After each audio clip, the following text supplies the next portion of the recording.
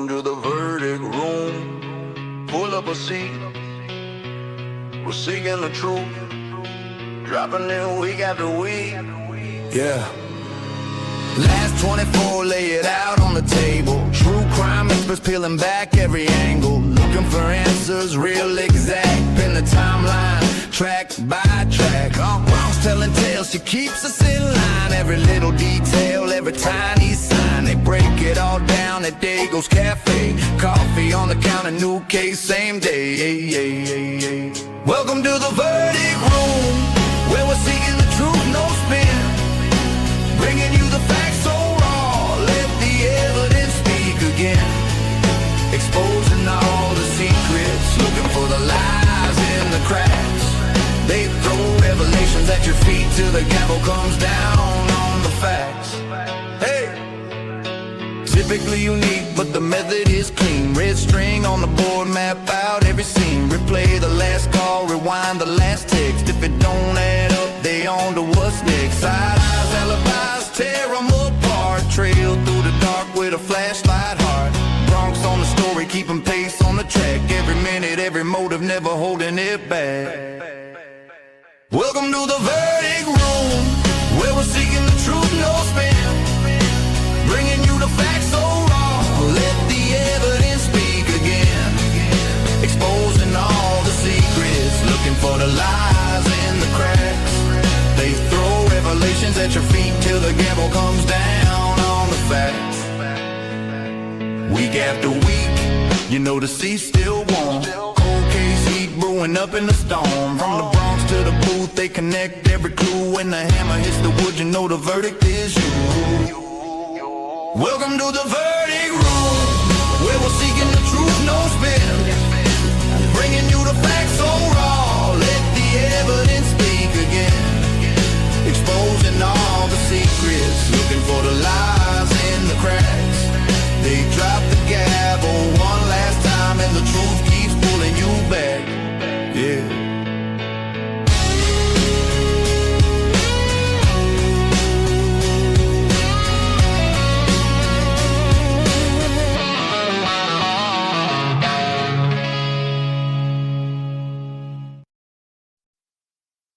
Hello? Man. Hello? Hello! Anybody out there? Yeah. What happened to Kim? Oh, she. Uh-oh. I don't know. Maybe she's got the rolling high up power outage. There she is. There Oh, she is. there's I was Mr. messing with stuff. Mrs. Hi, guys. TU. Look at that lighting back there. I had So to get my pretty. nighttime set up. Thank you. Aw. It looks awesome. Very cool. I like it. Good evening, hello, and good evening. And my first and foremost, my apologies that it is 8:45 in the evening, not 6 p.m.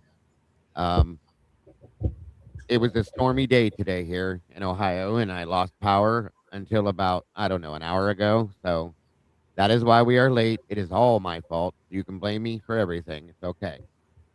But we did not want to miss out doing this with you guys. We all agreed that we wanted to be here, so here we are. Yeah, we couldn't wait. Right. Hey, at least it's not like the old school days with the internet. Yeah. Yes. That storm was no joke. We both got it. It came through here like crazy. We even had sirens going off earlier.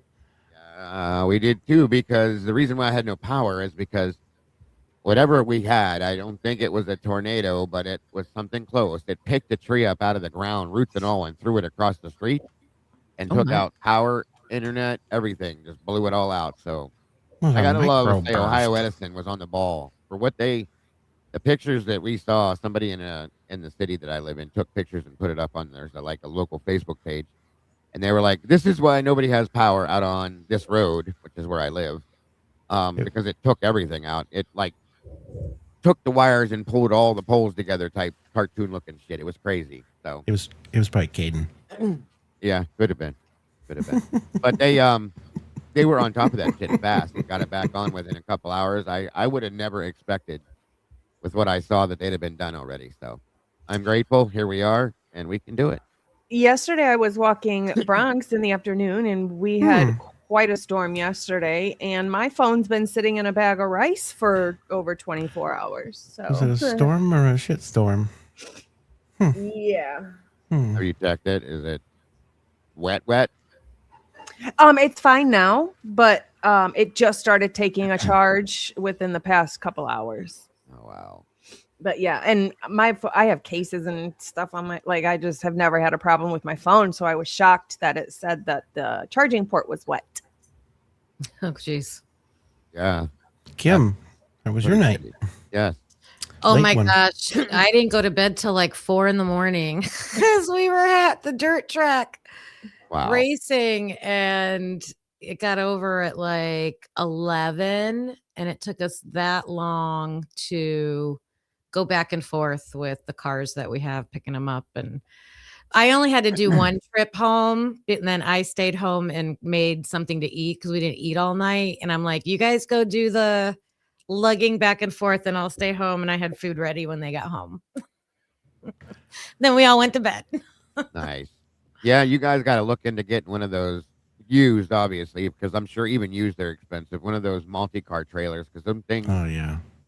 I mean, you could probably That's pick hard. up a 30-foot enclosed for like $4,500 or something. Used, yeah. You'd be for sure. surprised.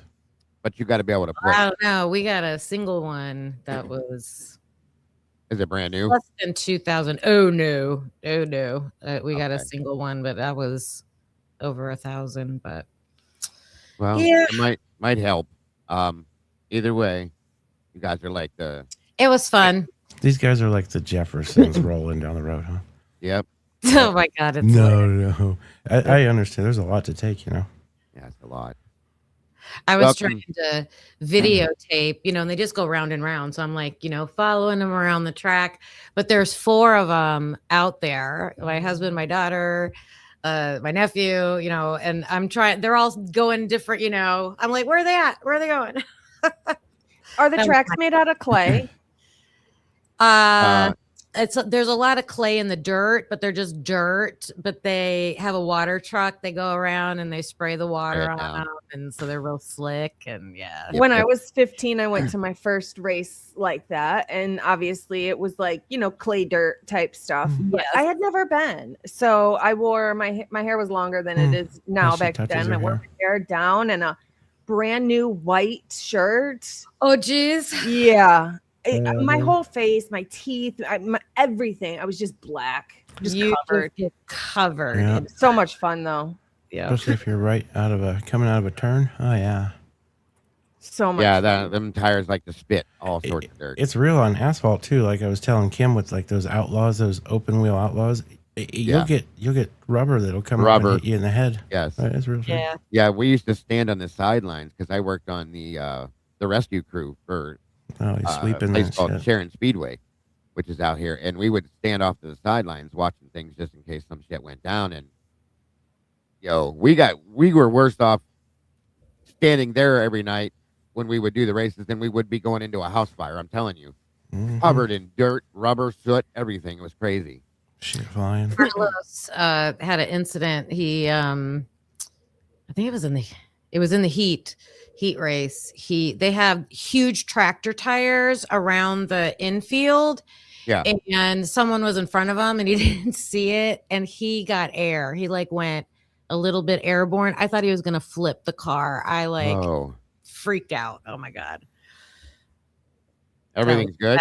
That's not good. Yeah, he was okay. He was totally fine. Just broke Yeah, like them tie are- rod or whatever you call it. I've seen a few of them things, especially those little what are them little things called with the little fins on the back? They're tiny, not normal sized cars, but them things.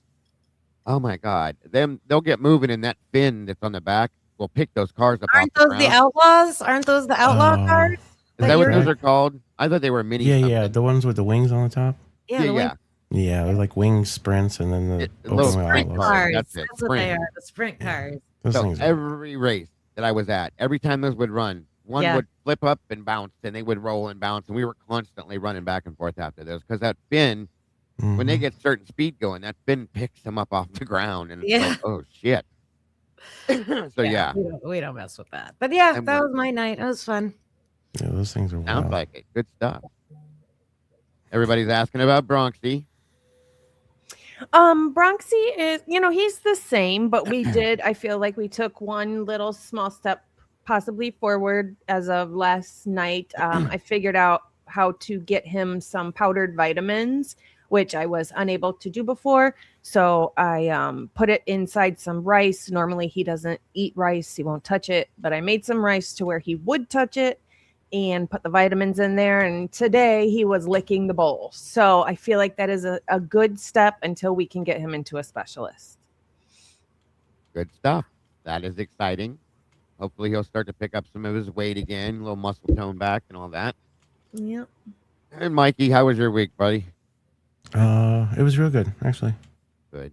Yep. Good. Making moves, doing fun stuff. Last night was fantastic. Thanks for everybody showing up. I was backstage though, and I was thinking, I was like, man, my two buddies here, Logan, Bronxy had some things going on, but then Dago, he fell out too.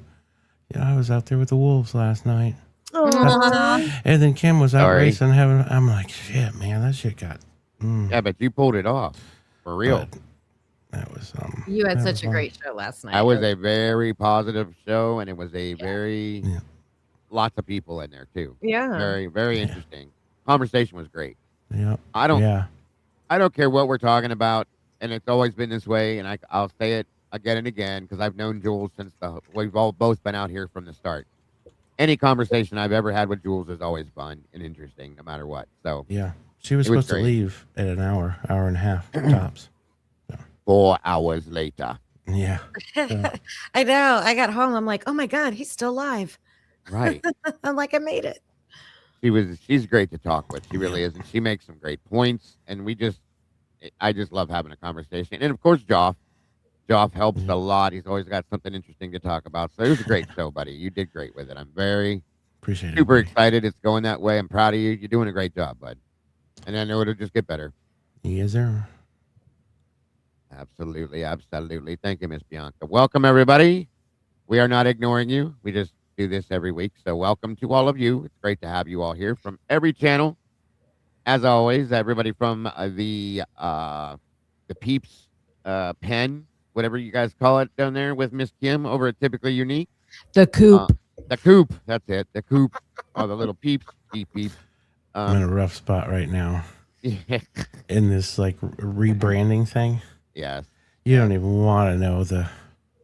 Dylan's trying to do that too, and he was asking me. I said, I don't know. I got lucky. They picked the meatballs with me. I didn't have to pick nothing. So I feel like I'm better with other people's stuff than mine.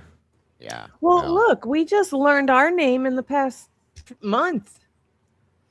Yeah, it takes time. Yeah. All of the pack. Yeah. Yes. Canine. Yeah, because Logan's had a few different names: the Turtles, the Believers, the Pack. And if the Pack stuck, we'll get you there, buddy. Don't worry about it. Yeah, it'll come to you. Dago suggested mine. I was like, oh yeah, the Peeps. Yeah, that is good. I went with the little chick theme. Yeah, it works. And she's got her pimp peeps out there dancing, doing her thing. Gave me the idea for Manny the Meatball. We all work together in more ways than one. Yeah. Oh, I'm in labor and watching. Wow. Oh, wow. Congratulations. Congratulations. That's incredible. Yes, I hope it goes smoothly for you. Enjoy every minute of it too. Please do. God bless, son. We're all pulling and praying for you. Absolutely. Aww. Even that pain. Think of what a blessing that is. My goodness. Yes. Get an incredible. Wow. Congratulations. That's amazing. Have a baby born watching our show. That's crazy, guys. Yeah, Mikey, we'll get a night figured out for you. Same with Dylan. We'll figure one out for him. He was like, I don't know what to put in that thing. I said, just let it happen. It happens.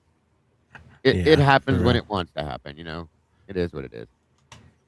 Crazy. Another crazy week has passed. A lot of things have happened, as always, in this insanity case that we're never going to get away from because they're never going to give any truth to it. So we're learning lots of new things. Lots of things, and the Bash Brian tour is still going on with the Gonsalves, of course. The hidden files. Yeah, hidden files. We learned some seriously, really interesting information. Thank you to Accomplished Day and Connor again.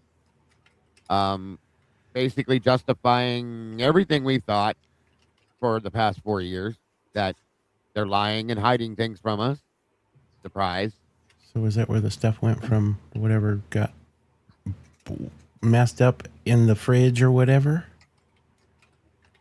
Like, is that someplace?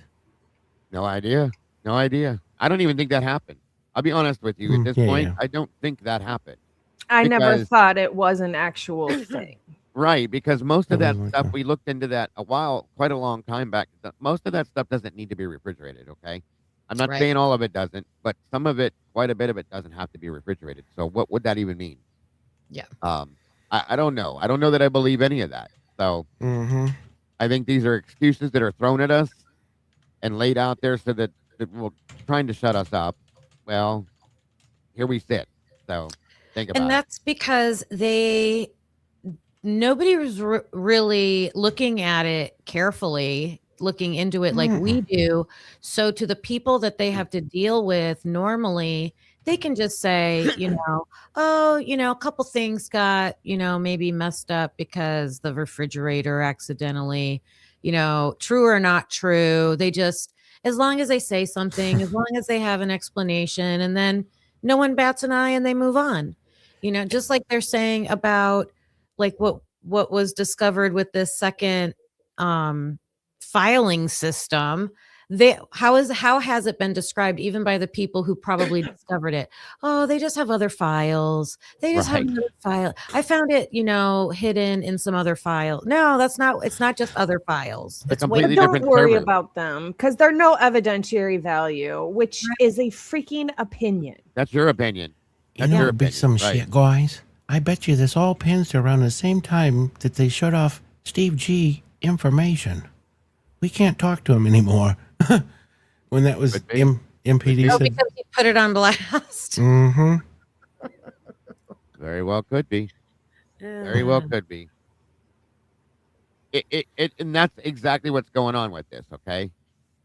And it's going to continue to keep going, and we're going to continue to keep learning. I'm sure there's worse things than what we've learned. Again, thank you to Connor and Accomplice Dave for figuring this out with us. And then, again, within the information we found out, Connor tells us about this one really blew my mind about a girl that he spoke to personally. Okay, so it's not faked any which way you look at it, who interviewed with MPD, gave a video over from her phone, and then they tried to say that she said, oh, I might have been mistaken because in the video it shows Ethan in the background arguing or fighting with somebody and then not acting himself, kind of keeping to himself. And they tried to say, oh, well, she said she was mistaken. It wasn't Ethan. She never fucking said that. Excuse my language, but wow. And then she goes and requests her video and they tell her it doesn't exist. She gave it to them herself. I bet that shit was at the Whites. It could have been. It very well could have been. I'm just saying, but this is the limit that they're going to, guys. The extent that they're going to hide the things they're hiding, to change that. How many other times has that happened? Let's ask that question. We know that happened for one for sure, at least one time for sure. So do you think it didn't happen more times? Huh. Well, here's the big question. If they went around and canvassed the brick apartment, whatever, well, where's the body cam of when they should have canvassed the Whites, huh? And all the other houses. So where's that? Well, Oh my gosh, look at Accomplished comment. I emailed all the information to Mike Baker at New York Times to release the article. Oh, buddy. That's my Good deal. girl. Go girl. Good job. Fuck. I love that. That's it. There you go. I freaked out for a minute because I saw emailed and then I saw Mike and I went. I was Somebody's going to open this up and put it out, guys. Yeah. Somebody's got to do it, period. that's a good one. Yep. Yes. Especially Somebody has to do it. She said New York Times. Who interviewed his sister, Brian Koberger's sister? Yep. Mike Baker. Same yeah. guy. Or was it Okay, Stephanie that's the Ryan? guy. He's at least been impartial by Yeah. a couple of the things that they have put out. They wrote about the plea, or him, the appeal. Yeah. So yeah, that's a great person. And Good wasn't that the last one that Whitcomb left his last interview with before the plea came out, if I'm not mistaken? Say that one more time, Mike, the whole thing. If I'm not mistaken, Whitcomb, his last interview that he did was with somebody from there before the plea came out. It was a woman, right? It was a woman, I thought. Yeah. Yeah, but I think it was from Yeah. the NYP. Yeah. No. Yeah. Good. Like that's exactly what needs done. The world needs to see and hear this news. She's emailed things off to different news channels, different people. She's trying to get people to see this, to put it out, okay? And it's going to show us, if people aren't wanting to put this out, it's going to show us that there's something wrong, okay? I'm praying to God that Baker sees this and writes an article on it, because we need it. It Yeah. needs to be out there. I mean, They need it exposed, period. So they've exposed some interesting things in history, I will say. oh yeah. I feel like this FOIA stuff coming out is pretty much just as big as Brian Koberger filing the post-conviction relief. I agree. I think there's some people that don't even realize how big this is. Very important. Very important. Mm-hmm. Why? Who's letting that shit loose? Like I was saying last night, it's like they got interns in there working. Like, who just decided to like stop redacting shit and etc. It seems loose. I mean, hey. Speaking of accomplished, have you heard back from Miss Amber yet? Because I'm starting to wonder. I'm wondering if Amber walked off the job at this point. Just saying. And I wouldn't blame her if she did. I really wouldn't blame her if she did. She's probably got stock in the university, Joe. She can't. She tied. Who knows? She acts like it. I think social media has. Wait, look. Oh. G just said that Amber's position is posted.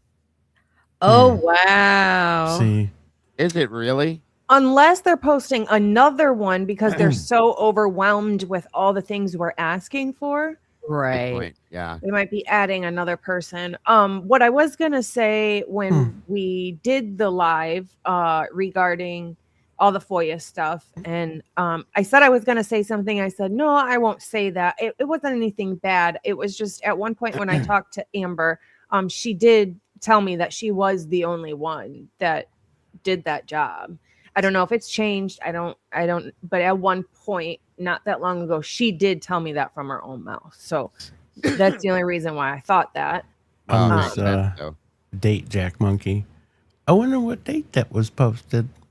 She should have had help in there the whole time anyway. Like, they shouldn't leave somebody in there to do this all by themselves, which because think of the mistakes that could happen. Somebody's trying to do all of this day after day after day. They should want somebody else, two people in there with her, at the very least, in my opinion, to make sure there aren't mistakes made, that things are getting done in the right amount of time, things like that. And it's not in the budget. Yeah, I'm sure. Oh, paying some certain patrol officers $150,000 a year is in the budget, but you know, it is what it is. Just saying. So, very interesting points and interesting info to come out at a good time. At a good time, because I'm curious to see how the reactions are going to be to all of this from them, not so much us, because I know how we were going to react, but I'm curious to see how they react to maybe our reaction. You know, are the Gonsalves going to see this and say anything? Probably not, because they haven't at all for about anything. So I don't expect it now. Well, you know what the narrative is going to be. It's that other system just has nothing in there is important. It's just all the stuff that has nothing to do with the case. 50.8 terabytes worth. Yeah. That was all the communication with the FBI, and they got a whole lot of shit that doesn't have nothing to do with the case, Kim. 50.8 terabytes. Wow. Yeah. It's only the perpetrator's interview. When Chris Whitcomb stated that when he was writing his book, he was sent files, and there was one little file icon that he looked different or something, and then he never clicked on it, decided, what is this? And said he clicked on it, and it opened up into a crap ton of other files that ended up having important stuff in there. Does anybody remember like what it was labeled or anything about that little file? Didn't it have something to do with the hair though? Yeah, that was, I think, was that in there? What did he say he found once he got in there? Was it the photo? Was it? It was And I'm one of gonna- the important things, I like had the some- hair or the. I don't know if it was the hair. had some, it was something. unique comments on my from my live last night on somebody that really pinned on a couple of things that he mentioned in the book that pins to exactly where you're going. So I'm gonna find those. At the See if same I time. happen to stumble upon it in the book. Just I'm do it. just curious what he stated that it was actually labeled. Right? Rui says it was labeled unimportant shit. Don't click on me. Debris. Okay. Like, oh my Debris. god. Business label. Or Nunya. It was called Nunya.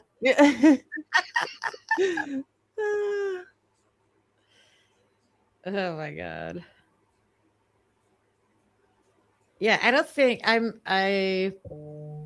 our community gets how important this is, but it obviously hasn't spread far enough yet, or I don't know. The buck stops quick, Kim. The buck stops what? Quick. Apparently. Mm-hmm. Just like Carlos coming around that corner and hitting that tire. I'm still curious how Whitcomb even got these files, because the words that came out of his mouth was he got them from a ex FBI agent. That If was a they're friend. ex FBI, how would they even have it to give it to another ex or retired FBI? It just doesn't make any sense. Just because you're law enforcement doesn't mean you're privy to other cases that you're not working on. Mm-hmm. This is the thing, because I think he said is basically like somebody he worked with. Mhm. So who the fuck did he work? I mean, anyways, and then it just sparked his interest that he just wanted to throw this into basically an AI system and have it spit out some shit at this perfect timing, just all right before he's going to be the guy that's going to, in my opinion, roll the shit out for all of this to start. All you need is a username and password to get in. So if someone could have slipped that to somebody, Yeah, absolutely. you just have to be able to access it, the system. No. But I just don't think that's legal. Well, tit for tat. I mean, is that how you counter, if what they're doing is illegal, and how do you catch them when they're hiding stuff? Zoinks. You know? Yeah. I just don't understand why like the defense isn't talking about stuff like this. Or maybe they will. I don't know. That's the question. When I heard this, that's the first thing that really gave me something to question Ann Taylor. Like, why wasn't she screaming about this? Does she know? Right. Does this mean that there yeah. may be stuff in that other server that she doesn't even ever receive? They shut her down when she asked for a discovery for what they did with the freaking car.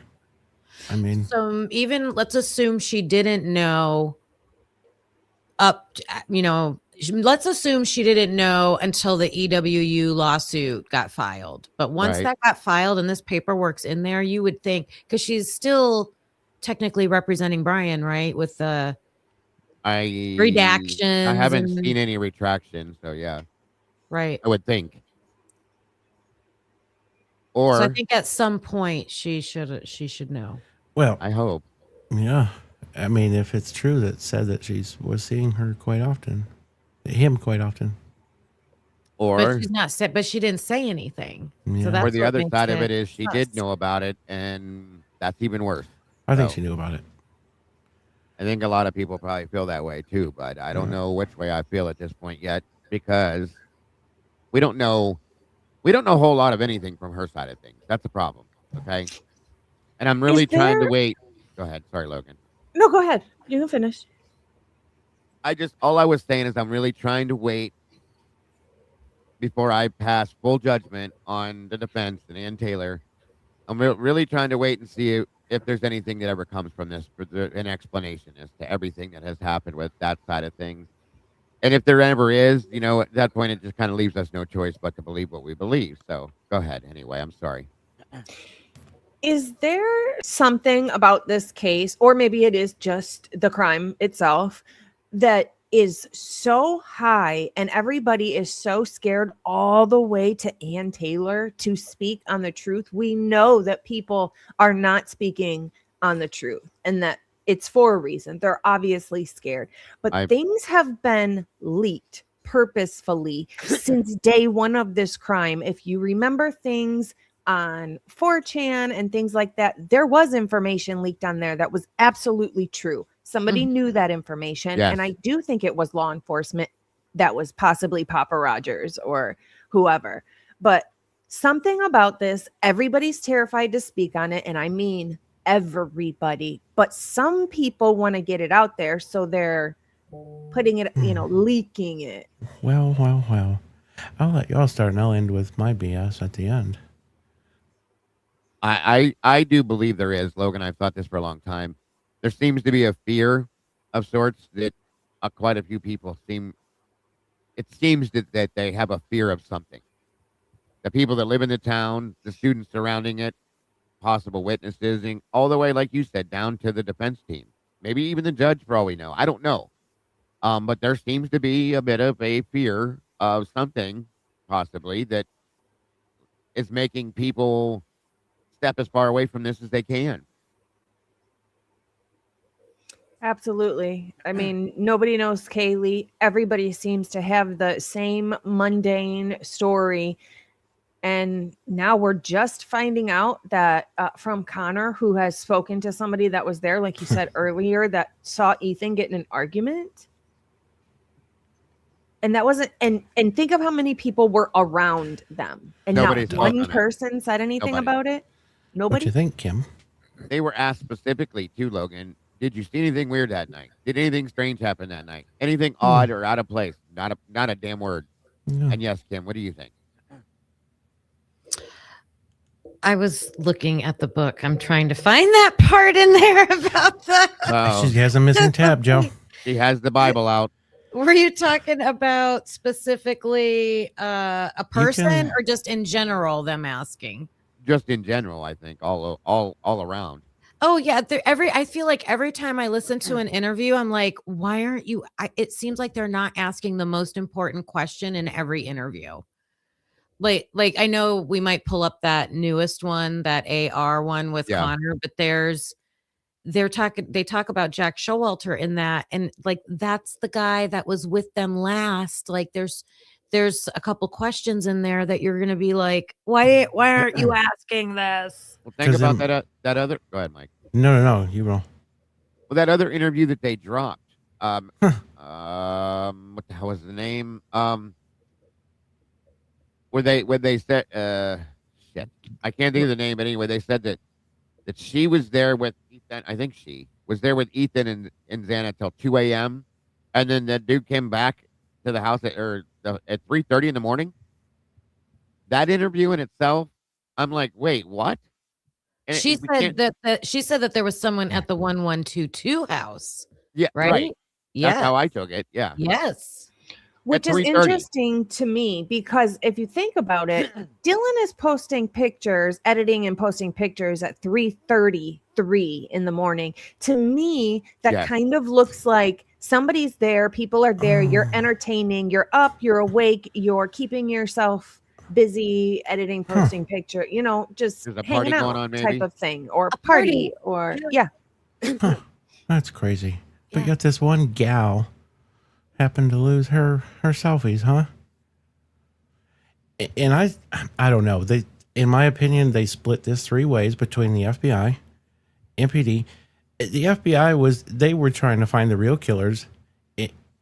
MPD was to flush the bullshit, and ISP was into. There's so many ways you could see. I swear, if you like really paid attention to the way they interviewed these kids, the way they directed them, and down to interviewers, it's just wild. I don't know. Point. It makes it look like what were they doing? I was thinking about that today. I'm like, did they cut that stuff out? like, are they just not giving us I don't doubt it. that like they really did ask some of these questions, but they're just cutting it out so we don't know? But Well, that's just I I I don't doubt anything. They told. Okay, here's a good point. They told Connor and I both. I found out last night. We both um requested the Sadie Buck interview. They told both of us that it didn't exist, I think, at one point, and then now we find out about the Synology drive.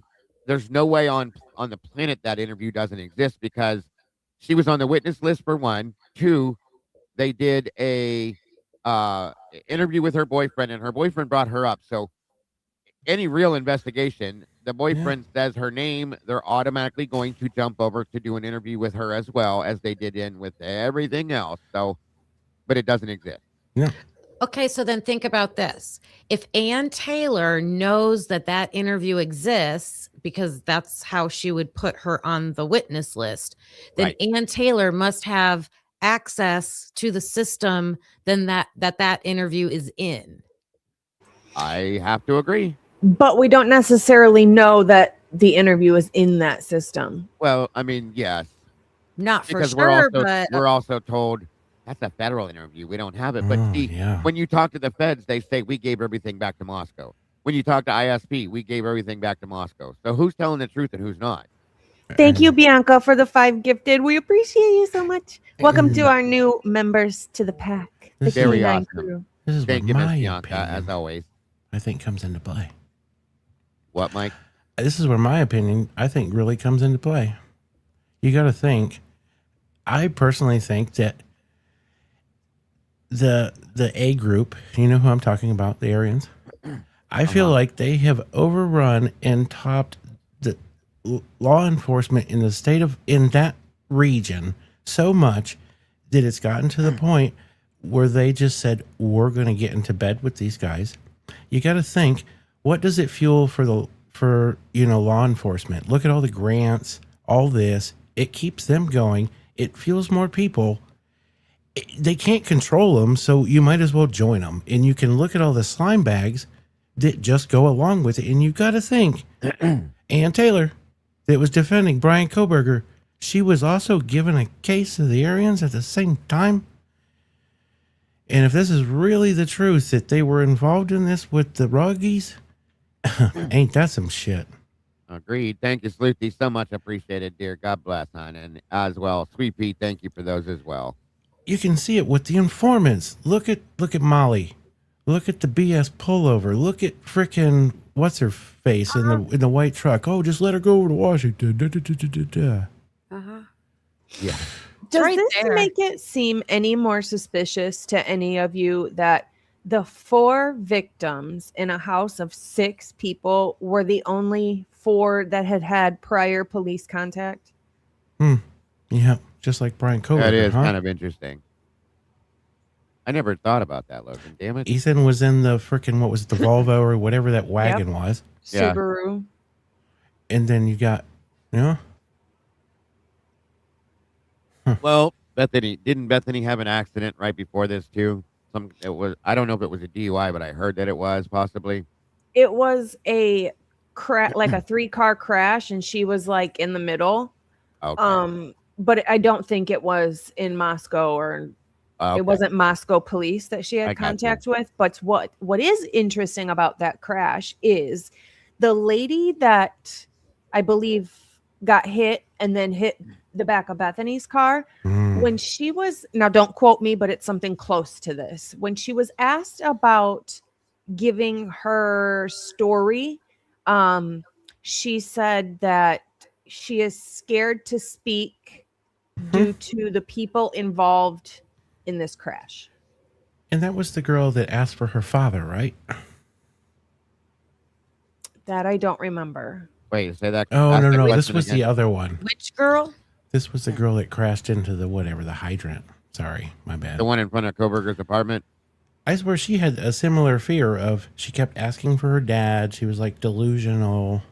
There was some weird shit with that one too, which happened. I think around she the had same some time. mental health issues, to be honest with you, based on what I saw from her video, body cam video. There were some things or she was on some serious drugs or something. But Maybe a little- Logan is talking about, are you talking about the high school crash that Kaylee had? Bethany. Bethany was in a crash, and that's why she didn't have her RAV4 at the time. She was just in a crash like a month or two prior Yeah, to the crime. But that's who what I was was talking about earlier. Yeah, Huh? Are you talking about that's why Bethany was afraid to talk? You're saying that No, was not Bethany. The person who hit Bethany, the Oh. woman, was afraid to speak and tell her side of what happened. She said she was fearful because of who is involved in this accident. We don't know if she was fearful of Bethany and her people. We don't know if she was fearful of the guy that Bethany hit in front of her, which was like a 16-year-old high school kid. So I don't know why she'd that's be a afraid of wild them. statement to make. Mhm. That's that interesting. like the police Where'd you find that at, Logan? report? Yeah. I listened to Lana read the report off. Wonder who her high Wow, school that friends is were. wild. Yeah, a long time ago, Lana Interesting. got all the information on Bethany's crash, and Hmm. that was kind of the big boom about Bethany's crash. It was before the murders, Liz. Yes, Maybe Yeah. it was a wiry Showalter, huh? I don't know, but I don't know. I don't. I wonder who her high school friends were. Was that an alcohol related crash? See, I heard it was. That's why That would I'm maybe- curious too. Pinned to who she was in the I car don't with that got out of the car. I don't remember if it was alcohol involved or not. And I think the lady that said that statement was like a middle-aged lady. It was like a doctor or something, some type of career. She had a decent career, I believe, if I'm not mistaken. Like when they hit him, though, if you had somebody pop out of the car and threaten somebody, and if there was somebody that you'd think maybe that's why that would be a thing, huh? Well, I don't think anybody was threatened. Okay. It could just be the fact, Mike, that who it was, they may already have a presiding reputation. Like you don't want to be involved in something negative with. Oh, I got you. Yeah, Gotcha. I think Like that's she what didn't Logan want to was saying. piss anybody off. You're right. So, and that is an interesting point because if to get into a car accident with somebody and you realize who that person is and say, I don't want, that's a problem. Whoever this person is must be somebody of importance in a negative way. I'll just put it that way. But wait, it was before the crime. Right. Yeah.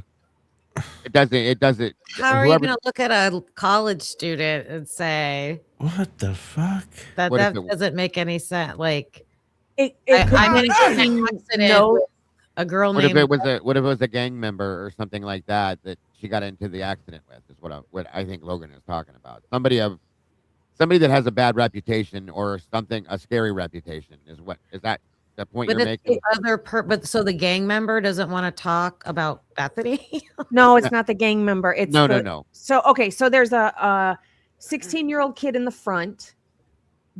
Bethany's in the middle. She hits the 16-year-old kid. There's a lady, a middle-aged lady behind Bethany that then hits Bethany, and then there's a guy behind that lady that hits that lady, and that lady goes into Bethany. Bethany goes into this. It's like a 4-car bumper. Bum, I've bum, bum. actually done that before. The cop is talking to the middle-aged lady wanting to get her story, and she's saying, I don't feel comfortable speaking on this because of who is involved in this accident. It could be the fact that Bethany's parents are involved in something that's crazy and has a lot of money and they do funny stuff, and she knows that, and so she doesn't want to speak. Right. Or anybody within that crash. There's somebody Right. within that crash that made this woman nervous. That's the point. Like we don't know. And I only use gang members as an example. I'm not saying it really was. I'm just saying she saw this person and maybe recognized who they were and went, You know what, Kim? I think Yep. there's something going on this lower platform that we're under these guys because, yeah, thanks for asking that. I was in the same position. I missed. What do you? I was lost. in my head.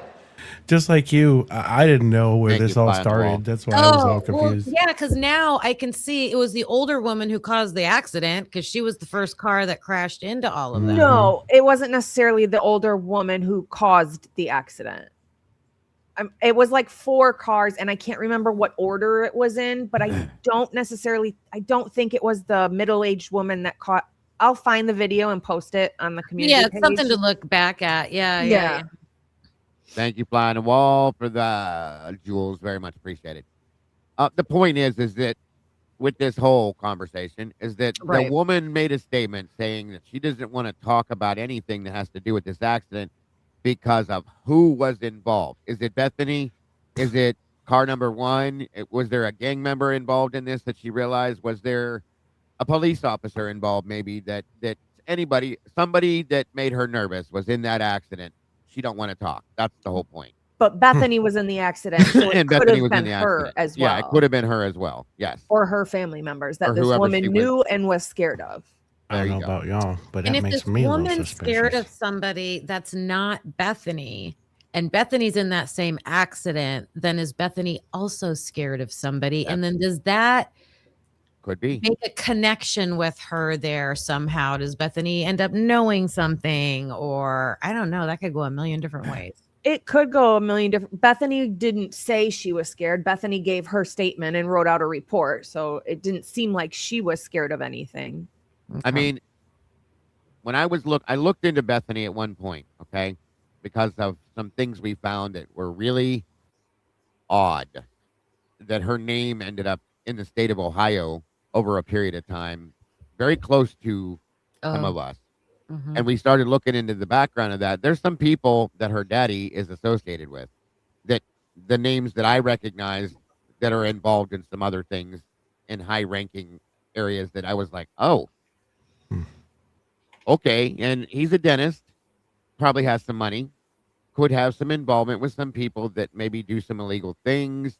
You know, there were some last names that I saw that made me a little uncomfortable seeing those names. And I was like, all right. You know some people, and some of the names, if you're from this area, you recognize they're some very important names. I'll just put it that way. So And he's that could be it. Such a calculated guy that he schedules timed phone calls with his daughter. That's Dylan. Dylan. Oh, that's Dylan. Dylan's dad.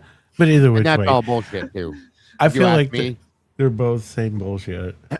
if you ask me and Kim, that's bullshit. Kim said that right out of the gate that was some kind of a cryptid conversation, and I fully agree with her on that because that is the dumbest shit I've ever seen. You're texting your daughter saying, "Can I call you at this specific time?" just to talk.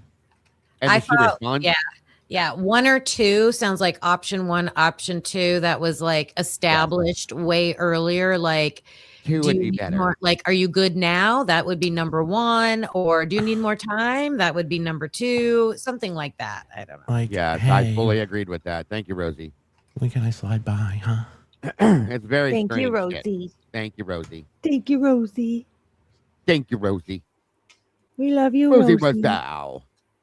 But anyway, I mean, there's a lot of these strange things within this case, you guys, that just as soon as we see and hear this, I think all 4 of us up here at some point to make the same face looking at this shit going, what?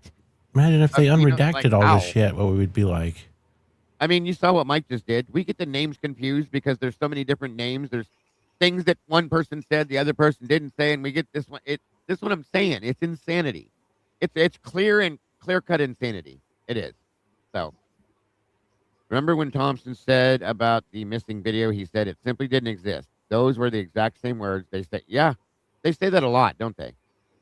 I can't give you something we don't have, Your Honor. Lying ass bullshit. Thank you, Miss Sasha. Yeah, they've already been proven on the record to hide videos in a case. And then we're just not supposed to think that they could be capable of that in the future. And then they sit back here and wonder why the hell we're still doing this shit. How long later? Yeah. You know what? Yeah, right. So I got a question for you 3.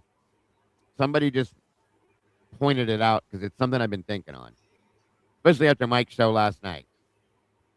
What would you guys think? And since we're live, it's going to be asking all of you. What would you guys think if we could make it happen about having Miss Jules join us every Saturday for this I think it would be amazing. I don't know. Would she be as able a to? fifth person, and then we could still have our guests. But Let's what jam. would you think if we brought her on board with this? I think she'd I jam. love Jules. I think we'd As make it do happen. I always have. And if you want to talk about it more off stage, we can. I don't You- think we do. Do you I don't think think that it's could gonna- happen though? I Oh. don't know. I don't think it would be a problem, Logan. I don't think so either. She loves this. We love her. She loves us. All of us. I'm I gonna would put a poll dig it. up. I love to pick her brain. Mm-hmm.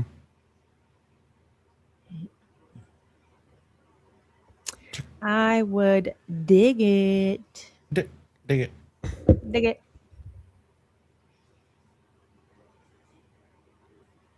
Yes, no, and I gotta come up with one of Logan's. Oh, you're polling. I'm polling it. I am don't- polling it. Man, there ain't nobody just gonna disagree. Someone just brought up the name Enan Harsh, and I know Mhm. that Lana had all those interviews with him at the beginning of the case, but when Connor was reading the names of the people on the FBI interview list and Enan was on there. He was reading either FBI list or didn't exist. Didn't exist, I think. Enan And was I on. know Enan didn't exist. I Right. thought it was the I could be wrong, but I perked up and was like, wait a minute, like So He said just FBI or weird didn't back exist. then, Like, like Lana talked to him like about because it was so Right. early on in the case. It was just and it was so comical, but now you think, even if it doesn't exist, whatever the reason was, like, is there more of a connection with him? think of pinning that to the cat lady. What did they flush out with her that we couldn't find? Right? Wasn't there something? Yeah, there was another one they They lied lived about. in the same place. I don't Yeah. know. Yeah, it was the I'm same working building. on something here. Enan lived upstairs, I think, on the third floor. On Was the corner. he was at the Queen apartment? Yeah, he was in the per- same building. So how come we don't see his door getting knocked on and getting interviewed? We on did. the body cam? We did on the canvas. There was one video. Oh my god, I haven't seen that one. Yeah, you can hear his voice. I'll But we find it. don't see him. No. You don't see his face clear, but you can definitely hear his voice. Well, that's odd because we see everybody else. Yeah, I think it was the third See? floor That's so messed up. corner, second. It was either the corner apartment or They knew. They knew Second what this in, whole I thing think. was about. That's crazy. the one with one of the ones with the cat. Somebody said, I think is. I do remember that. So he admitted he admitted in his interviews that about drugs, right? He admitted making contact with the girls in that house. And you know what's some shit, Kim, too? They sent MPD through there, right? Correct me if I'm wrong. And then they sent ISP back through as well. Because they talked to the cat lady the second time. Huh. So out of two departments, where the hell was Ian Harsh? Huh. Must have been in the same file, huh? I guess so. What? So wait, you're saying because they called him in. He So was we- another one that inserted himself too, though. Remember that. He was on the original trial date, the very absolute original trial date. He was subpoenaed to show up for that. When they changed the trial date, whatever happened with that scenario, he no longer was being subpoenaed, from my understanding. So Because they weren't going to have a preliminary hearing. Right, right. He waived his right to a speedy trial.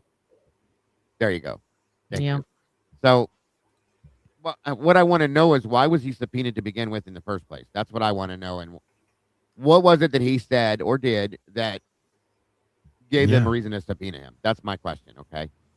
Well, we were led to believe it was because he saw that high-end SUV. Yeah. And I remember him talking about that. He made it seem like it was a Lamborghini, Chrome rims. cleaned out SUV. I don't know. I know a Lamborghini's not an SUV, but he posted the picture of the vehicle he was talking about, and it was a black Jeep. You know, See? I taught myself to sling these fire Jeep things, Wrangler. You know. Okay. Well, I called told you. that a high-end car?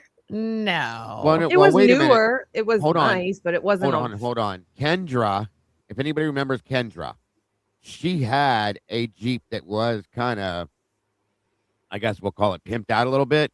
There were rims on that Jeep. There were some blacked out windows on that Jeep. Now, he claimed that it had an out of state plate on it, though. That's the problem I have with this. There was one that lived. Shit. Where did she live at? She was a friend of Xana's too, and I saw it in a photograph that Xana was in. It was in the background, and it was kind of a. I hate using pimped out, but you know, guys, you know what I mean by that. It was decked out. There we go. Yeah. And I wondered if he screwed up the plate thing, but he was pretty oh my God. Thank you. He was pretty serious about the out of state plate, if I remember. Okay. I think Yes. the Jeep that he posted. So he posted a black Jeep, and he was saying, "This is the Jeep I saw that night." And I'm pretty sure that Jeep had out of state plates. Like Okay. Colorado or Nevada or Something Utah. like that. Yeah. Something, That right? area, he said. Yeah. Yeah. Yeah. You know, their parents are probably rich, you know. But Or it it is was- crazy that he was on the list. However, every time we've asked for his interviews, they don't say FBI has him. They say No. he was never interviewed. So I'm But you- wondering if That's insane, Logan. if he Because was if on he the was, list, he would have had to have been, right? thank you. ISP. Yeah. No. Wait, what? Don't you know me? Why do I feel like the ISP is the one that went there and dealt with him and then fed it to the FBI, and then that's when they got rid of this? I don't know. I don't know either, because where's the full body cam footage of the canvas of that place? Officer House. I think, yeah, it was Officer House. I do believe there was how many parts of that was there? 2 or 3? I think there's missing stuff from that, like a Oh, I'm chain sure. of custody, I'm sure there would. Queen Road Not a doubt. Apartments? You're talking about the Queen Road apartment? whatever the campus? break-ins are. Yeah, when they were doing the canvassing of those apartments, I think it was Officer House. That's the same guy that did the cat lady one. Yeah, So There's a couple different officers, though. okay, yeah, and it's Well, like then why? maybe- Mhm. And it's just Because, there's also the guys on the corner. Well, I might have been one, but he said he saw people leaving with guns in their car that morning. right. Yeah. I'm like, what? it was just hunting Well, season. It was gun season had just opened up in that area, and they He were didn't going describe hunting. it like that. He I didn't know say, you're I saw right. some hunters get in the car. He was like, hey, I saw some dudes getting in a car and they had guns. Well, don't And- remember the one body cam where the I can't remember who walks up and says, "You're going to see a guy walking down the road carrying a rifle, so don't be alarmed." And I was like, "Huh?" And then I realized when gun season started there. So either way, you're right though. That did not come out that way. Yeah. It's done. Compass said all those interviews exist, but they are not labeled, and it's because they're in that dang Synology server. It's insane. I agree. See, let's talk about this for a minute too, you guys. Kim's Bible. I love calling it that because she's really decked that book out, folks. She's got everything marked, and she's bound some really, This really is about good as good points. as that goose. Look at that goose right Look at there. that book. Look at that book. I love it. Boy, what? She's found some great points in this book, by the way, regardless of what we think of Chris Whitcomb. There's some interesting points in this book that have pointed us in really interesting directions. So I completely lost my train of thought as to what the hell I was getting ready to say. Wow. Parts in the book in Wickham Whitcomb. What And were we talking about right before that, Kim? decked out, and I said the goose. is No, decked not out. the SUV. This is oh, beyond the it. Synology system. Okay. Yeah. So in the beginning of that book, right in the foreword, I think it is, right at the very beginning, he states there were massive amounts of exculpatory evidence that were found in mislabeled files. I wonder if these people were given access to the Synology server to Oh. look and go through these things, and they found exculpatory evidence within this server. Because if they're saying there's 50.8 terabytes, it doesn't have to just be interviews. It doesn't have to just be photographs. It doesn't have to be just anything. They just, from my understanding, they just threw it all into that server, and it's unorganized as all hell. So they may have found things in that server that weren't supposed to be found. Is my I points I'm got it trying to right make. here. You're right. It's right in the author's note. It's like the very first Yes. page. Like at Y- the very first page. Read that paragraph for me, Kim, if you don't mind, real quick. Yep. Here's a weird question. Let me see. Who could have had He possible said, access to that server that, like the backside of it? And that's where this they got all this information from. Let you go. If anybody went in there, Mike, hold on, Kim, 1 second. If anybody went in there, Mike, and said, we need information, files on the case, and they know that there's multiple servers on this, they gave them obvious access to this, in my opinion. I think this is where other things have come out. It's from this server, possibly, that they have asked for different access to, in my opinion. But to get into the server, they had to give you a password. They could have been blocked. They could have blocked access to certain files. See, that's what I'm saying. That still makes me wonder. Dr. Turvey probably had access. I'm sure Ray had access at some point, sounding the way he explained things. And then we know that Chris Whitcomb wrote in that book that, and if I shut my mouth and let Kim read that paragraph, you'd see what I'm saying. Go ahead, Kim. Dr. Turvey said in his last one of his interviews that he got access to a OneDrive. That's a Microsoft OneDrive. And he said he would have to get a code from Ann Taylor or something in order to get into it. And, so that's not Spillman.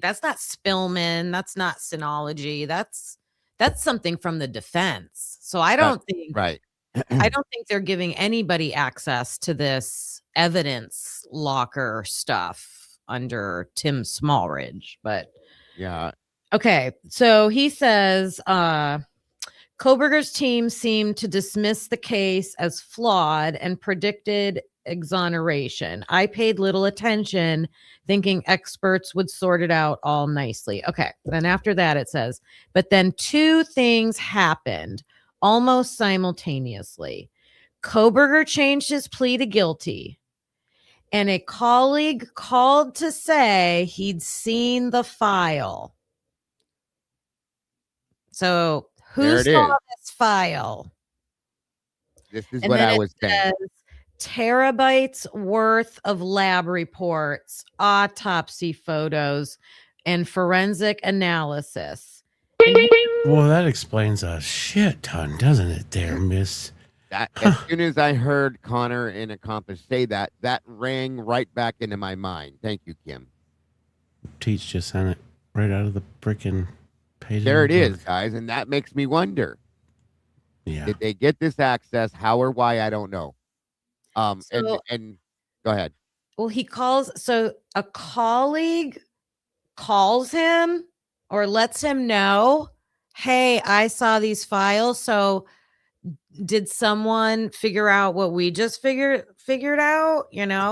Like So get a into colleague, FBI agent. Okay, we know FBI was on the case, so somebody was going through this. Maybe it was Ed Jacobson. Just giving you an example, but somebody with the FBI was going through these files, saw this. Hey, by the way, bro, they got this other file over here that's got all sorts of info in it. You need to be looking at that. You know what I'm saying? That's crazy. Just a thought. There's so many whys. Let me check this poll real fast. Should we have Miss Jules join the verdict room? I got 84% of people said yes, 8% said no, and 8% said I don't give a he-who. Well, now we got to talk her into it. So we know what the deal is now. Good. Thank you guys for that. I think it would be awesome. It would just make something that I think is already amazing just a little bit better if possible. So we will see what happens. Anyway, thank you guys for voting on that. But all of this information, I think, is absolutely insanity. Absolute insanity.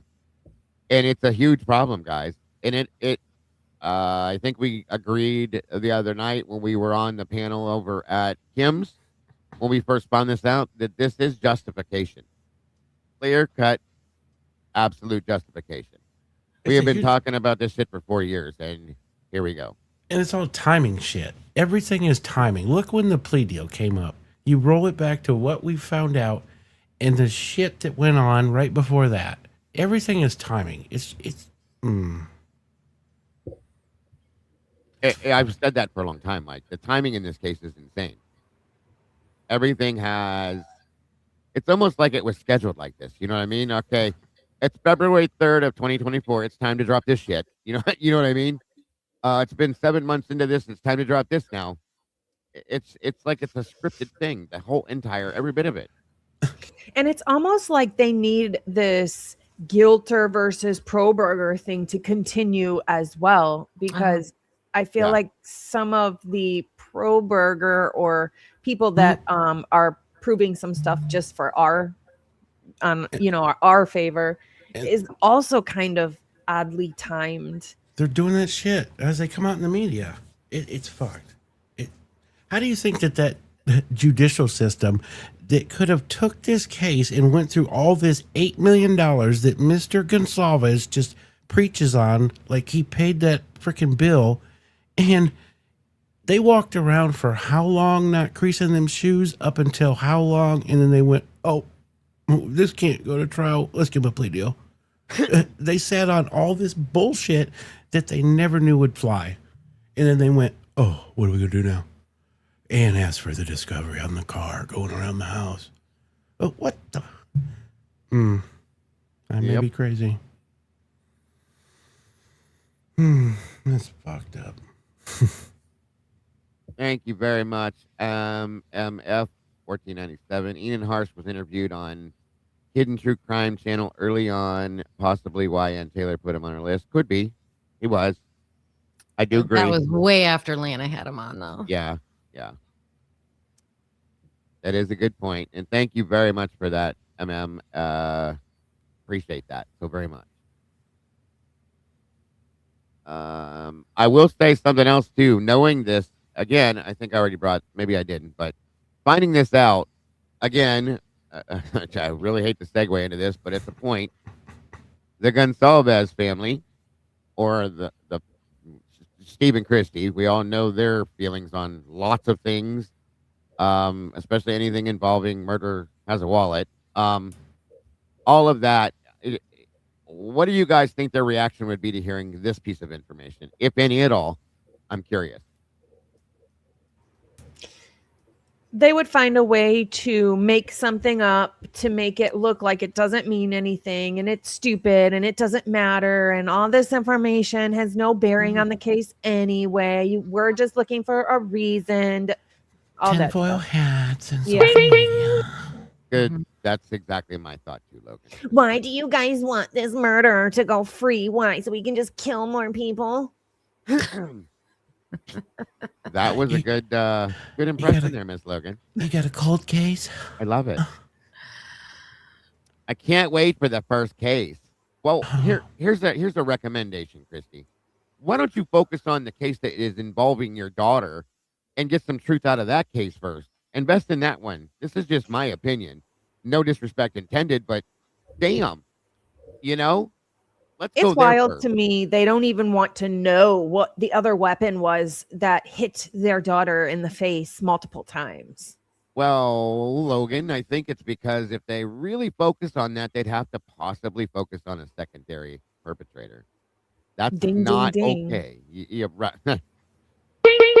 Jeez. There you go. Ding, ding, ding. He's such a great dad, Joe. It makes you wonder, why would she have been driving around in a car that needed tires and she just couldn't get back? I have a lot of questions, Mike. A lot of questions. I still question the statement, if this is true, of when she sold the car. She jumps into another car, says, I'm keeping the money, and bolts. Come on. These things are things that are questionable. And again, I'm not trying to attack them, guys. I know people get uncomfortable with this, but we have to ask these questions, you guys. We can't just sit by and go, okay, they did it again, but it's okay. They're victims, okay. No. It's not okay anymore. It's not. Okay. For me, the line was crossed when he called people in our community the R word and then proceeded to send those attacking emails to Jules. Yep. I have to agree. Because what would he do if he had a grandchild that was born that way? What would he think about that? Yeah. Right. Thank you. That was when it hit. That's what. Oh, don't even take me there. Don't even take me there. That word came out his mouth, and I about fell out of my damn chair. I was done. And I I I'm, mean, missed I that don't one. even understand him calling Jules overweight. I mean, Olivia was overweight. Like, just they were absurd. all overweight at some point. Everybody is, and you I've don't been judge people. overweight. Like, I don't understand the point of that. And And here's some people are medically overweight. You don't know why. Okay, right, diabetics, whatever it is, you don't know that. So when you, thyroid, yes, medication. yep. So when Even you down call to the somebody out on writing. their weight, you don't know why they're overweight. So this shows. That's why Who I stopped that cares is the video. point. Who cares if somebody else is overweight? How does that affect your life? It doesn't, Oh, and it's very Who childish. cares? but he You didn't wrote hear that him say that, letter, Kim? like that plea, like a 2-year-old. I did not. Oh, oh, yeah. He said You ain't we're nothing but more effing than a kindergarten ours. fucking. Yeah. I mean, I hear the, I hear what everybody says about what's going on and everything, but I just personally don't pay attention to it because I don't know. I can't. Everything you're saying, like they're mad at us for questioning. They think they have the right guy. They're doing their thing. So I'm just like, I leave that over there and focus on. And I did that for a long time too, Kim. I agree with you. And I tried to give grace because of the loss that they had to endure. Absolute. I get that. Okay. When you can only give somebody a pass so many times because of something they've been through until it turns into something completely different on a different level. They're just mean. Okay. They're just mean. Yep. They're, and I understand they're on being unhappy. They should be, but we didn't do it to them. We did not take her away from them. None of us did. In fact, what we're trying to do is to understand who did actually took her away from them and why. And they don't want to hear that. They don't want to know that. They just want to say it was him. No matter what you tell me, I won't read the documents, and you shouldn't read those documents either. That makes no sense to me, and it never will. I don't know if he made it out of the 7-day trial period. I mean, I Maybe don't know. 14. And she finally admitted to something I've said about them for years now. She never got to grieve. And I've said that. You guys have heard me say that again. I do not believe they ever got to grieve correctly. Yep. Great. I'm glad you admitted to that finally. But that, again, no, this is like, at this point, you guys, I see it as hate mongering. And it's sickening because everybody that connects to this wants to help them amongst everybody else because it's not just them. I think it goes back to what Logan did on her last live and how she was pinning like some of Steve G's early media messages back to. I'll let you roll with that, Logan. It just seemed like he was talking to somebody else, a different entity, a different group of people, and there were messages within his words, right, to people that weren't the police and weren't the public, weren't the prosecutors. And then he admitted in his own words from his own mouth, yes, I was putting out misinformation. Yes, I was asking other people to put out misinformation. I was doing it on purpose. On purpose. On purpose. Why? And then they cut him off on information. Huh. They shut him off, Mike, because he wouldn't shut up. How did they know? Because Harsh also got the emails, right? And Jules, how do they know it's really him? They tried to vet the email address and it came back to something else apparently that was Twitter in his name. It was connected to another account of his. Another account allegedly. Of his, yeah. That's yeah. To me, it sounded like he was drunk at 12:20 in the afternoon again. Mm-hmm. Maybe he has a problem that needs to be looked at, allegedly, in my opinion. That's why I keep asking, is this guy still working? I mean, it looks to me like this when losing a child that way, like I'm not trauma shaming the way people like deal with that. No, I agree. Not that it's not a healthy way to deal with it. I'm not endorsing that, but I understand that people try to, numb pain like that. So I get that. And yes, listen, again, I'm not agreeing with. There's some other people out there that have gone at them and said some really stupid shit, some really ignorant shit. Oh, he killed his own daughter and come on, no, we don't support that. We don't validate that. We don't even stand anywhere near that because that's just some fucking ridiculous. Okay, so that stuff they should be angry at, and people that are saying that kind of stuff, shame on you. No, okay. There's other questions we have about quite a few other things that don't make any other sense. Yeah, You know what yeah, I mean? yeah. That's where it's at, guys. Yeah. That's truly where it's at. So none Really, of that other dumb shit.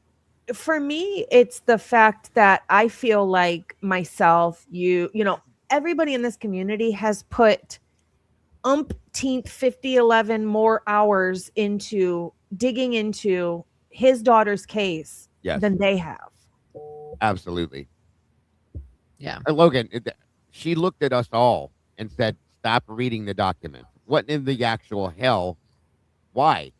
Why? Why do you not They want us have to read these documents? literally gone to court for bills to be passed to keep the information private. Yeah. What are you hiding? You don't want to read them, and you don't want us to read them either. And Nope. again, thank you. What you just said right there makes everybody sitting out here hearing this say exactly what you said. Why and what are you hiding?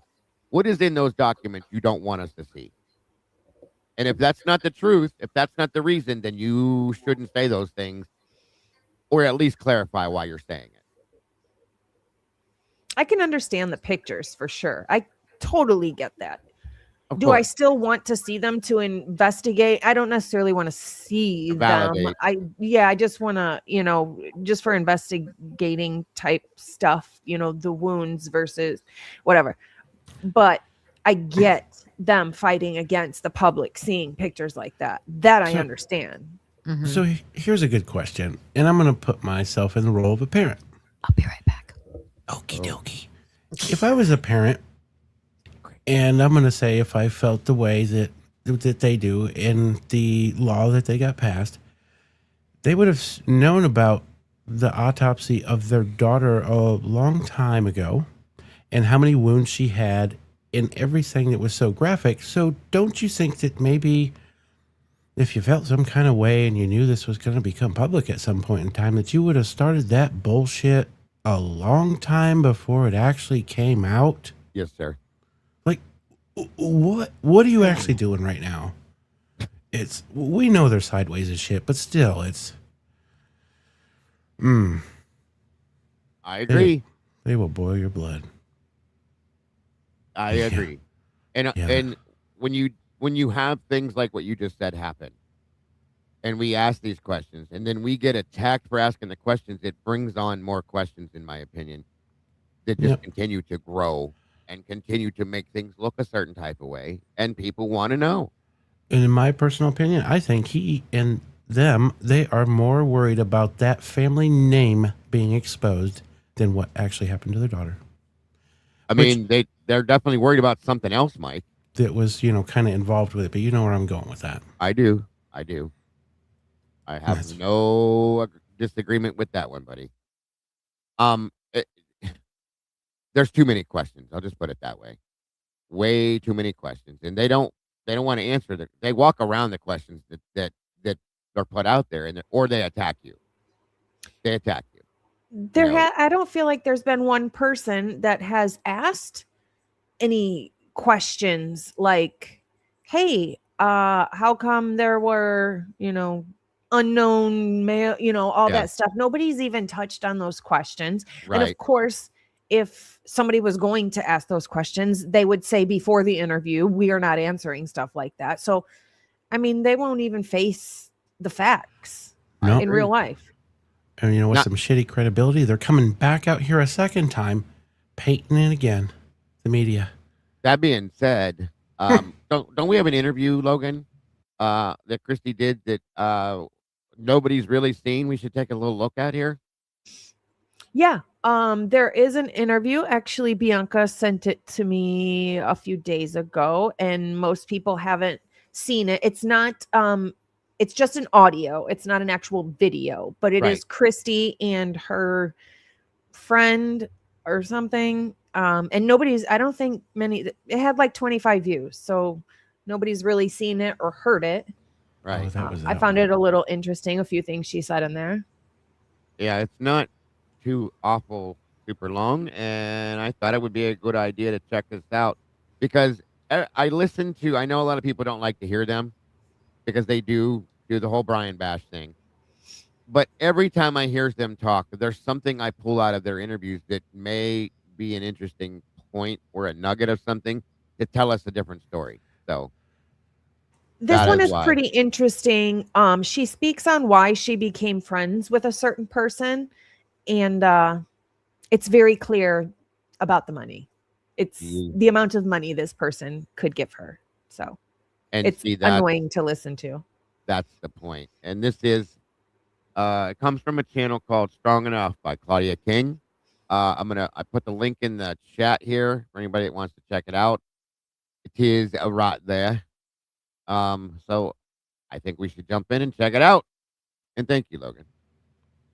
That'd make a lot of sense why they don't get along with the Chapins, huh? Yeah, well, I'm telling you that is a business relationship at this point, Mike. An absolute business relationship, and it's not a good one either. I'm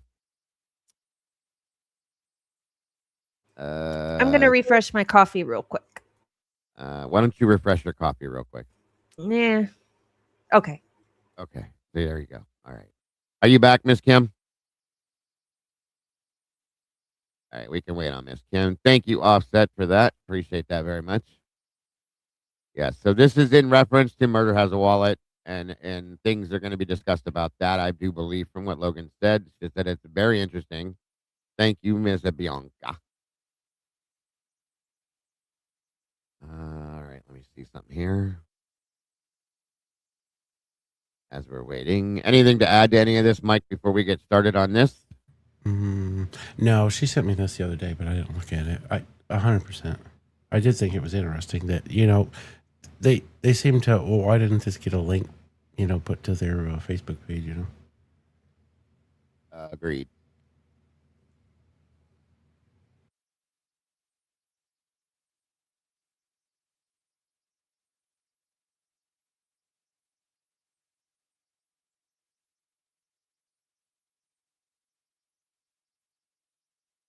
Okay. Yeah.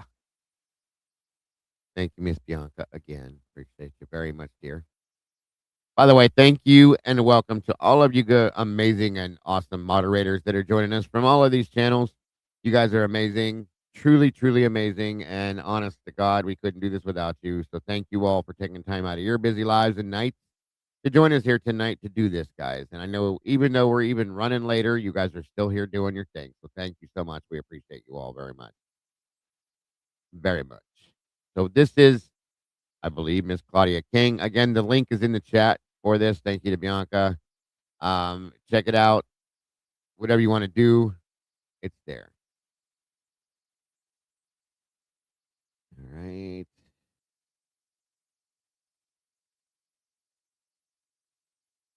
I agree with that, Miss Bianca. We are family. I got all my sisters in me. There you go.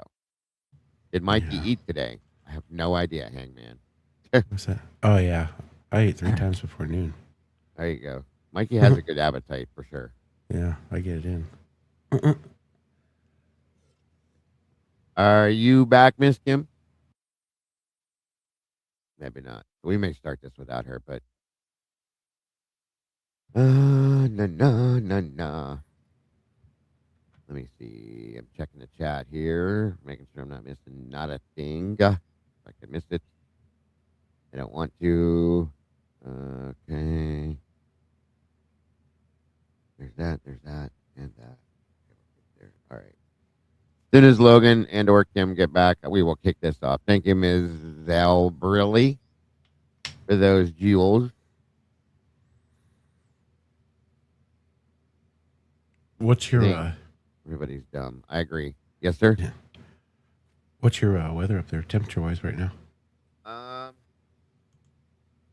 It definitely cooled down after that storm. It is 63. Oh wow, that's where that came from.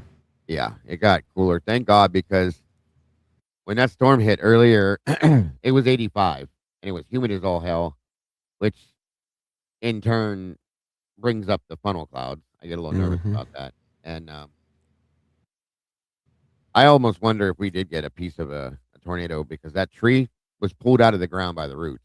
It was not broken or anything. It was ripped out of the ground. So the wind was blowing. It was dumping pretty hard, like Kim said. So it could be. You never know. It happens time to time. Faux show. Maybe it was that Mothman, huh? It could be the Mothman. Got pissed off and ripped it out of the ground and threw it at somebody. I don't know. Anything could happen here in Ohio, Mikey. You never know. Yeah, you guys probably got what we had, KT. Especially if you're in PA, I guarantee you got it. Cool down, man. It definitely cooled down. I'm grateful for that. We got windows open and stuff like that now, so. Shoot. I agree with that, Fizz. Like, how you going to try to help other families when you won't even do the things you need to find the truth? Amen to that one, Fizz. Then you talk about other people being shady. Yes. Misinformation. Yep. Damn, baby Ames is hot. Are you back? There's Kim. Okay. Sorry. So, no, you're fine. We're going to review this video. Logan posted, and Logan's back. Both. Francie just ate his vitamins again. I'm so excited. I'm so happy he's taking that. That's great. Such a big step for us. Small but big. Him's a good That's boy. a struggle, man, when you can't get my cat at the end of medicine. It was awful trying to get the medicine. When Oscar got real sick before he died, that was with his seizure stuff. His seizure medication was very hard to get down his throat. He would spit it out every time, no matter what we did. He found it inside of things, spit it back out, and we were like, damn it. They punked you out, and you find it on the floor 3 hours later. It's like, you little mother trucker. Right. Like, I'm not. Go ahead, Kimmy. I had a cat named Bentley, and we don't have him anymore, but he was the best cat. Oh my God. But someone told me to take a blanket and wrap him in the blanket because you can hold him tight. He can't get out. And because I had to do the liquid thing, and he would let me do it for a while, and then he peed on me, and I was like, okay, we're done. We're done with that. We're done with that. Like, it was like that was his last defense to fight against it. But I tried other things, Now we know if somebody's trying to hold us down, we just need to pee on them. We got it. We got it. Good looking out, Kim. We get it. All right. You guys know how big Carlos is. He's a tall guy. And he always says, if anybody ever tries to take me, I'm just going to be dead body weight. He's like, I'm just going to hit the ground and they're going to have to pick me up and take me. What's he like, 6'4", 6'5"? He's a big dude. Yeah, 6'6". Yeah. Oh my gosh. Yeah. And how tall are you? 5'3". Damn, I was close. He can almost pick you up and carry you around on his hip like a baby. That's crazy. Yeah. How many years have they been married, Joe? 29. 29 years and going. That's a cute again couple, on that. though. Awesome. Yes, they are awesome together.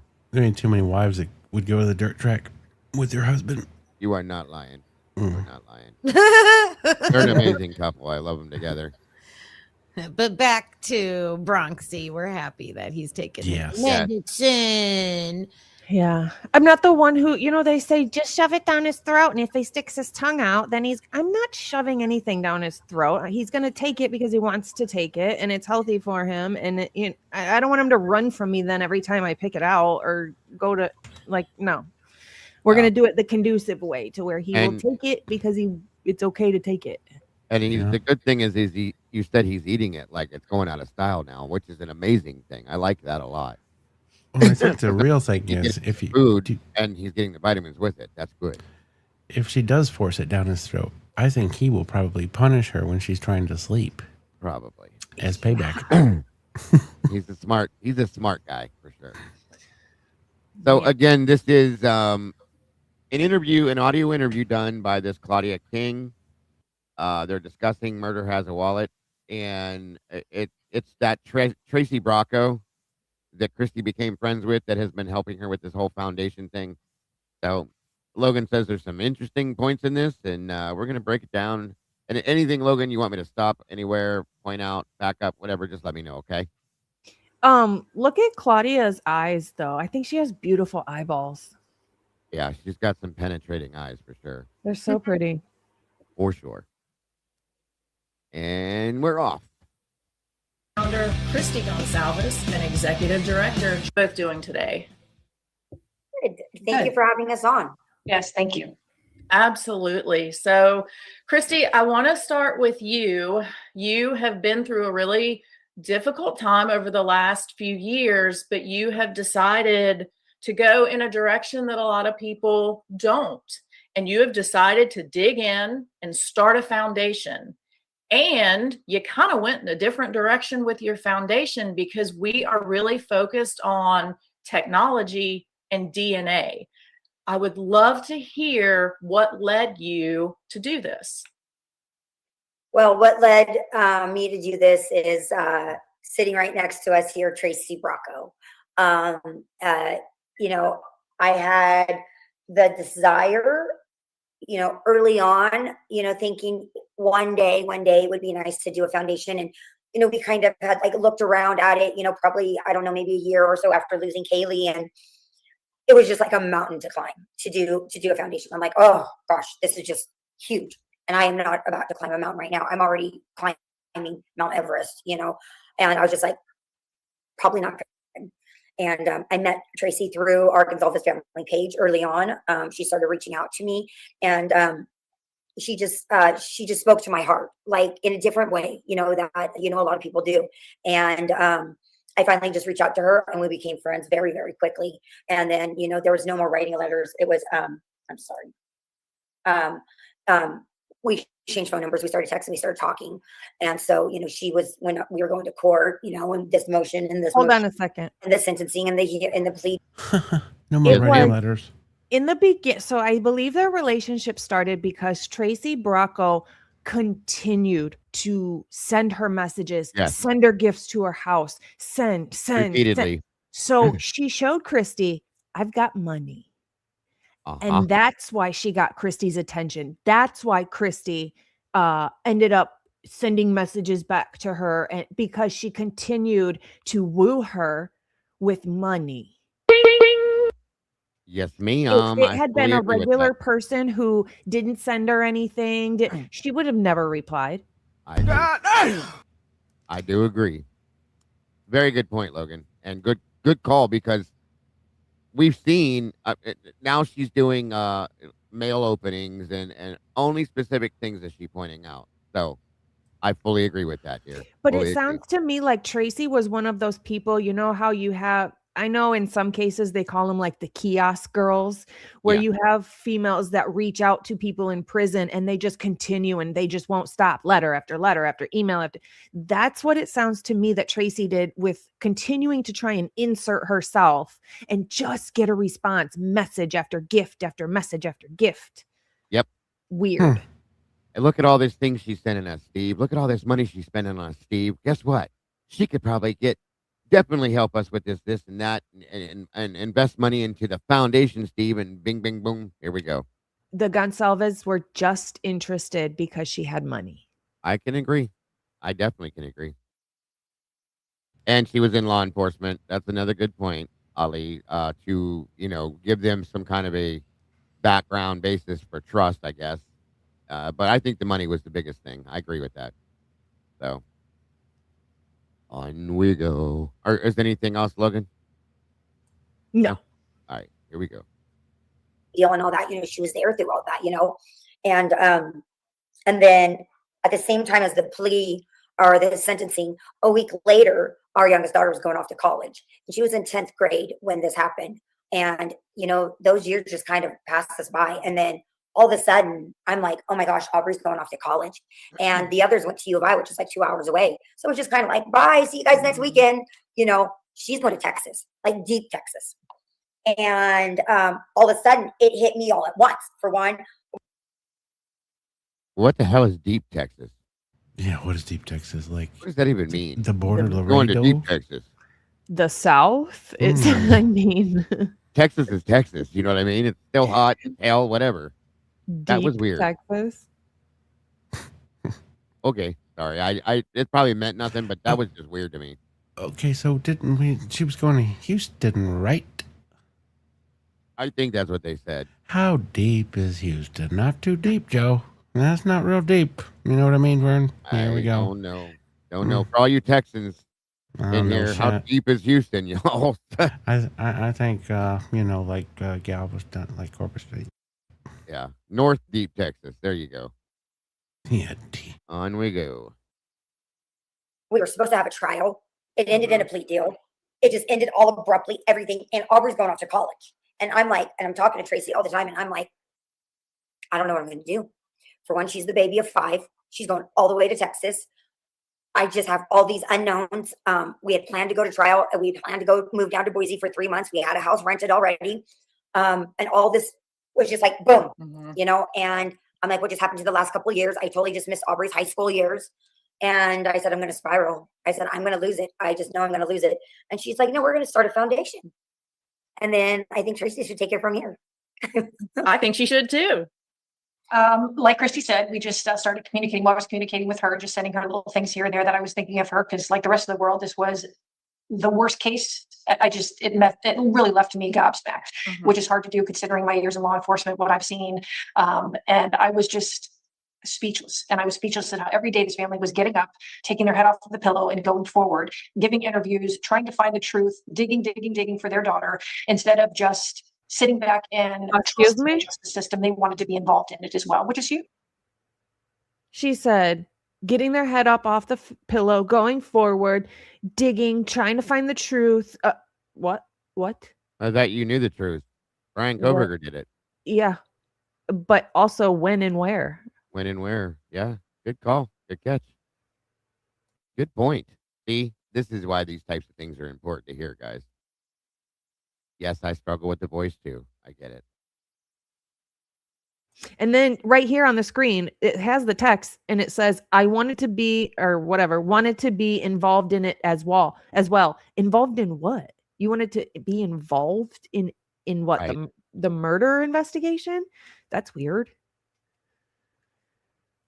Why are you? Well, if you remember, Logan, I think it was one of the Chris, whatchamacallit, interviews where she blatantly admitted they want full control. They want control. These are her words, that we need to have control. We want full control. And they don't need that. That's not their right to have full control of a police investigation, okay? Granted, I get your daughter's involved in this. I understand fully that you should have some control of a situation, but we want control. She's always claimed that. We've always known that, okay? So, again, I think that plays into this for sure.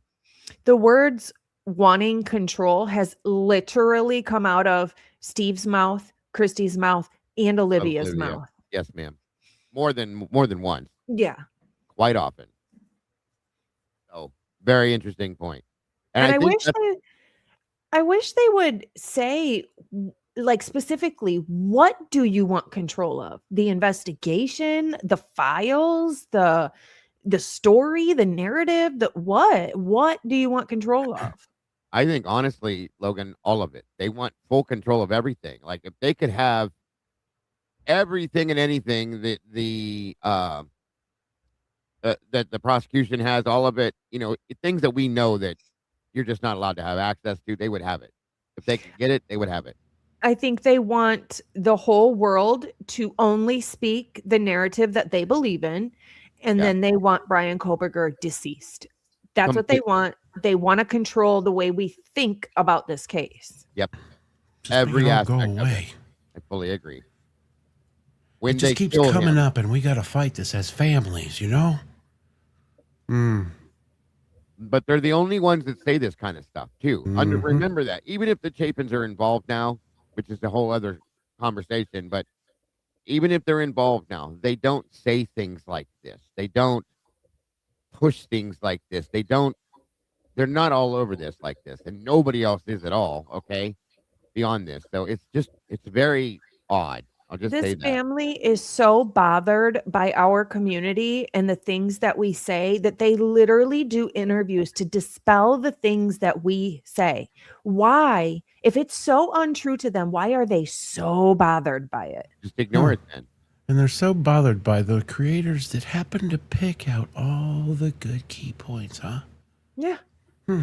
Why? That's the one point that sticks with me is that right there. Like everything we point out that comes from reports, it's official documents, and we find something and put it out and it has to get countered immediately. And it's I agree. Why? Like you said, like what is this huge secret? And then when and why? Seems to be like we can't know. Because you got to think, like, if they really do get all the stuff that's requested, right? Why do they pick and choose on what they decide to come out about, right? Huh. That seems awfully funny. I don't know. It's just a shit show. All of those points are very good points, you guys. Every one of them. And I fully agree with you guys. Moving on. Here we go. It's huge. And the more I got to know Christy, the more I was kind of shocked of how a lot of things were happening in the case that should not be happening. As you know, I was in law enforcement. I represent law enforcement. Even after I've been gone, I still represent law enforcement. And I was shocked because I know that's not how law enforcement is supposed to be. These are caring individuals. They want to solve your case. They want to help. They want to help the victims. And I was really surprised that they were not getting a lot of what they should have. So we just became very fast friends. And I thought, why not start a foundation? How difficult could it be? Little did I know. But like anything, you figure it out. And I thought together we can figure this out. There's no way somebody's going to say no. We just have to find the right doors to push open. I love that. And I want to talk for a minute about this fast friendship because Tracy, you felt something, tugged at your heartstrings that made you really want to reach out to Christy. Christy, you probably had weirdos and normal people reaching out to you that you had to weed through. What was it about this person in Tracy that just made you feel like I can trust her? She is genuine. She's who I need to lean on.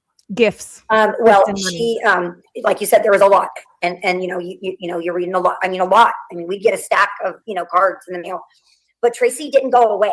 Tracy didn't just send one. Tracy would send weekly, and then she would send a little thing of flowers, thinking of you today. And it wouldn't be this long.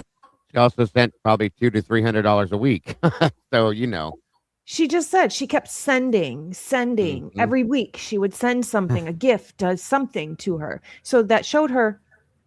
She's got money. She's got money. Yes, good point. Money, money, money. Money.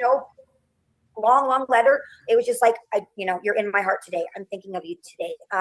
And she knew from afar that before we started talking about that, say the arraignment was coming up or something, and I would come home and there were pretty flowers on.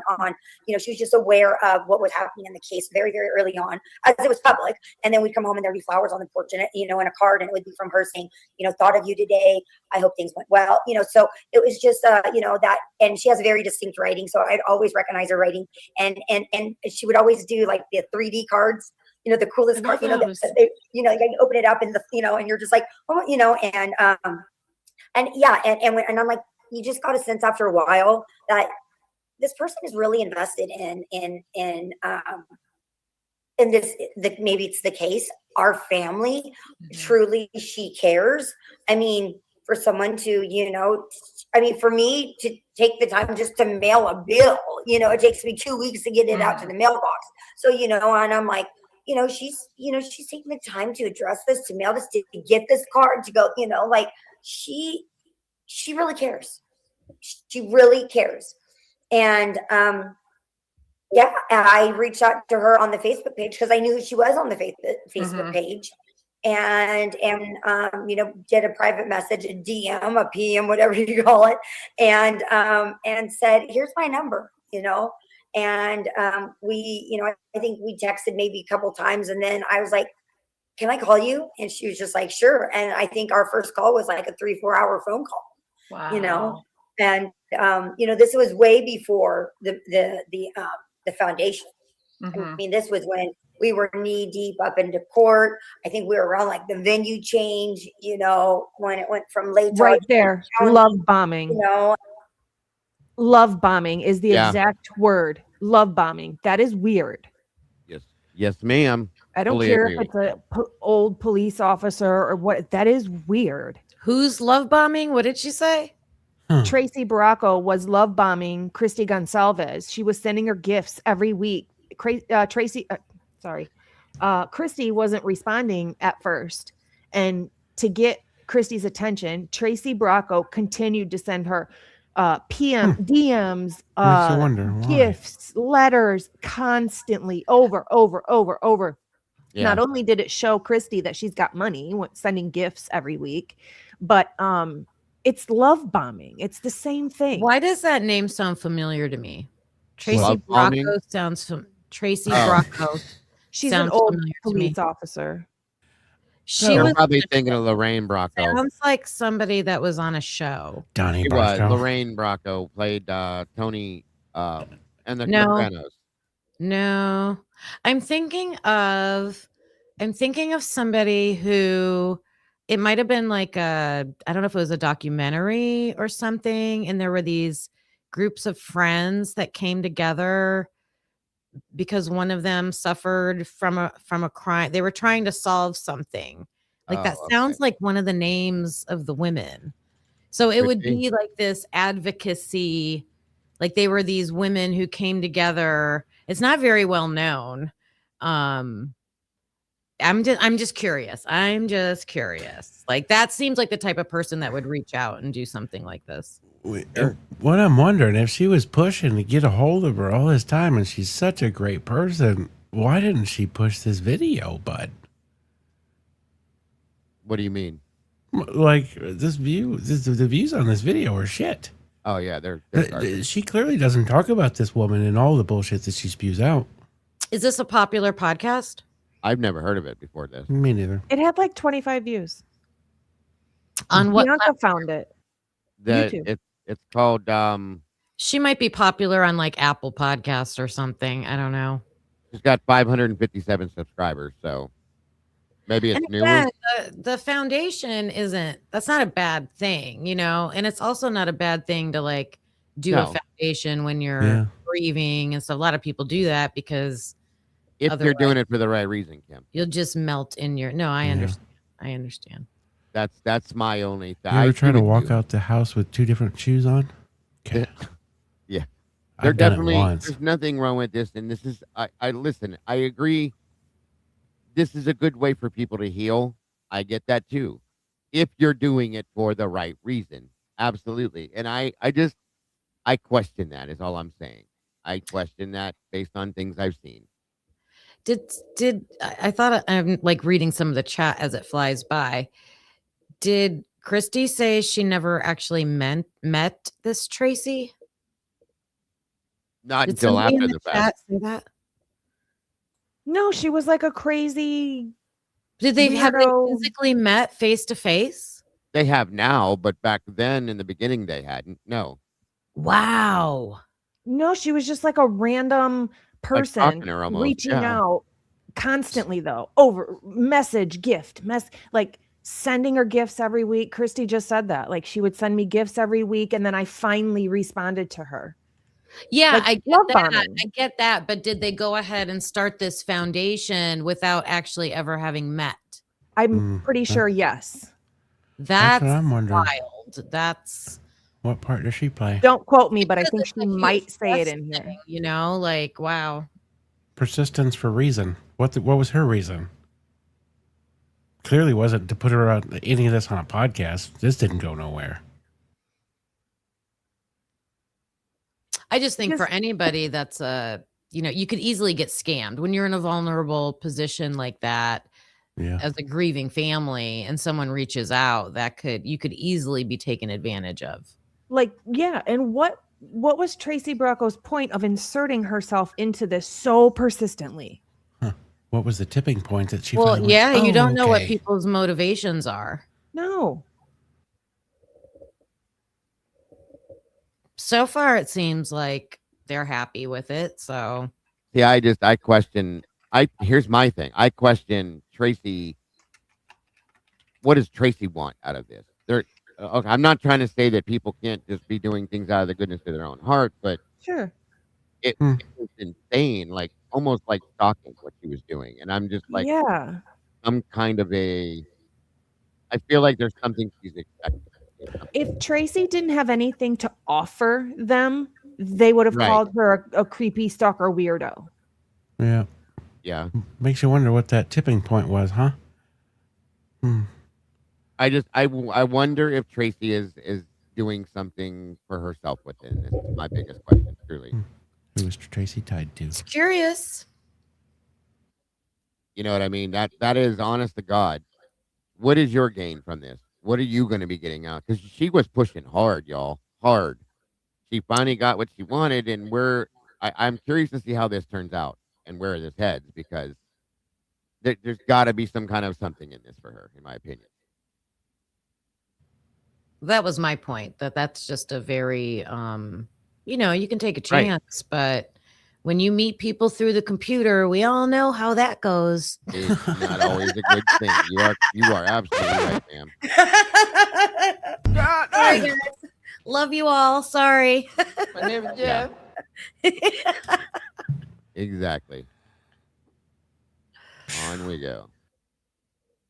And I don't have a lot of friends. I don't. I have my family, and I always looked at it like friends are kind of a pain in the ass. Like I have friends, and I love my low maintenance friends. I love my low maintenance friends that are like, it's my birthday on Tuesday. Wasn't the foundation Tracy's idea? Yeah. That's what I thought. So yeah, absolutely, Liz. She's like half of the foundation, basically. And so If there's not more. probably part of the gain at that point. You know what I'm saying? So we'll see with that. I'm guessing that's where she feels that she's going to gain something out of this, in my opinion. So you can say it's nonprofit all you want. There will be a way that it makes money. Period. Court TV. Like I'm just like I'm just exhausted by like high maintenance friends, and so many friends are high maintenance. And I do have my family, and my husband is my best friend, and I do have my children, and I'm like, I don't need friends. Like I have friends. I work for the school district, and there's 40 teachers in the building, and I consider every single one of them my friend. Like hi, good morning, hugs, and oh my God, what's going on today? So it's not like I don't, and we text each other and stuff, but I don't know. Like I said, high maintenance friends are just like a pain in the butt for me. I'm like, I'm busy. I'm a mom. I do my weekends with Steve. Last thing I want to do is go hang out with my friends every weekend.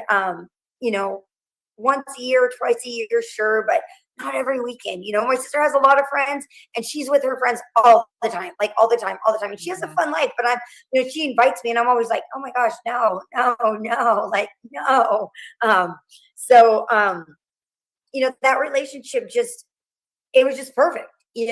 She lived in North Carolina, so she couldn't come knocking on my door. And I don't fly, so I'm not Theoretically. gonna fly and knock on her door. Yeah. He doesn't fly. And I'm like, this is the perfect friend for me, and I don't have to really do worked out, anything with you. I don't have to do anything with you. I don't have to see you. I don't have to give anything back to you. I just take. It's Seems a like my perfect children. relationship for me. Yep. I mean, she just said she doesn't want to have to deal with friends. Yeah. High maintenance friends. Like, what the hell? Wonder if that's how she treated her kids. Well, yeah, good point, Mike. Good point. And I kind of have. I'm not going to say it. I'm just going to leave that go. But good catch and good point, guys. And just for the record, people that have a foundation, like let's say Christy's the CEO of this foundation, she gets paid the fair market value for a CEO in the everyday world. They get a salary. It's not free. It's not it doesn't mean she doesn't make money. It actually means the opposite. She gets a salary from this foundation. Good point. Very good point. Yeah, makes you wonder if that's a nonprofit. This is not completely. No, this is not Tracy Bracco gets a salary. Steve Gonsalves gets a salary. If Olivia works for it, she gets a salary. They all get salaries for it. But they And could have there's set that supposed to up, be no that profit. foundation as a nonprofit, correct? That's the way But it's supposed to The be. people who work there Yeah, still yeah. get salaries for Yeah, running but the in the foundation. end, are they all flushing it and they aren't paying anything off of it? You know, Who I knows wonder how what they they're filed doing with that. it? But nonprofits does not mean nobody gets anything from it. That's Yeah. not what a nonprofit means. Yeah, but it means that basically it just fuels their fuckery because they can flush so much shit under this that it would Sure. be like, yeah, we'll just, oh yeah, that's for the nonprofit, the fund, the whatever. It's all part of bullshit. Tax write-off. Tax I mean, all write-off, yeah. sorts of stuff. But yes, Lawsuits, etc. nonprofits do not mean nobody makes a profit. Mm-hmm. When I was a drug and alcohol counselor, I worked for the biggest nonprofit in my area, and they're bajillionaires. Yeah. For profit, for sure. Interesting point. We both cuss like sailors and everybody F, you know, and all, you know, so I'm like, I like this lady, you know, and so really just started there, and I mean, she helped me write my impact statement. I'm like, my mind at that time, I mean, I literally was just like, I don't even know what I want to say to this POS. I'm like, I'm like, I was debating whether I even did, just because my mind was just, as you know, with grief and trauma, your brain kind of, I don't know if it's mush. I don't know if it's just the over emotion, the overstimulation, because you feel, you know, there is a sense of fear. I don't want to be like I'm afraid of them, but there's a sense that, you know, you're sitting in the room with this person, confusion, terror, sadness, helplessness, hopelessness. I mean, you know, everything is out of your control. And you've just lost your daughter, and whether that was 3 years ago or at that time, you know, it was closer, a year and a half, whatever. And in the most horrific way, you know, I'm not trying to take anything away from somebody who lost their child in a car accident or a drowning. It's a life lost. You know what I'm saying? But when somebody intentionally goes in and stabs your child to death in their bed, in their home,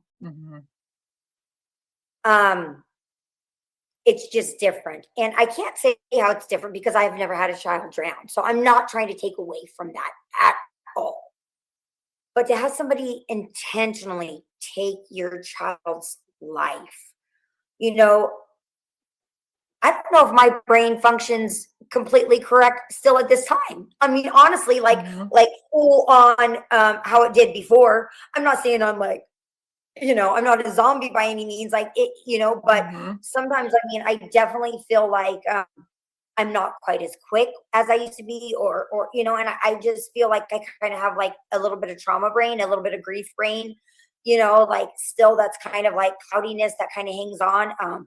I forget things, you know, a lot, and it may just be because I'm getting older. But yeah, so, you know, I couldn't even wrap my head around this impact statement, you know, and I'm like, I felt at that point, she knew me. She knew what I wanted to say, but for me, sometimes getting the words out are very hard. And you know, she wrote some things up, and you know, she at least got me a good sign. I'm like, all right, you know, here we go, you know, and I'm like, can I really get up and read this impact statement that Tracy Bracco completely wrote? So boom. Can you pause it for a second? I had to put some of my own work into. Did you hear what she just said? Kind of. The victim impact statement that Tracy Bracco completely wrote. She couldn't even take the dang time to write her own victim impact statement for her daughter. Yeah, I've always thought that none of them You wrote have their own got to be statement. kidding me. She couldn't even write her own, from her own emotions, from her own thoughts and feelings of what she went. She couldn't even write her own statement for this. What does Tracy Bracco know about losing a daughter to being stabbed to death, supposedly in their bed? You know what I mean? Like, it almost sounds like Tracy stepped in and took control of like the family situation completely, and is it's like just a handler unbelievable to me that she could not write her own victim impact statement. Yeah, that's rough. But you can take all of the hundreds of thousands of dollars that people sent you for, like you can't even write your own statement from your own thoughts and feelings. Mm-hmm. Why? Good question, Logan. Do you not have them? Great question. That bingo. Do you not have them? There you go. You gotta wonder that. You do. That's a personal thing, you guys. That's a That is very so personal thing. personal. What's You're interesting absolutely right. about Yeah, that this is wild. Claudia lady is she's been to a lot of domestic violence stuff, and this may or may not be correct, but it appears that she was shot by an ex-husband, apparently. Claudia King was? Yeah. Wow. That's why I'm like, no camera. I'm trying to That's figure out. kind of strange considering Olivia got arrested for domestic violence. And they're always on this, you know where I'm going. They always talk about this, sexual domestics, that angle. I don't know. Interesting. That I is- wonder what a domestic violence survivor feels about the person they're talking to's daughter being the domestic violence abuser. I would feel like that would rub you the wrong way. Yeah. Sure would that's a me. Good point. It does seem she's hot on Apple Podcast. Kim. She debunked me. Good point. Good point. Hmm. On we go. Do it, and that's what I did. And I mean, I just am forever grateful to her for everything, and every day, her and her family just I'll be right back, guys. I mean, I believe 100% that it was divine intervention. I do believe that God created this out of all the people. And I mean, and I've told her there was one other lady that I used to talk to, but I haven't even talked to her anymore. I'm like, I don't do this. I don't give out my phone number. I don't talk to people that, I try to talk to them on Facebook and say, thank you for your card. Thank you for your gifts and stuff like that. But I don't do this. People don't have my phone number. And I mean, I wasn't trying to be like, you're really special. I was just trying to be like, you mean something to me, like I feel something with you. There was a pull there, definitely. There was something that you couldn't, I had recently just experienced a loss myself, my mother, who had been her and I since I was 6. So there was a reason why. And like I said, I don't know what it was. I mean, I've seen 1,000 cases, 1,000,000 cases. And there was something about Kaylee and something about this family. And I believe there was divine intervention in it 100%. I mean, Christy and I have never even met in person. And we're getting all this done. She's not drinking coffee, and I don't even drink coffee. But if there goes a time lately where we've kind of relaxed and talking, or there's Still a to this day or day, something, I feel like have not met in person. like I'm missing something. I'm missing my little friend in the morning. I'm missing my little pick me up, and that's what she's become for me. They've all become that for me.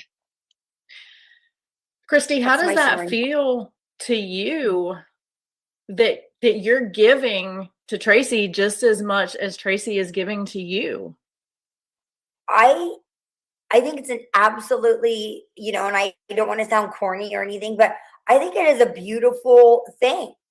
And that's why, I do believe so. Can you pause it for a second? She said, still to this day, they have not met in person. Still to this day, what? They have not met in person. Money is the motive. That is odd. Yeah.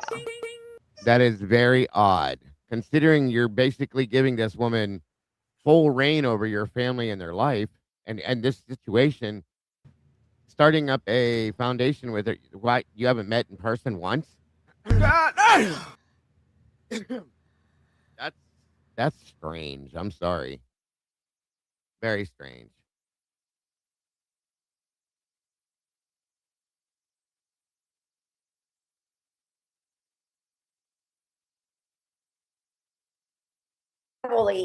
That God gave Tracy to me. God did do this, because I had a very I had a struggle with God after losing Kaylee. You know, I mean, I was angry. I didn't believe anymore. I was like, you don't exist. And here I am talking to somebody saying, you don't even exist. Just leave me alone. Just get out of my life. And then I'm sitting there saying, well, why are you still talking to him if he doesn't exist? Why are you sitting there saying, why did you let this happen? You know, there is no God. But, and then I sit there and said, well, you're sitting there saying that, who are you talking to? If, you know, so, or I'd have these conversations with him, you know, just, you would have never let this happen. If, you know, if you loved us and if you were real, I did for a long time. Long time. And, you know, somewhere along the line, I just thought, you know what? Let's turn this around. Let's talk to God. Let's talk to God. Let's apologize to him. Let's say, I'm sorry, God. I've been wrong. I know I'm wrong. I know that's evil getting in. You know, the enemy, and I hate to say his name, I just call him the enemy. The enemy wants me to feel this way. Mm-hmm. And I need you to change my heart. I need you to help me. I need your help. I need you. And I know you did not, this did not happen to Kaylee because of you. I know that there is evil on earth and there is free will. And, you know, that's just not how God works, you know? So I started really praying heavily. And it was really funny because it was the thought of the foundation early on. And we had been approached about opening a foundation with this lady wrote me a letter. And I said, I prayed about it. And I said, if this is to happen, God, like, because I really didn't know. I said, please open those doors. Push me through those doors. Take my hand and lead me through these doors. I don't know what my next step is. I don't know what to do. So open doors that need to be opened. And then tell me too, you can't just open them for me. You need to say, go through the door, Christy, you know, and close the doors and slam them. Mm-hmm. You know, this is not the door. I said, I need you to speak to me. I need you. I am begging, you know, and it wasn't long after that Tracy came into my life, you know, and oh my God. It just all it fit. I mean, it just all, you know, and I pray about this foundation all the time. And, you know, because, you know, I'm just a mom. I have worked in the school district for many years, and I just always did it for many years. I just volunteered at my kids' school, their elementary school, their junior high schools. And then I eventually landed a position as, you know, a para. So I was at a para. Then I wound up being the admin assistant at the junior high. And so I've always been kind of with the community and whatnot. And I don't have some crazy college, you know, degrees or anything like that. I'm just a mom of 5 kids way up here in North Idaho, you know. So I'm not trying to dumb myself down by any means, but, you know, I didn't think that, you know, I could do this or be this strong. And it's coming from somewhere. And I think it's pretty undeniable where it's coming from, you know, and that's God, you know. And so, you know, this foundation every day, I'm like, you know what, if we're supposed to go in this direction, again, please, you know, open the doors, guide me. And like I said, I'm stubborn and sometimes I don't get it. So that's why I'm like, sometimes you got to push me through the door, God, because, you know, opening the door, you're going, walk through the door, Christy. And I'm like, do I walk through this one or do I shut this one? So you got to be real clear with me, God. And you know what? And I've just been giving it to God, and it is just, I feel like the foundation gets better and better and better every day. Okay. I have to say something at this point, because I've just heard the word God about 35 times within one paragraph. And I'm sorry, you guys, but these are some of the meanest people I've ever met. And to be throwing that word around like that really bothers me. I'm really sorry. Sometimes it makes you wonder, are they left on an open mic doing this shit? With half the shit they say? Holy Christmas. I just don't understand how you can fling this word around in one sentence, jump onto Facebook and tell somebody to go fuck themselves sideways over a statement about hair. Look what Okay? Steve was just on Daniels the other night with that old cross hat on, huh? Well, that's my point. That is Calling my people point. the R word. Yeah, Yep. yeah. This is exactly what I'm trying to say, you guys. These two things do not go hand in hand. They don't line up. So it just bugs me. I'll be honest. It bugs me. I understand anger. I understand pain. I understand all of this, okay? Not to their extent, I don't. But to say what this doesn't make sense. That's all I'm saying. Just on a curious note, wasn't Brian's mom also a parapro? Also, a what? Christy said she's a parapro. Brian's mom was a teacher. I know that much. Yeah. But like a full-blown licensed educator, or I thought That I don't know. She teaches. so I think it was the same thing, because a parapro is a person who, it's a certification. It's not a teaching degree, so you can get it in a few weeks. Like and a they're teaching paid assistant. hourly, and they go into a school and they'll help out with the special needs classes. They're like an aide to assist those teachers.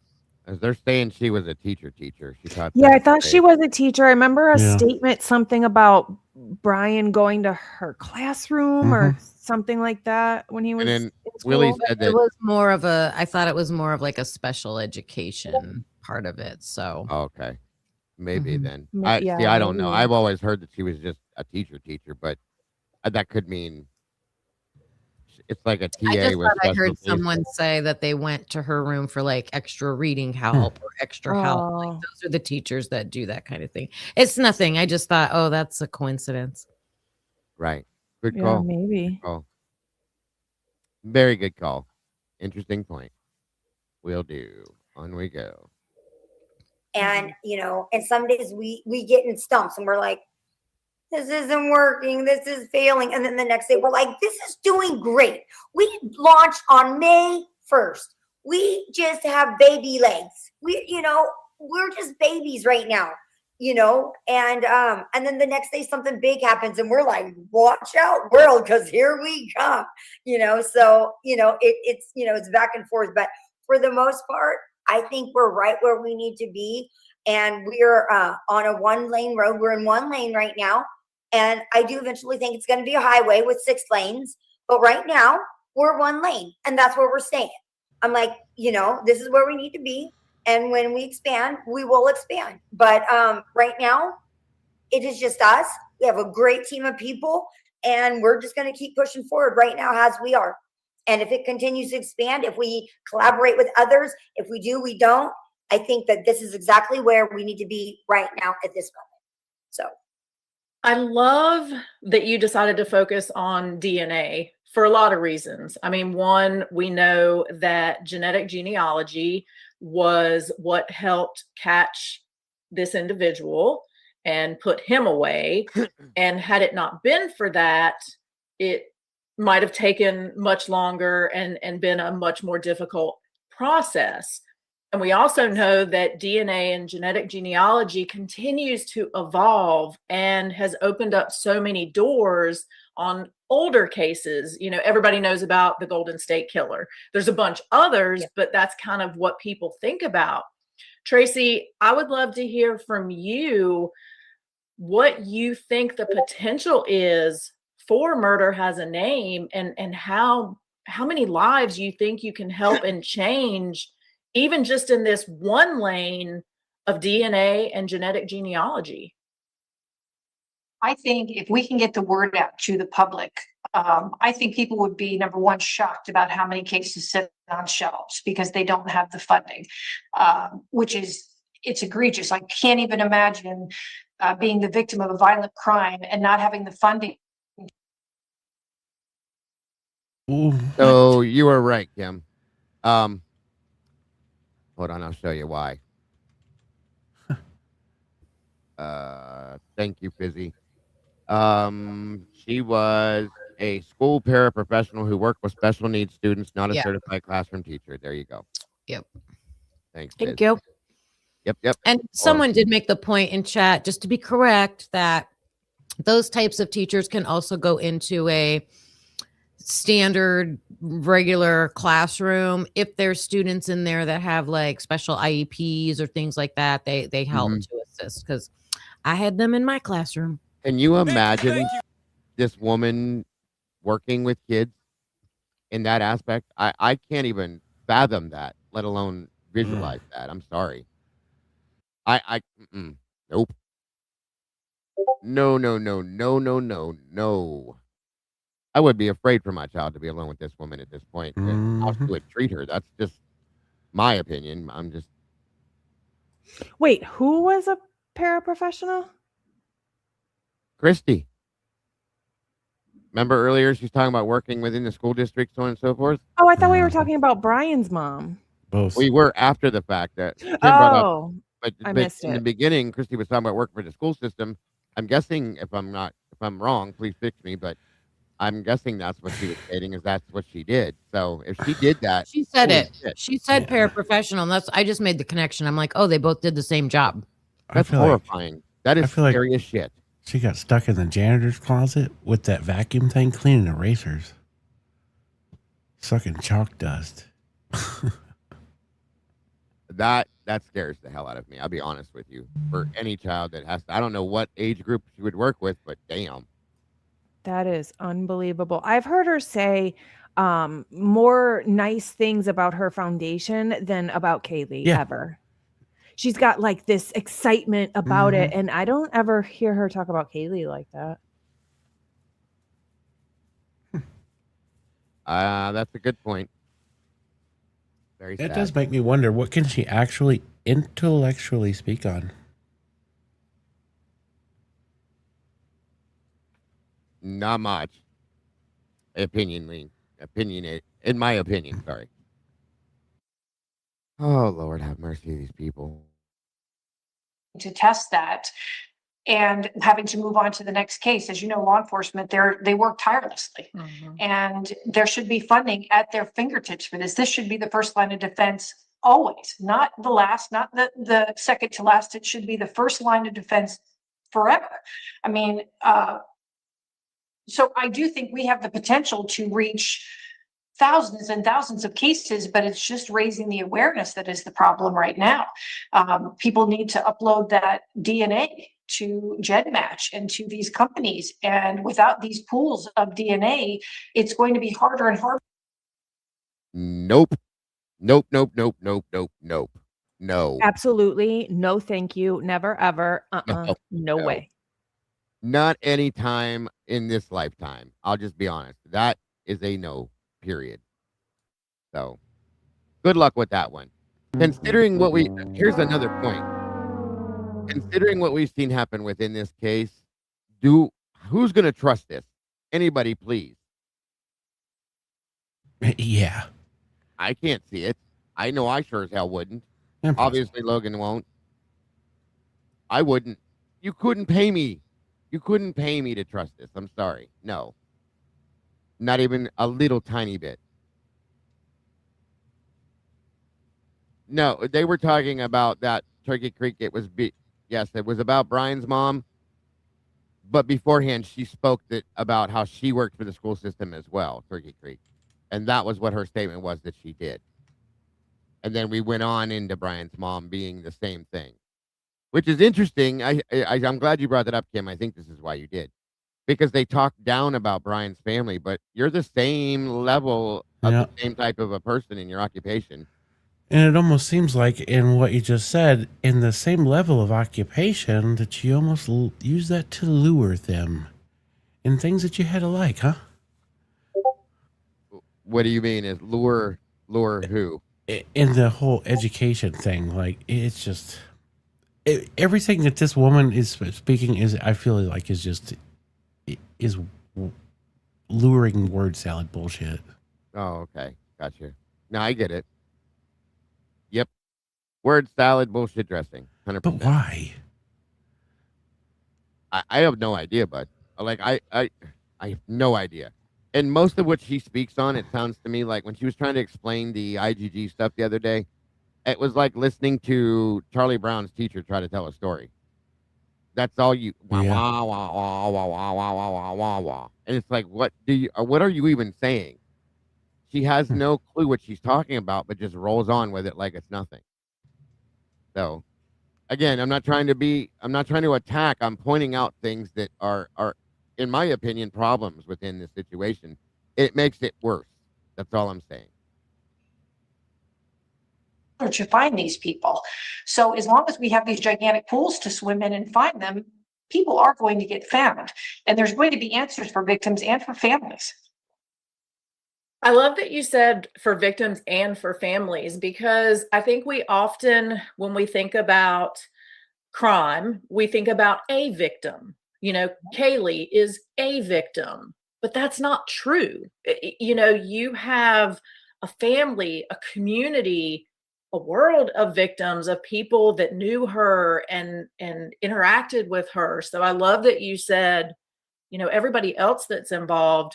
And I'm also glad you pointed out what the general public can do. And I'm here to say, as far as GEDmatch goes, super easy. I did it like a month ago for reasons I'll share when we're done recording with you ladies. But I uploaded my DNA there. I did it on my phone because I can't stress this again. Don't do this. Please don't do this. I don't trust this in any aspect, you guys. Of course, I'm not telling you what to do. I don't want it to come off this way. After what we have seen happen within this case, I do not trust any aspect of this, any version of this. I do not. I absolutely do not. And they're shoving this down people's throats now. In it, that's how I see it. And I'm sorry, but I don't trust this at all. No, not even a little bit, you guys. It's a bad thing in my opinion. So you're gonna do what you're gonna do. Just if you choose to use one of these, all I'm saying is please be careful, folks. I would never. You couldn't pay me to do it. I'm telling you. There is surely an agenda for this. I agree with that. There's a huge agenda. It's going to be like, when you get sick, when you're older, we'll sell you your own DNA back for $1 million. And then you can have, Yeah. What do you think somebody's form of communication in a mental facility would be? Is it Writing? Yeah. Wait. Okay. What? No. They can have phone calls. Yeah. Yeah. Okay. I'm just trying to figure out where the word writing came out of Christy's mouth. Because if you send emails, you type.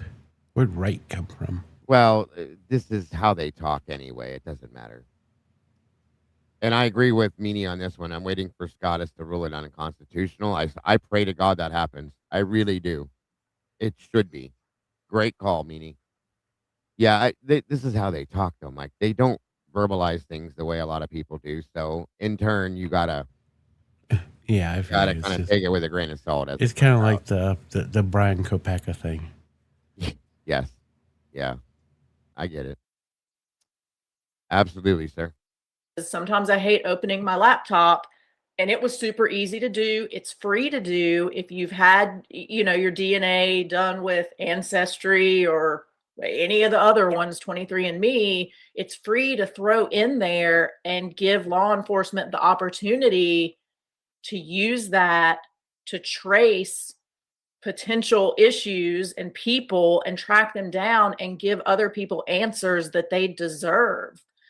Tracy, what else can the Okay, listen, guys.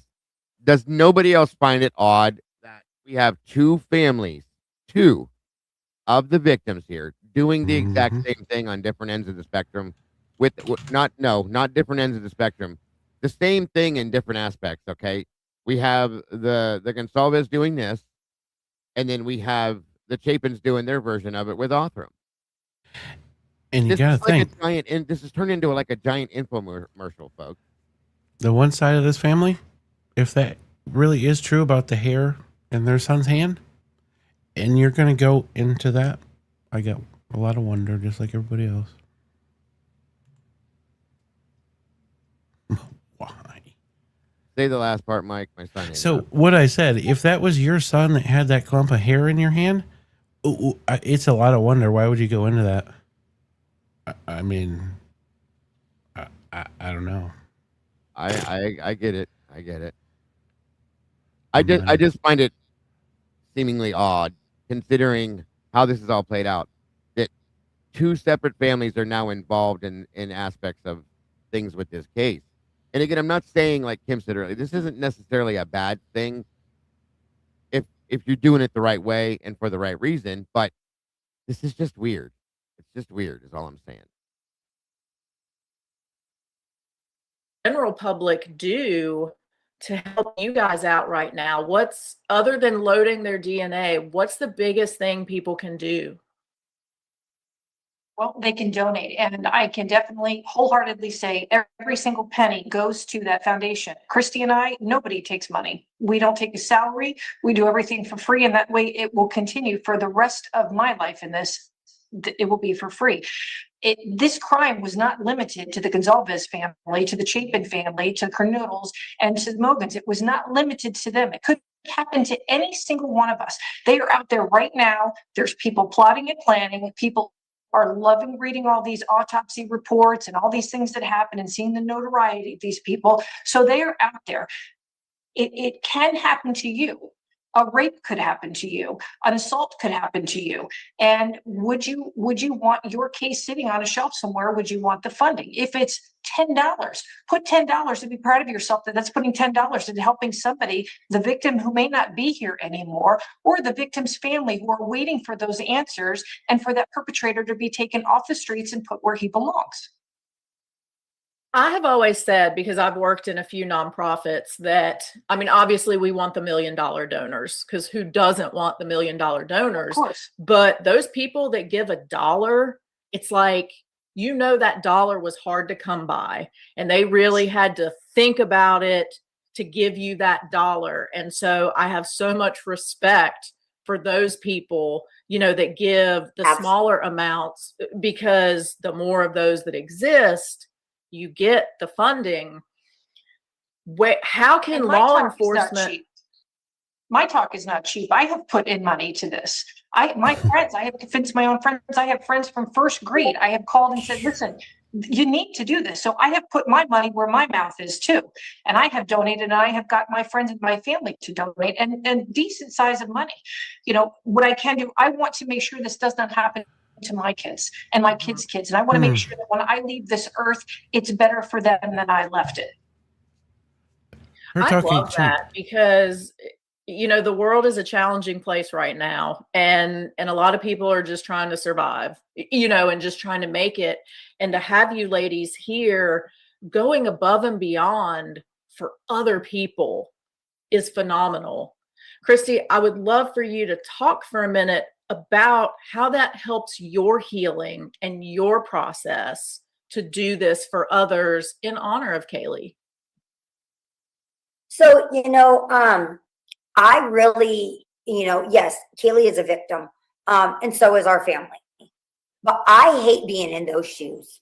I hate being in the shoes of a victim. Oh my God. Whether, you know, it goes back to when we were raising our family, and they were, you know, crying because, you know, their friend has these shoes and they don't have, you know, they want those shoes, you know, like, quit being a victim, you know, just quit. You know, and working in the school district, you know, there are some kids that just have that victim mentality, you know, and they're a victim for every little thing, you know, everything is, none of it's their fault. It's all because what somebody else did to them, and this and this and this and this, and, you know, so I've seen that, you know, and it's just like, it's got to be miserable just to come. Wow. Yep. That was pretty harsh, don't you think? Which part? That Kaylee was a victim and our family. That had to be added, yes, but that last part she threw in there, she just comes off mean. Like mean, okay? I'm sorry, but You notice what you just said, you notice that her voice and how she speaks becomes very clear when she becomes more mean? Yes, very much so. Very much so. The colder she starts acting, the more, very much so, Mike. That's a good way to put it. Yeah, I see it as well. Wow. completely. And some people want to victimize themselves. And I mean, I hate that behavior. I've always not liked that behavior. We've always taught our kids, don't be a victim. Quit crying about it. Put your shoes on that you got and go, you know. So being in those shoes of the victim, when all of a sudden we're like, we're victims, we don't like this. You know, I don't want to be a victim, you know, like, I don't know, that's a sad place to be, right? That's a sad place to be. And it is sad what happened to us. And we are victims. I don't want that mentality though. I could be a victim without having the victim mentality. And you know, starting this foundation for me has totally has changed everything. Since we started it, actually pulled the trigger on it May 1st and said, okay, we're launching it tomorrow. We are announcing it tomorrow. We are going forward. There's just no turning back. I have felt better than I had ever felt since losing Kaylee. I feel like there's a purpose, and I feel that purpose is to do this, you know, and it is on behalf of Kaylee, but it's also on behalf of my family. Like, you know, my whole family, like to you know, look what mom is doing, you know, and she's doing it, you know, it is in Kaylee's name, it's in Kaylee's legacy, it's in her honor. And I feel like I'm turning the tables for the first this happened, and really saying, doing something other than just laying in bed, you know, not taking a shower every day, just moseying around the house, you know, being like, this is my life, kind of like Eeyore, like literally, like you know, just sending a text here and there and this and that. And now every morning I'm like, I got to get up. I've got Zoom meetings. I got to take a shower, you know, and it puts me back in that headspace of control. Life is still going. You're going to carry on. And there are days where I'm like, I wish I could cancel every one of my Zooms today. We have 3, we have 4, we have 2, we have 1. But I'm like, nope, let's do it. And after every Zoom, I'm always like, that felt so good. That was so good. That I just felt like it's almost like therapy. It's like therapeutic to be able to sit here and talk about this. And I am so excited about this foundation. I have super high hopes for this, for what we want to do. And I'm just excited. When you guys say something? Oh, no, but I find this kind of interesting. Why? To like paint her, basically, she just painted out her life. Like she basically became a mom, raised kids, became unimportant. And in my opinion, this is her next gratification in life. Money. That's a good point. Moving on. I swear she just said it. The next interesting point, too. Good call. Very much so. I get it. Excited. I'm so excited about raising money and getting to where we need to be able to to be able to pay for that first case. And we are not involved in solving these cases by any means. That's law enforcement, and that is the labs that are doing the testing. We are just a small portion. But just to be a little piece of giving a family some peace of mind. We didn't have it for 7 weeks, and that is no way to live. Absolutely no way to live your life. It is practically unlivable. Now, 7 weeks was long enough. I'm sure at some point, maybe, I don't know, because I didn't do any more than 7 weeks. It starts just to get easier and you just accept it. But I was not at that point. I was at that point where I was literally like, I cannot live like this. I can't live. I can't live. I don't know what that means. I don't know what's next, but I cannot live my life not knowing who did this to my child. One so sec. I know that there's families out there that have lived this. I'm very curious. 1 minute, buddy. I'm very curious what cases they're going to choose to fund. I really want to dig into the cases that they choose to fund. I'm very curious about that. That's a good point too, Logan, because I have a question too to go with that. How do you think that's going to work? I mean, do you think it's just going to be well, no, that one's not important enough for me. I don't like this one. I don't like that one. Let's go with that one.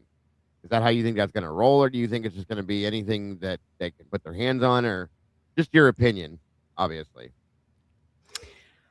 I'm not sure. I I wonder if they're going to take like cases that are well known and popular to get their name out there. You know, more of a personal Yeah. agenda for them to be more popular.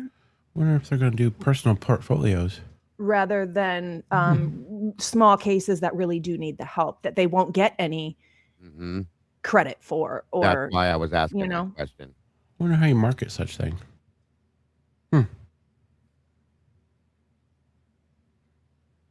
Superficial. Yeah. Any comments, Kim, or no? She is so starstruck, Joe. She's not here. She may have stepped away. Okay. Onward. This way for years, their mom, their dad, their brother, they don't know. And to be able to be a little piece of that, because we paid for a portion of the DNA or for all of the DNA to be tested, and they got the answer that says Joe Blow is the perpetrator in your case. And just have a name and then a face. And then all the fun court stuff starts. But hey, that person's been caught. And DNA does not lie. Right. It does not lie. People. DNA does not lie. Interesting statement. Chalk dust. I feel like they are not knowledgeable enough on DNA to be making statements on DNA or funding DNA. Well, I guess the funding isn't really, if they really do help cases, then that's perfectly fine. That's great. But I don't feel like they're knowledgeable enough about DNA. I don't think they know the difference between primary DNA and secondary DNA. And that's what I was saying the other day when she was talking about the IgG and then the DNA stuff. She was rambling and like just had no idea what she was talking about. Okay. And that's why I said earlier, what can they actually intellectually speak on? No. That's the point. And you can, folks, we've seen it. We've seen it and it's been done. You can manipulate DNA. It does. It does lie. Okay. When they want it to. I'll just put it that way. Yeah. So moving on. With companies like this that are built off of bullshit. Uh-huh. That's what I worry about, Mike. Honest to God, that's exactly what I worry about with this. What's wrong with the company? Because at some point in time, didn't Steve claim that they had less whatever database than what they actually have? I believe so. Oh, yeah. People cannot go get DNA from GEDmatch and plant it at a scene. They do not have this big, huge. I mean, it would have to be the biggest area ever, where they actually have your little spittoon of spit, where they take that actual spit and that's not even spit anymore, and plant it at a scene and say you're busted. I mean, it's all computerized. It's it's in a database. They can't take something out of a computer and go smear it at a crime scene. So people thinking, I'm not uploading to GEDmatch. I'm not giving the government my DNA, this and that, so they can go plant it somewhere. That's not the way that it works. You know what I'm saying? It's just not. Why would she even say He plant? absolutely does not understand this. And you want to know what? If Othram did such a great job with the DNA in this case of her daughter's death, why the fuck would you go and create a company that's trying to do better than what they did? Get the fuck out of here. Yeah. Or I don't know that that's what they were doing, but maybe you would try to work with that company that did. And that's what the Chapins are doing, right? Yeah. But then you got these. They started their entire own foundation that they're going to attach themselves to other entities to grow it and make it be this organization that helps in investigations with that kind of stuff. In my Oh, it's for the family. Yeah. So I don't know. But this is wild. Really wild. It's not like a live DNA sample. It's not a blood drop that they have of yours. It's not plantable. They can't go plant that at the crime scene, And I think there's a lot. What? Why is this a conversation? This whole planting thing, anyway. What led to this? What was the question that? Can you guys know? Like what made her start talking about planting DNA? I'm not sure, but this one, she doesn't know the shit difference between transfer DNA, but she wants to talk about planting. What the? I mean, that's curious to me. Mm-hmm. Do you remember, Logan, what started this whole part of this? Because I think this is the reason why they're building their company. Because you never know what they're going to do with DNA. I could be wrong. There wasn't one. She just rambled into it. I mean, that's curious that's on her mind. That's what I'm saying. Like, why is this conversation happening? Because this just came out of nowhere from what I'm listening. Well, I think she knows that's a theory that is out there in this case.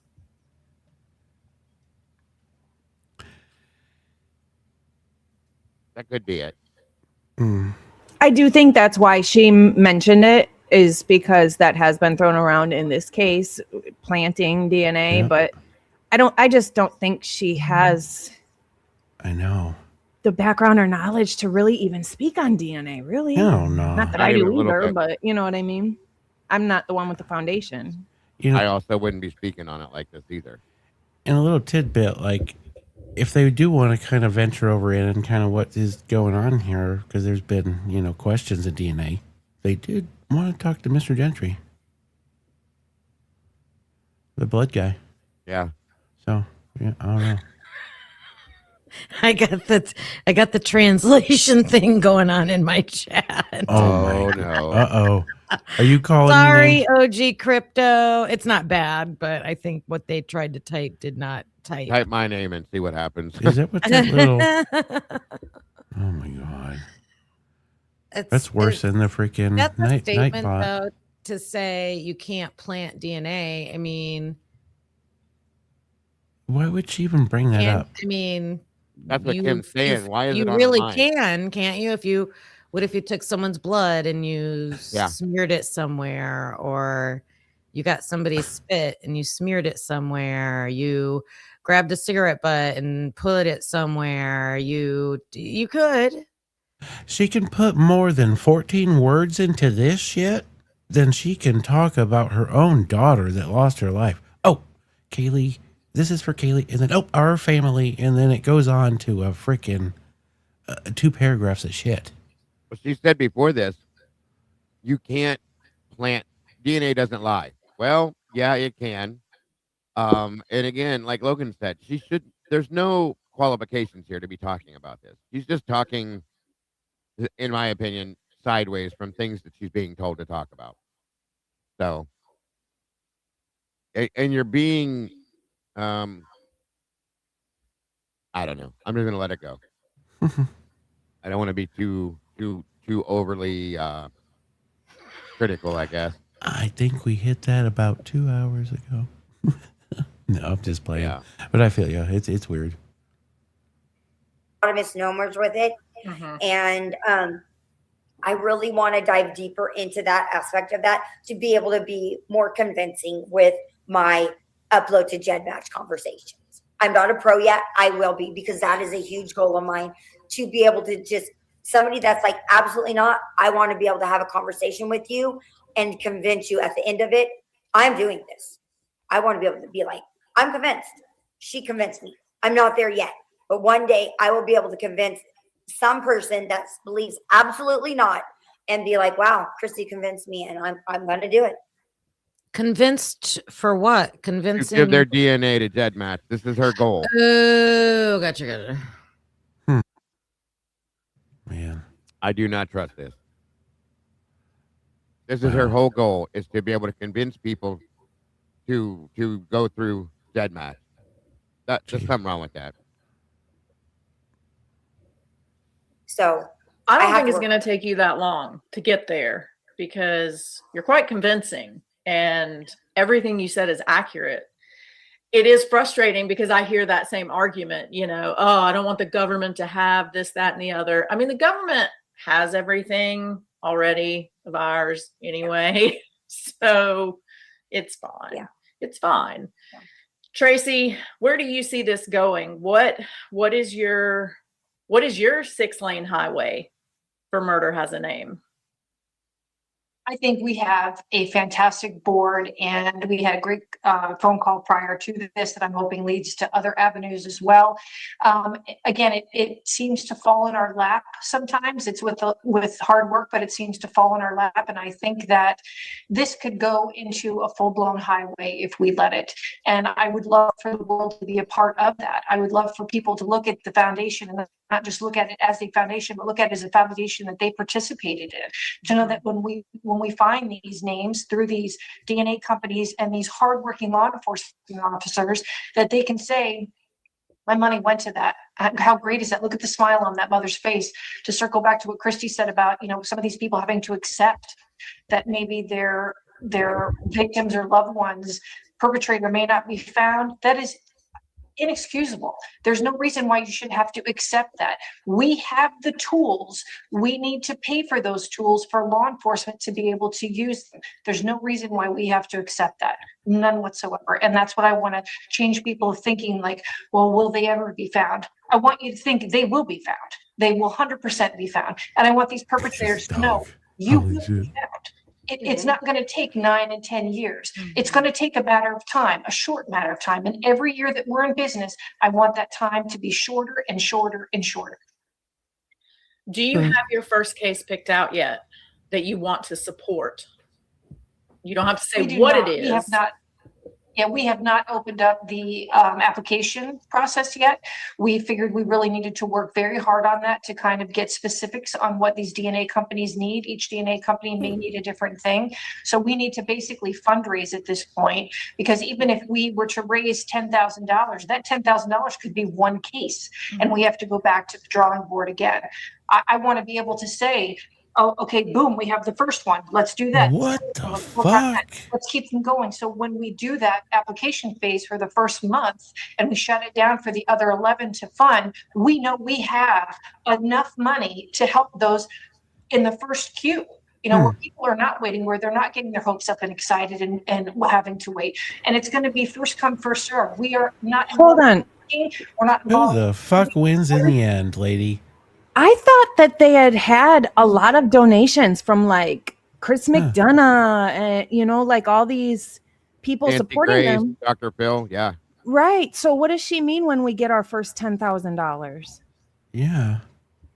Maybe they're only donating 10, 20 bucks or something. I don't know. And they know they're going to get donations. And they haven't even researched a case yet. I would think that's one of the first things you would do. Hey, how long before he tears apart that stuffy? This one, probably I not. agree. Like That is one. the first thing you should do. It's a blue whale. One of the first things you should do. Without a doubt. Any thoughts, Kim? No. I saw Sparkly. I saw it. Thank you. On we go. Everybody is equally the same. If you're a victim, we're the people you need to be with. That's it. I don't care about anything that would happen or who you are or anything about you. If you're a victim, that's all we need to know. That's enough. Have you already had, I know you said, go ahead.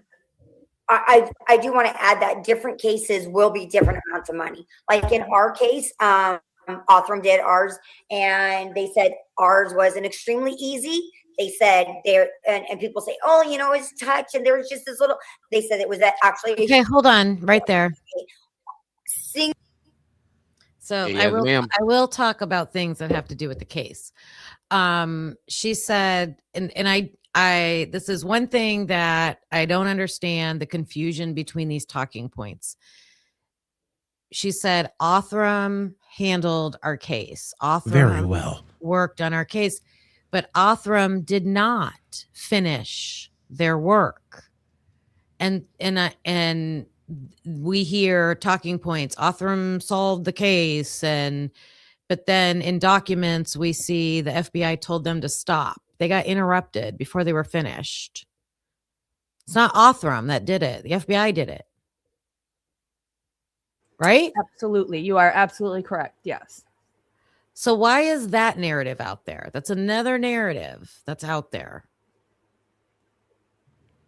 Yeah. Well, I mean, that's a good question. I guess that would mean that Othram was a blanket, right?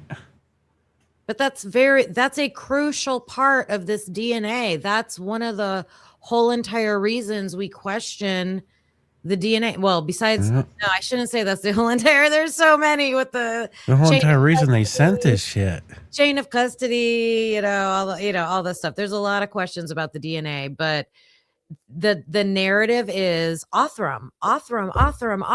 Like they did it. But then when you look at the court documents and the actual evidence about it, no, they never took it to completion. It wasn't them. I wonder what we need to. No, the FBI took it over. So what's the handshake deal with the FBI and Othram? Just I don't think it's a deal. I mean, FBI is like legal authority, and they're all right. Like, so let's hold up. So what was the deal with the woman in Colorado that sent all these bullshit cases and just got fucking popped? Who sent that DNA through? Yeah, that's another. Somebody handshook that deal. I don't know. That's a good point, because we're just supposed to trust these, Othram and experts because they're a DNA expert. We're supposed to trust them. And here you have a lady who handled thousands of cases, and she was corrupt. Another state just sending it. But I think we have to all understand that narrative about Othram is not true. That's not true. But they're putting that out on mainstream everywhere. It's so trashy. Agree.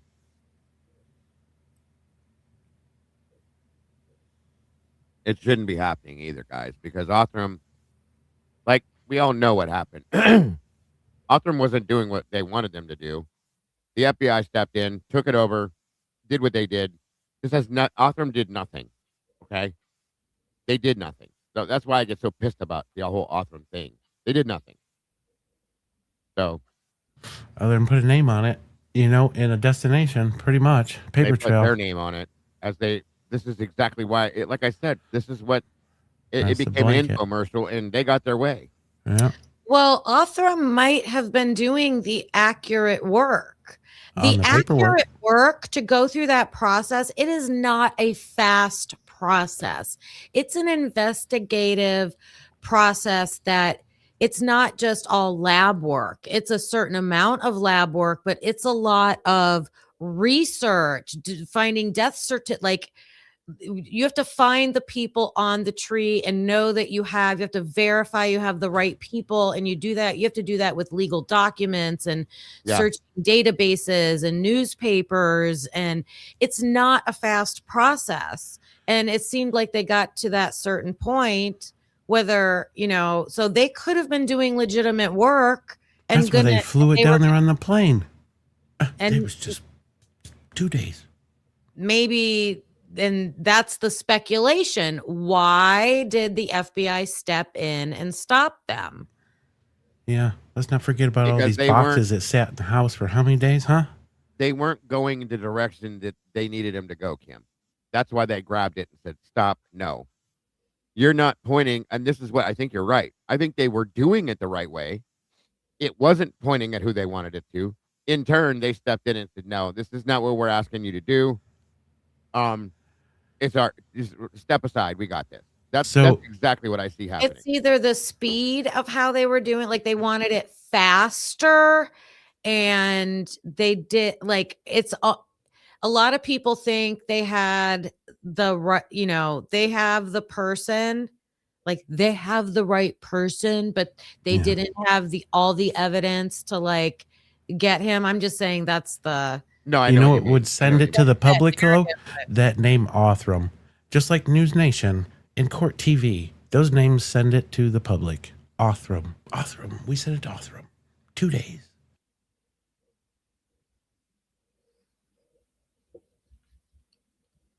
They've sent this whole case through the freaking This is a big problem because through the again, media. This company and this entity is getting like full-fledged credit for solving this case. Okay, that's exactly how they state it. It's how it's been stated. Othram solved the case. No, they didn't. Nobody has solved this case because we don't have the right we don't have the right pieces of information for this case to be solved. Okay, Brian Koberger. None of this makes any sense to me. How they're allowed to say what they're saying because this is not how this went. That's what I'm trying to say.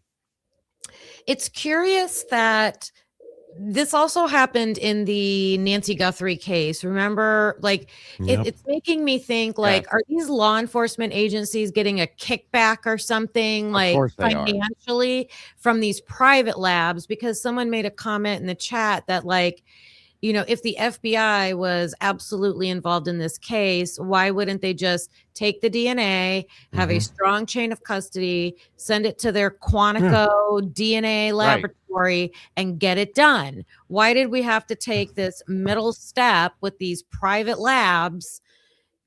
It's for some, I don't know, like it's monetary, it's financial. They have if contract. If the FBI did do that, what do you think they maybe would have put a presser out and puff their chest out that they solved this 4 homicide case in this college town? I say that all the time. Like I compare it with the Long Island serial killer case when it was a special task force. It was all agencies. And when they arrested that person, they went to the podium, gave a press conference, and they put it all out there. Here's exactly how we caught him. They put Brian in a helmet. Not in this case, not in many cases. No, and it like I said, this is what pisses me off with this because they're giving absolutely the wrong information here. They're puffing this up, make it look like this is what happened, and it absolutely did not happen. It did not happen this way. And here's my other problem with this. It always has been. They sent this off to Idaho State Lab first. And correct me if I'm wrong, somebody, because it's been a while. Nope, that's right. And they ran it through there twice, if I'm correct. Okay, and didn't they develop the profile? I think so. And then they couldn't. I think they the ones that took the sheath and created the profile. I think, but when they ran it, they didn't get anything. You know what I'm saying? There was nothing that they. Right, through CODIS. They didn't get anything, and then they send it off to Othram to get.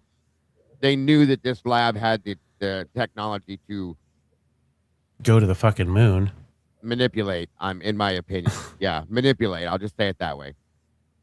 And then they started to do their thing, and then as they're over this 2-day period of time, this is what we need. This is what we need. Oh wait. No. That's not what we mean. Here, just move over and give me this. And they took over. And then conveniently, ding, ding, ding, we have what we need. And there it is. This is what I don't like about this.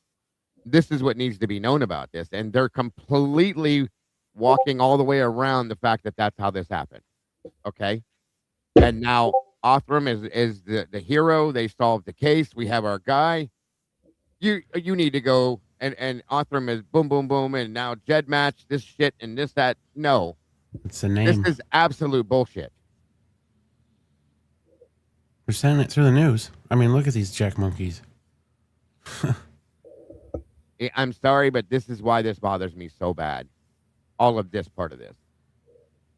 So, and they have their mouthpieces now. Both places do. All of these places are going to. And this is not okay, you guys. It's not okay. Look into your future. At some point, they're going to try to mandate this. They are going to mandate this somehow or another. They're going to try to do it. Okay. How could this ever go to trial? It wasn't supposed to, in my opinion. No, Mike. It was never going to. Coming up. I don't think they're going. I have a bad feeling that they're going to try not to allow it to. But Well, people need to understand that too. Weak cases, weak prosecutorial cases get plea deals. They're not going to offer you a plea deal if it's a slam dunk case for them. It doesn't work. Absolutely. never. And we knew that, guys, going into this. We knew that, like right away. We knew that. The prosecutor himself said it out of his own damn mouth. Just period. And I think they knew that the whole time. We don't have a case on him. We've heard this more than once. Bill Thompson's last famous words. Mm-hmm. He could not put Brian Koberger in that house. Well, gee, guess what? You put him in prison. I'm just... What a shitbag. 30 years of doing shit like that. 30, and more that's than what 30. I'm saying. He's gotten away with it for that long and will continue to get away with it if he continues in that office, period. This is insane. Pisses me off so bad. Moving on. Single source male DNA on this besides my daughter's blood and Maddie's blood. So single source male DNA on one item. Sorry, but she doesn't mention the unknown male blood Nope. on the sheet. They do that on purpose, Logan. Yep. They purposely It's so frustrating. exclude it because they know that as soon as they mention that, this is my opinion, of course, but I'm telling you, this is what I see. They know that if they mention that, people are going to go, wait, what? God. Right. Wait, what do you mean? Like unknown DNA, that male DNA? What? Why? Hold on. She just commented on, I swear this, less than 2 minutes ago about unlabeled DNA. What a shitbag. I could be wrong, but I'm still going to hold to it. All I'm saying is they will not bring up the full spectrum of the truth and reality of this because they know that it's going to be questioned. They conveniently leave that kind of shit out. Well, no. And they know that the guilters that follow them don't have a clue about it because they don't read documents. Right. So they don't know about those things. I truly think they're just ignorant. And I don't mean that in a mean way. I just mean as in Just don't unknowledgeable Yeah, right. about it. You know what I her agree. spirit animal is? A chihuahua. Or a Dachshund. One of the two. No offense. No, I agree, Logan. Like, this is the problem, you guys. They only give pieces of information that fits conveniently to what their situation is. That's Absolutely. the problem with it. Biggest problem. Exactly. Eagle Eye says, and the unknown blood in their daughter's case would be the first perfect thing to test for their foundation. I have been screaming this. And why is it not? And why do they not care about it? It's wild to think about. If this was your loved one and there was blood mixed with your loved one's blood, wouldn't you want to test that? It's time to think about the family. I wouldn't be able Logan. to sleep without testing it. It's just okay to accept it for what it is because we have closure, Logan. Yeah. We It's have a family time. form of closure. And if you take it away, if you step back and pull that back from them, I think more her than anything, that closure is gone. And she can't deal with that. That's my opinion. She can't deal with that. Huh. Because You know it keeps that wound open and festering, if you know what I'm saying. You know what might keep that wound open and festering would be, I don't know, maybe a mother that maybe feels like that she didn't do the mothering thing for her children and now she's trying to live on through something to get that closure that will help her for that closure, huh? Helping another family out with their child. I don't know. That's crazy to think. You trying to erase guilt, you mean? Uh-huh. I know this is a little off topic, but I just saw it in the comments. Uncle Ted says it's wild that Brian Koberger was able to sneak past 2 cops that were outside, allegedly, apparently. Right, But right. 4 people that the cops saw weren't able to sneak past them, if you remember Nope. them they speaking saw on them. that. But Brian Koberger did? Yeah, they saw them. They just didn't care. And yes, you are correct. Well, again, Logan, we know he was a stealthy octopus ninja. So, you know. Yep. Yep. We know that picture. Very was a good point, Uncle vacuum and Ted. a Very good point. swimsuit. They're testing one item. Our very first case could be like, we have 6 items. And all 6 items might be, so we're not just doing IgG. Some are going to be like MVAC.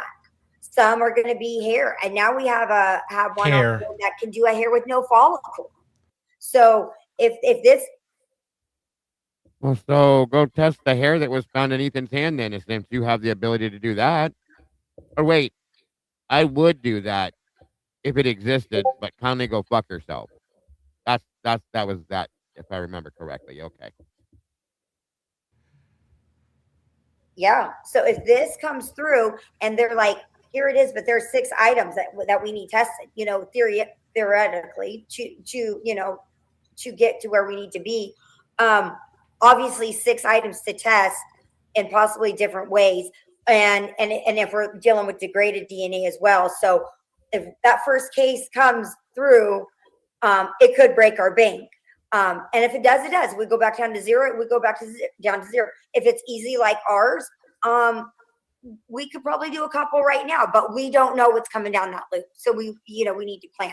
A single source and a very good DNA sample, fresh DNA sample. They were like, bam, easy peasy, $9,000. But you have several. It's degraded. They've got to amplify it. They got to multiply it. They got to put it in they got to add this. They got to impact. It's a different process. So different cases can potentially be 50, 60,000. The number 6 is very telling. So we can't just turn away and say, sorry, yours is too expensive. That's why they've been on the shelf all the time, this whole time in the first place. Right. So yeah. The shelf, untested DNA. Tracy, will you talk for a minute about why this funding is needed? And what I mean by that is I feel like there's probably a good portion of the public who thinks, well, the police should pay for this. Like, why don't they have the money? Will you talk a little bit about that to explain why that's not the case? Well, just like we all know that not all funds are available. Sometimes you have to go to legislation and fight for them, and they need to be allocated to all different things. So first, I think teachers and I think law enforcement, they need to be first on the front line to get money for these things. Of course, I would love to say the police department can do that, but the hard, cold fact is they can't unless funding is there. So we are trying to fill those pockets for them, to give them another avenue to go down. Unfortunately, funding is not always there for them. So we're not in the legislative. There's the handshake. One of her children is, which she's We are trying to fund the pockets for law enforcement to get the funding. That's the fill the pocket shit right there, bud. We are trying to help with the funding for law enforcement to do such things. Yeah. Expand DNA profiles so that they can put these cases to bed. Yeah. There you go. AKA, put the word DNA on it and send it. Because DNA is very confusing to people. Uh-huh. Agreed. Most people don't understand this, okay? No. Like, they really don't understand this. Most people won't understand this and don't have to, okay? So whatever is being spoken on this, they could just take their word and say, oh, well, she told us it was this, and this, and that. And I believe her because, well, she's the victim's mother. And then that's all I need to hear. Moving on. Yeah. That's going to happen all over the place. Because Brian could have worked at that Jack in a Box and been an employee, and his DNA been on that bag, and it end up on that knife sheath. Wait, hold on. Say that again? So, Brian, if he worked at where that food came from, right, and his DNA was on that bag, it could have ended up on that knife sheath. Well, yeah, of course it could have. And that's how they're trying to send it. Could have ended up on that. Yeah. I think it's funny on how she uses the word 6. 6, whatever. Basically, I think she said 6 DNA profiles. So why is it like there was 6 people in that house? I think that's very telling, some of her stuff she rambles off. So what if you take 6 Would be. profiles and you da-da-da-da-da? Where did that come from, 6? She just grabbed the number, I think. I think she, like how she grabs her words out of her ass, too. It's probably very true. Would be. Just trying to get those funds for them when they run out.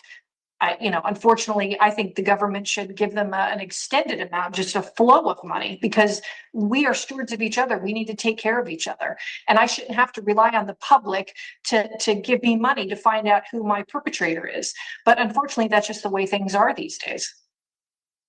Yeah, and it is unfortunate, but I mean, look at the budgets everywhere, so I want to make sure that the public understands that's why this is so important. It would be great if every police department had an unlimited fund for crime investigation. Yes. Now And it's the public's sadly fault. they don't, and smaller departments sometimes are even worse off. Christy, were you afraid that was going to happen with the case? Absolutely. I was terrified. I didn't know that it was going to be a money issue. I just, after about 3 or 4 weeks, I was in full panic mode. It took me a while because I think just shock, just being in absolute shock. I think it took me a while to kind of catch up that we were hunting a killer.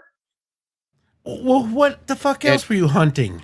And I do believe you guys that this is very important here too, because they were impatient. I get it. Anybody would be. You would want to know right now who did this, okay? They were impatient.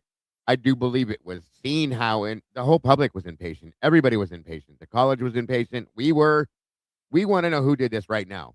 Everybody does, especially the family. I think that was used against everybody. They rushed everything. They, in my opinion, I should say that.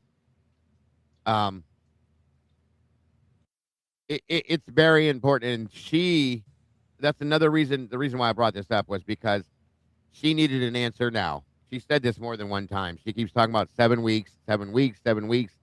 No answer. I was going to go insane, all that. We know that, okay? And I get it. I agree with her. She should have. 3 to 4 weeks. But I think she's accepting all of what she has accepted. That's one of the reasons why I think. I think that 3 to 4 week shit is when Ellie was talking to them and they're like, oh, fuck, what are we going to do? We don't know how we're going to send this. We don't have DNA. And Steve knew too much shit. And that's when they cut him out. Well, and then that and he wouldn't stop talking. That and he would. And I think I think that they were worried that he was going to. I think Steve has always known certain other things that he's never put out there. And I think because the way Steve was, he was a bit of a loose cannon. He was angry. He would blow up. We saw that when he didn't get the things he expected or wanted, he would blow up. Misled. I think that's one of the reasons why they pulled back on him, Mike. They gaslit him. Oh, of course they gaslit him. And then they cut him out. They're like, oh, we can't do this anymore. We got to stop feeding this guy information. Then he just went someplace else and got leaked shit.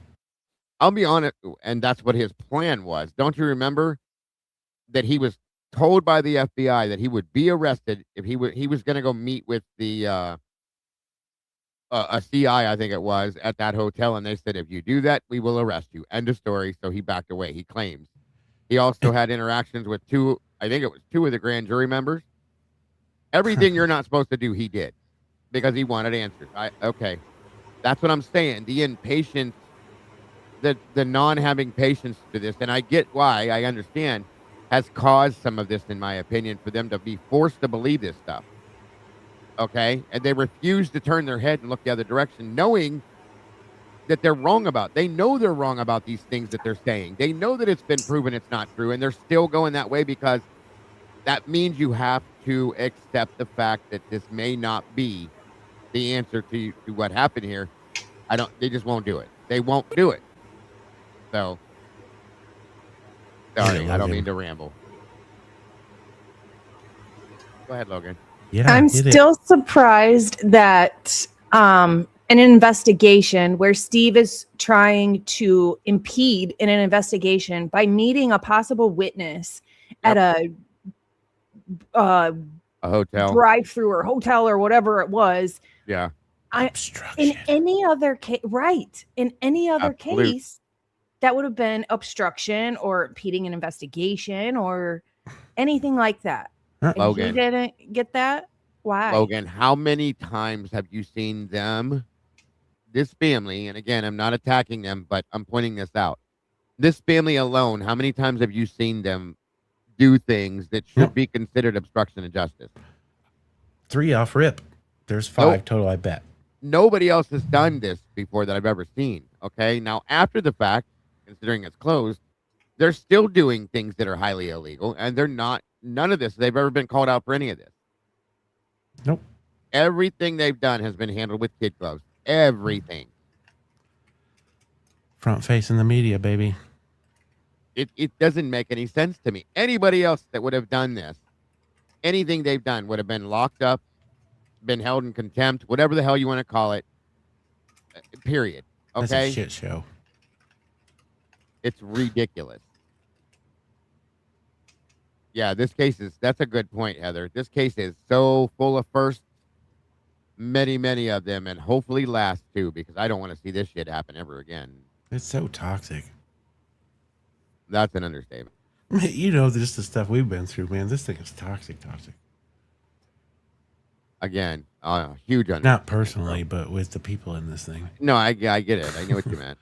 But for everybody else, they're like, oh, man. All right. And we were talking to law enforcement daily, saying anything. And of course, they were saying no. And then at one time, we heard somebody told us they have the sheath of the knife, and we were like, they do, and we were like, oh my gosh, what is, So we asked them, is this true? And then they said, how do you know that? And we're like, I mean, we had hundreds of emails a day, hundreds of messages a day. I mean, I honest to God. This is redonkulous right here. She is past 3 weeks, and she's talking about the knife sheath when they saw it on freaking, day 1 in the body cam? What was that bullshit? Oh, they have the knife sheath. They finally told us they had the knife sheath. Yeah, well, don't forget, Mike, they claim that they've never watched any of the stuff we have. You gotta be fucking kidding me. Either which way. I still don't believe that. I don't, not with their daughter, Olivia, and their younger daughters. Like, they know that YouTube is YouTube, period. Okay? I still don't believe that they didn't know some of the things they're claiming they didn't know until later after the fact. So she's so drawn out that they were left out to dry, and then they had the knife sheath. Drama effect. From Olivia to us, or from me to them, or came to see. I don't even remember how that. I honestly don't. But we were like, what? There's a sheath, and they said, how do you guys know that, or who told you that? And we were like, I don't know. We just heard that there was a sheath, and they're like, yeah, we can't deny that, but we can't confirm that either. We were That's like, bullshit. They were fucking with the light bulb cam, the Linda Lane shit, and she can't. And then the knife sheath pops off. That's bullshit. We were talking to law enforcement. When did we find out about the knife sheath? Let's ask that question. That's the ladies. I don't know on that one. I'm pretty sure. I mean, did anybody else, I don't think we heard anything about that until that PCA came out, right or wrong? I might be wrong because it's been so long, I don't remember, but. I don't know. That's a good glitch. Whenever that came out on the snap. Yeah, I think it was the PCA. So if we have access to that, I'm sorry, but I don't believe that at the very least Olivia was not going through that document. At the very least. Maybe not those two. I'll give them that. But Olivia had to know. And at that point had to have said, there's a weapon, a sheath to a weapon. And they knew. Here's the question. At that point in time, in 3 weeks, what was the PCA even available for them to view? I think so. I can't remember what day it came out. I'd have to look at it. But I do believe. Listen, I'm going to say this one more time. They may not have looked at documents, okay? I can say that much, but knowing what we know about Olivia, their daughter, she did. Yeah. She did. And don't tell me that she didn't say, Mom, Dad, look, this, that, this, and that is in this document. Whether they read them 100%. themselves, their daughter did, without a doubt in my mind, and told them exactly the things that were listed in these documents. I have no doubt. I can't see her just ignoring that. Go ahead, Logan. Go ahead, Kimmy. Go ahead. I have a feeling that the sheath came out before the PCA, and the only reason I think that is because I remember watching the Grub Truck video, and that came out right away, didn't it?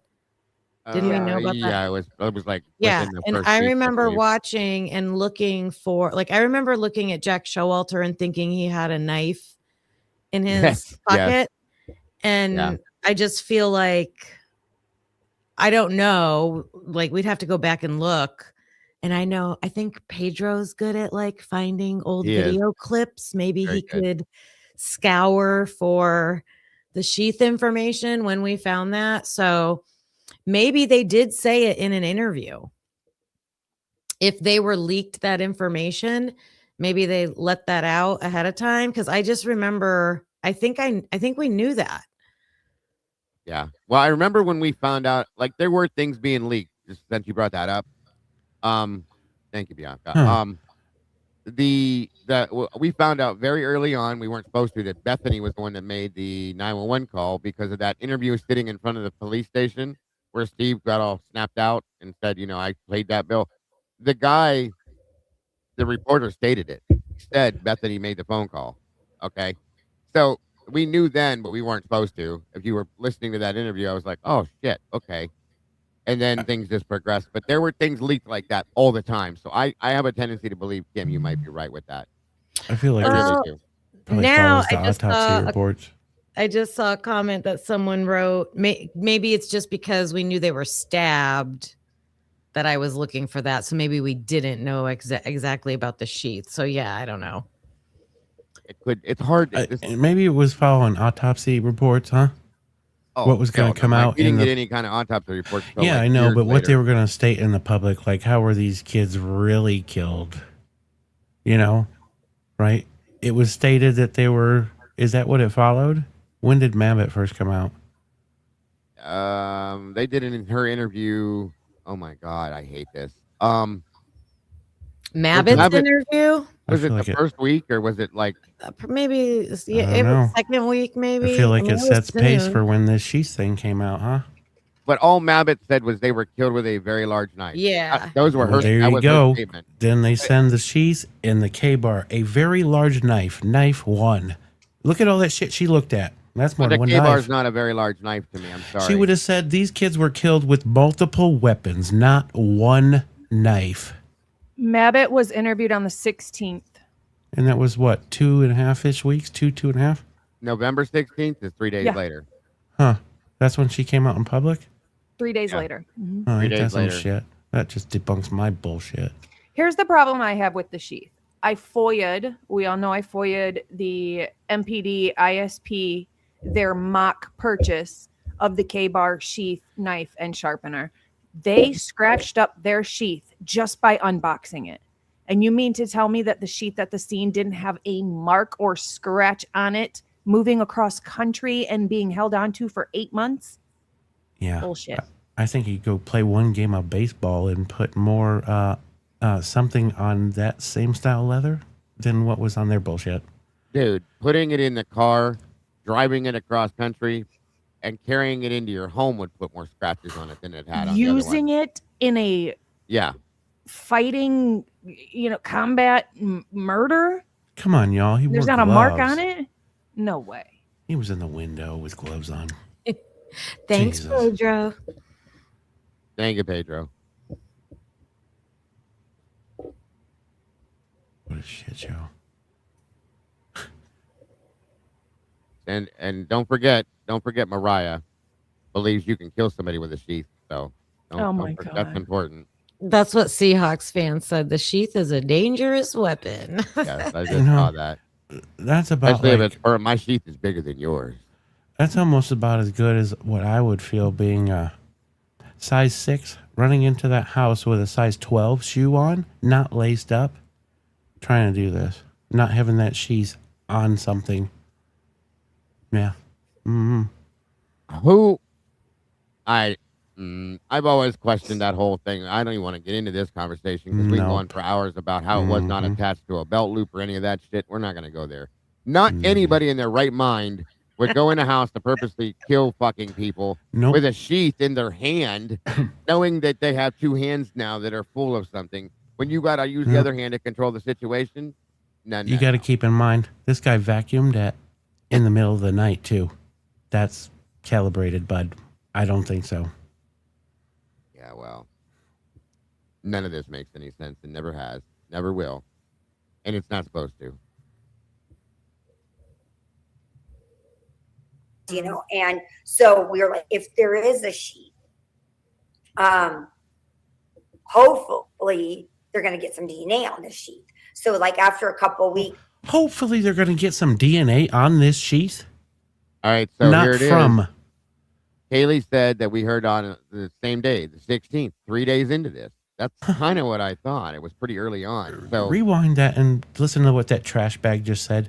Hopefully we get some DNA on this sheath. Not off, on.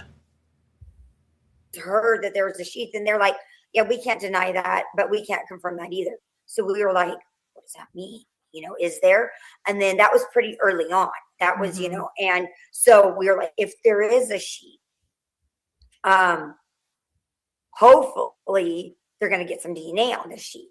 So like after a couple of weeks and nothing, I was like, I think we're done. I think I don't think we have anything. So just the thought of not having anything, and plus they were being very closed mouthed and not telling us anything. I was terrified. I don't was understand literally this. And they were I don't understand this. And I think somebody just put it in chat too. Why are they banking on the sheath? Why not Hopefully. spit, hair, you know what I'm saying? Touch DNA on the bodies, on inside the house. And why are they banking on this sheath? God, we had so much anxiety too, Logan. I don't get it. Sitting for weeks. Yeah.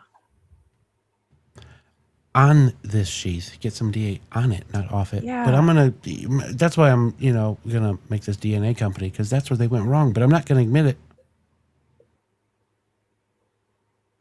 I don't know. It's just, Same. it's weird that they focused on this sheath, which I understand didn't come from, they believe didn't come from inside the house. So it would have been brought from somewhere else. But you're right. Still, I mean, this, if you think about this crime, especially in the first couple of days, my mind would be thinking of how messy this was.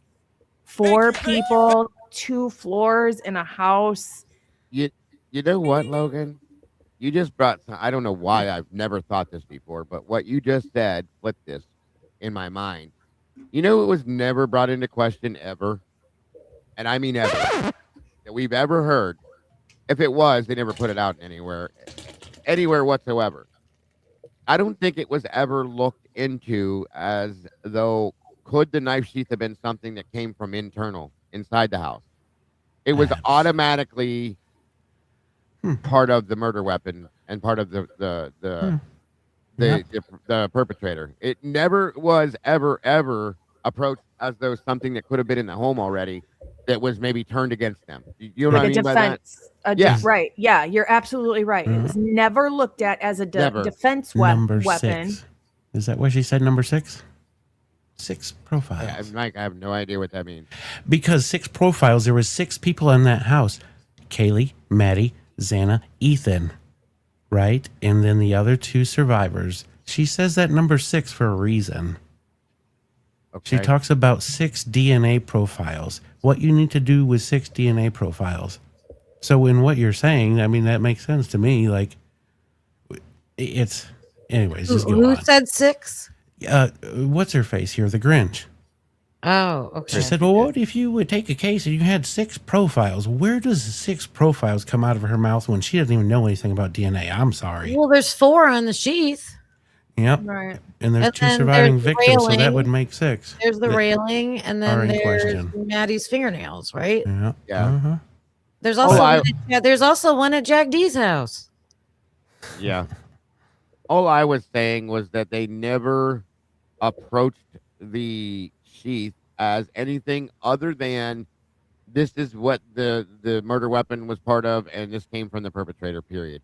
Never. And any other investigation, you look at every angle of this, okay? You look at this. Could this have been an internal thing? Could one of the girls or anybody own this and they had it as a defense mechanism and it was turned against them? We never heard that. Never. Wonder if they ever swabbed those two. It's Wonder the what? same. I didn't hear you, Mike. What? I wonder if they ever swabbed Dylan and Bethany.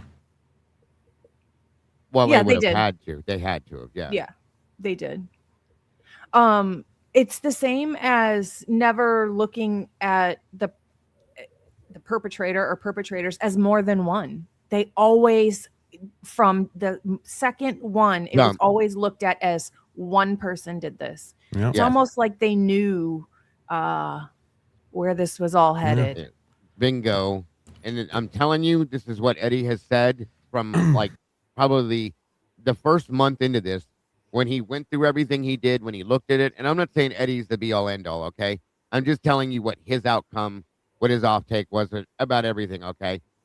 Was that this was scripted from the beginning, Oh, yeah. as far as investigation goes, that there was never, ever going to be anything beyond what it is now.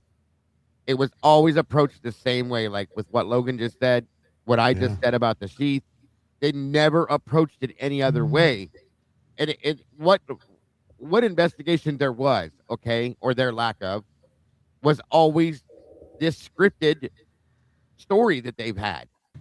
No matter what, they never looked at it any other way. Any investigation we've ever looked at, guys, in any case, when you go into it, you look at every angle you could possibly look at and investigate it that way. This never happened here. Never. It never happened here. It was always Brian, one person. Then it was always Brian Koberger. It was always the damn knife sheath. The knife sheath was there for this reason and this reason alone. All of it. Every piece of it was that way from day one. Someone put a comment in the chat about that it was them not interviewing Brian for them.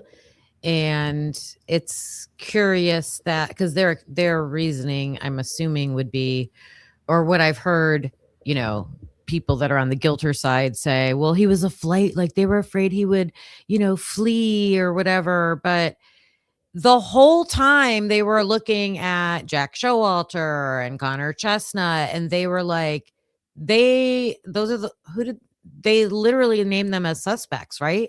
Yeah, they were listed on the documents. So you have suspects that you interviewed multiple times.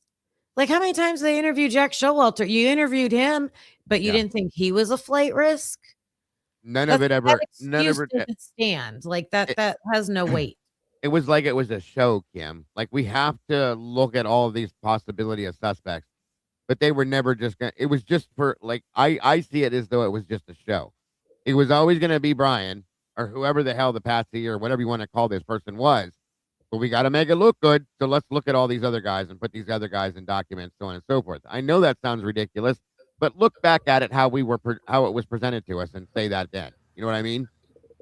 I mean, they slowly opened the curtains with, are they breathing or does they have a pulse? No, defibrillator. They're passed out. I thought I seen Dana using a knife when I did it. I think that was a I don't know watermelon. that thing. one. Don't know that one. Was it the fruit ninja? The watermelon fruit ninja thing? Yeah. It could have been. I only noticed the watermelon, so I didn't see the other part of it. That was like a machete, wasn't it? That one was, yeah.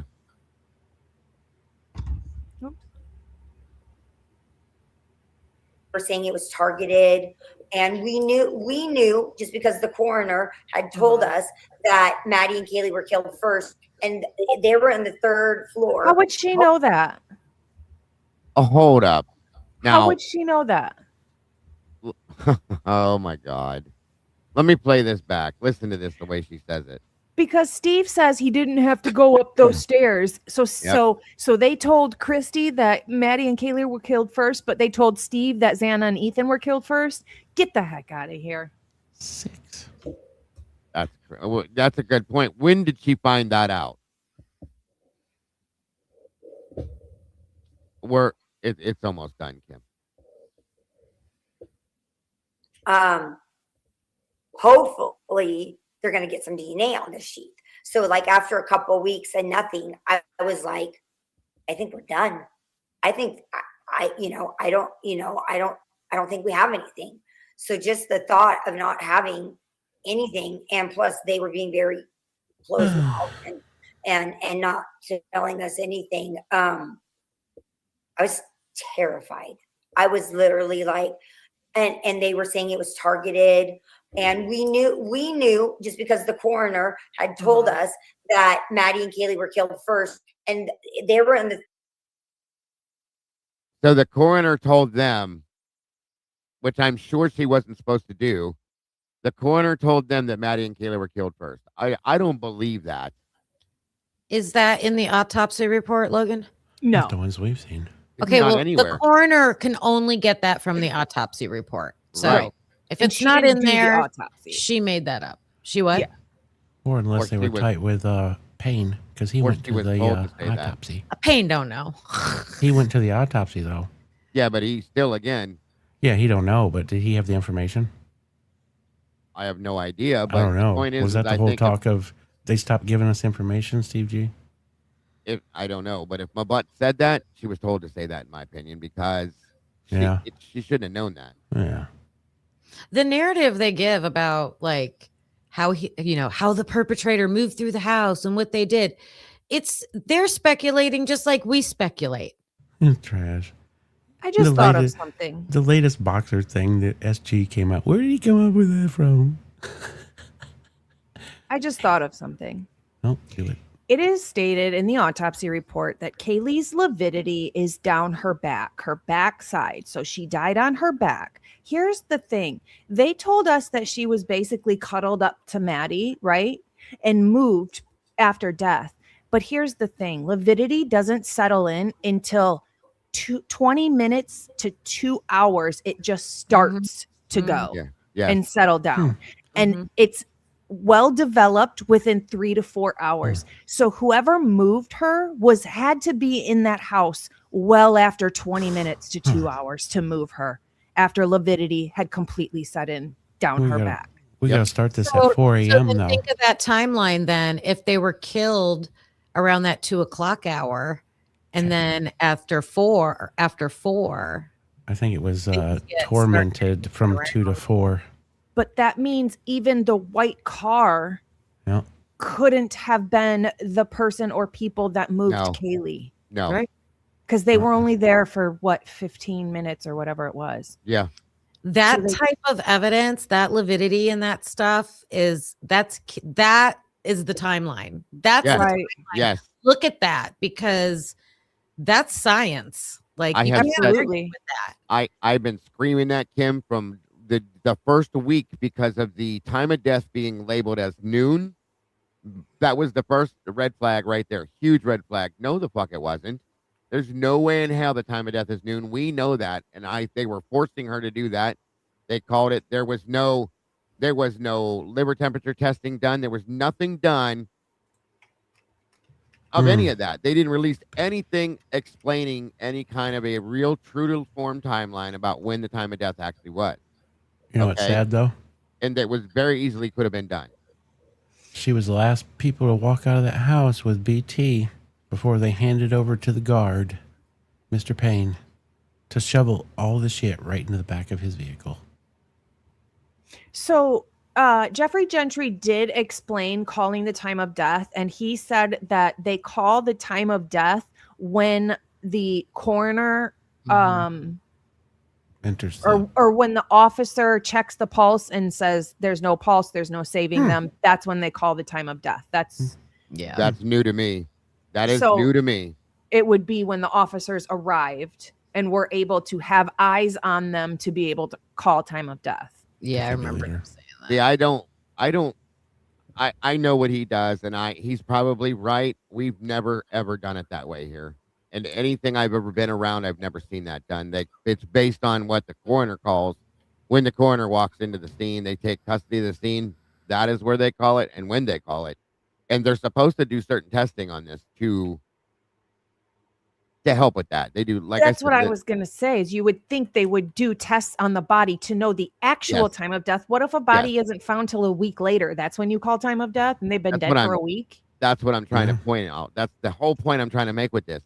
Never have I ever seen that done like that. And that has always bugged me because I'm telling you it was done purposely so that there cannot be an actual time of death given. And the That biggest way they bugging can run part whatever being timeline they want. 2 surviving victims that could have been suspects. Well, they should have been, but Yeah, which would mean you would wanted a time of death, huh? but And you a need proper cell data on all their 8 hours of bullshit. Yep. yeah. Mm-hmm. Yeah, I don't no, nothing against Jeffrey Gentry. By no means, okay? No, that's I'm just California telling you, too, I so. never saw ever in my life have I ever seen anything like that. Yes, they will Right. take a pulse. They will say, okay, well, I found this person at this point, DOA. But then when the coroner steps in and takes custody, which is supposed to happen very quickly in most aspects, sometimes we've had to stand and wait for the coroner. I get it. I've been there and been that person that has to babysit. Okay. But then they do the testing they do to give actual time of death. They don't just say, okay, it was noon because that's when he said he took a pulse. That's bullshit. I'm sorry. Yeah, I was just saying what Jeffrey Gentry. No, I agree. Yeah, I Yeah. get you. But Absolutely. I just don't understand that anyways, because then you would think that tests would be done, like you said, and you would That is you would want to absolute. find the actual time of death. Yes. It's an interesting thought is with Bill Thompson being there, going through there with Mabbitt. Was that one of those things where he was talking with her and I bet they spit out, so what do we think we're going to set the time of death at? Wait, say that again. Don't gap me like I do. So when Bill Thompson was in that house, remember, like we all questioned why was he there? When he walked through that house with Mabbitt, why do I want to say that not once that he didn't, that he would have said, so when are we going to set the time of death? Well, yeah, they have to do that. And that was part of his reason of being there. Well, he has to ask that question as a prosecutor, but he himself ask the question in court, not stage it in the fucking house. No, I'm not saying you're right. I agree with that. I'm just saying, like, his reasoning for being there is completely different. He's only supposed to be there to see the scene so that he can know how he's going to prosecute the situation. But we rolled this back a little bit ago, and it was like, oh, why the hell was Bill Thompson even there? The prosecutor doesn't even go to the house. He shouldn't have been. I agree with that. I've always said that, especially not before the fucking coroner. Yeah. Never. Because Bill Thompson went in the house, I think it was, 4:30, 5 o'clock in the afternoon. Mabbitt did not go in between until 8:30, 9 o'clock that night, even though she was there all day. Hanging out the corner. And they were doing nothing. They were doing nothing the whole time except taking pictures. So explain to me why Kathy was not allowed in that house. Waiting for the FBI. There's something wrong with that, okay? There's always been. It's always bothered me, and it always will. I don't care what anybody tells me the reason is. It does not make sense. Somebody sent this to me and says, yes, at a death scene, investigators may take measurements from the body to help estimate the time since death, but there isn't a single test that gives an exact time of death. The most relevant measurements can include body core temperature, rigor mortis, liver mortis, the scene ambient temperature, condition of body and surroundings.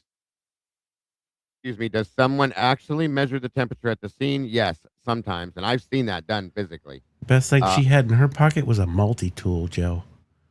Well, whatever, but a death investigator or other trained personnel may take a core temperature measurement soon after the body is discovered because temperature can change rapidly after death and measurements become less useful as time passes. And nobody attempted to do that. Nobody attempted to do it. And that's why I made that multi-tool comment. She didn't walk out of that house with nothing but her and Bill Thompson and a freaking schmug face. She didn't have a bag. She didn't have a box. She didn't have a nothing. Nope, so. She had another grim look that she was going to have to send some shit for these people. in my opinion. Yeah, I agree.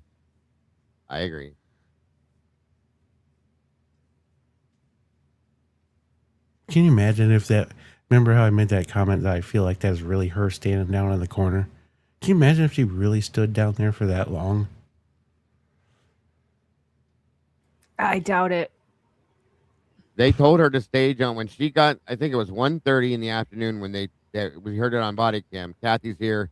Okay, just tell her to stage down on King, and we'll get her whenever the hell else he said. But she was down there all day long. Never seen that before in my life, ever.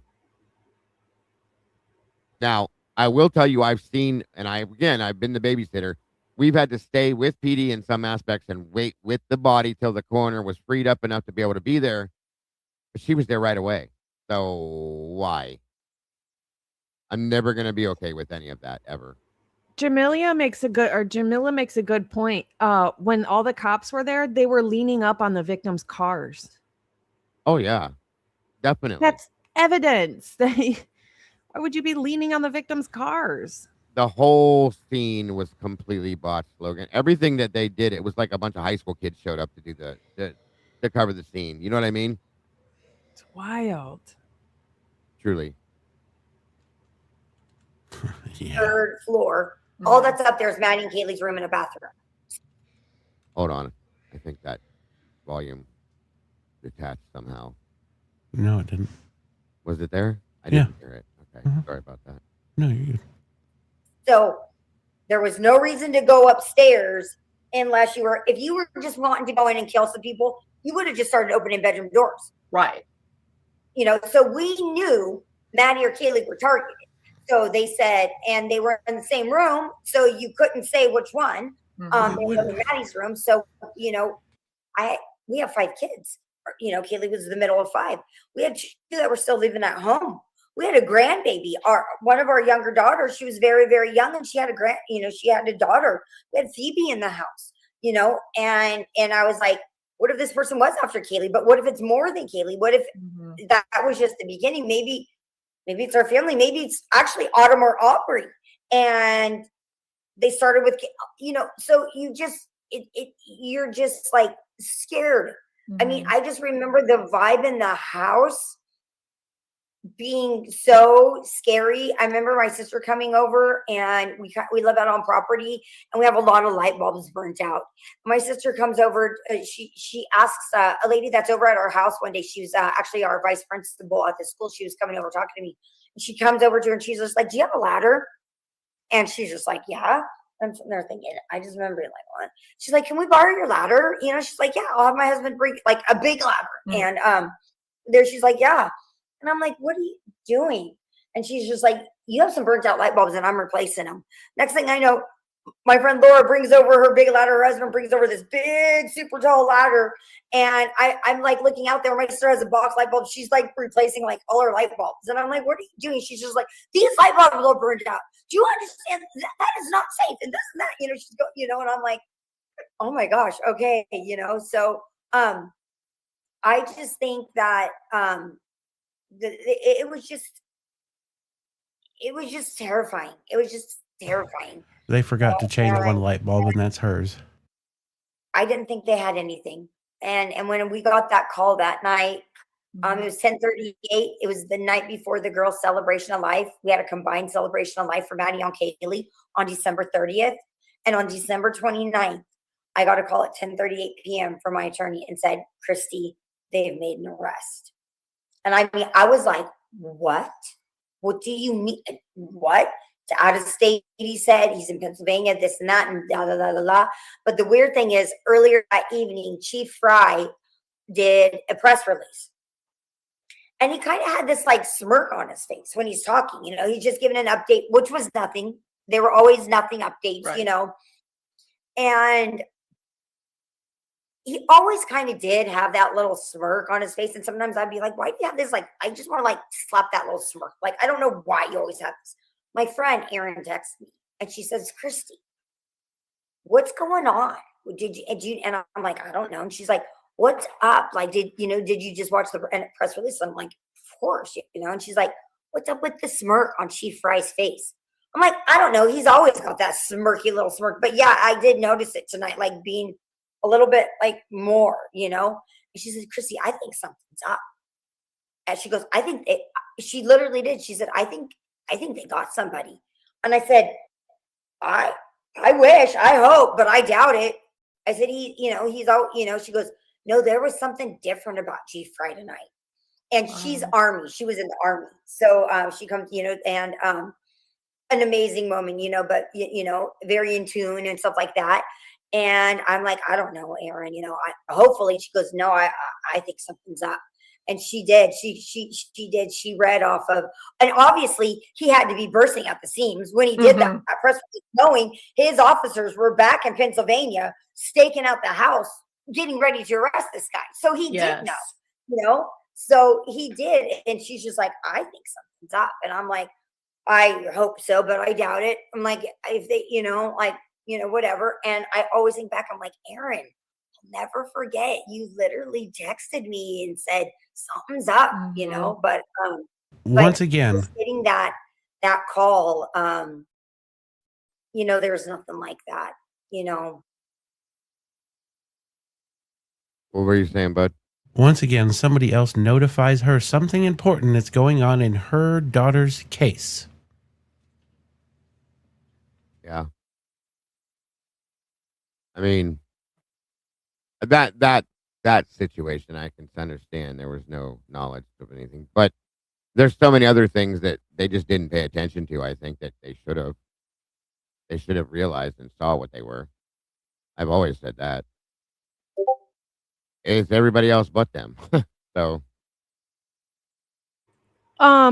it actually says that coroners and medical examiners actually recognize 3 different times of death rather than just one. The 3 times of death are physiologic time of death, the exact moment when the body's vital organs and critical functions actually stop working, the legal time of death, the official time recorded on the death certificate, which is often when a person is formally pronounced dead by a professional, right, and the estimated time of death, an educated guess made by the medical investigator or coroner based on physical evidence when the exact moment is unknown. The only one we ever got, and you're not, it's not supposed to be just one.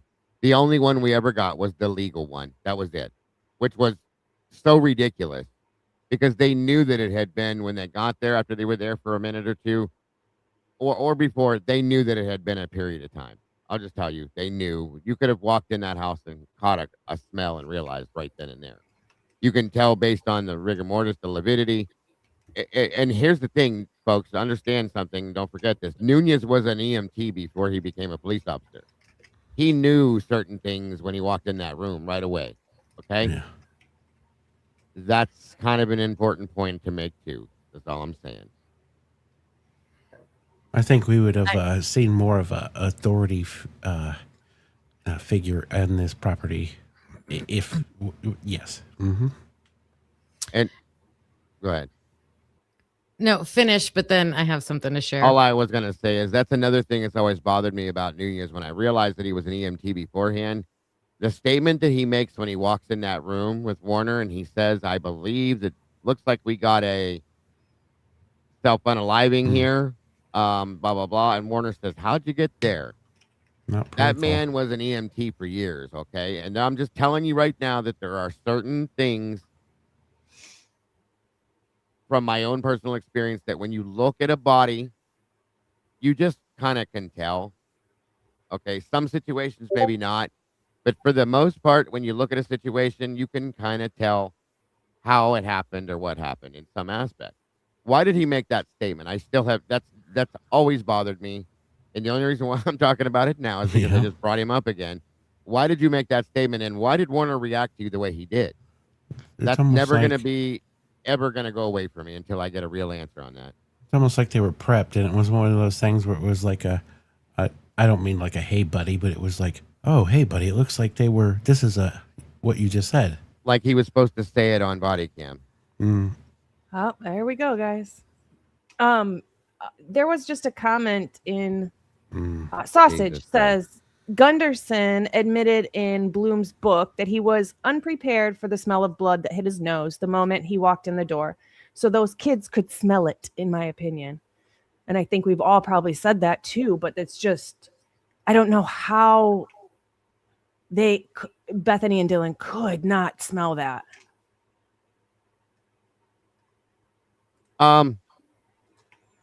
If they stayed in that room the entire time, maybe, but I don't believe they did, Logan. So yeah, I agree. They should have smelled it.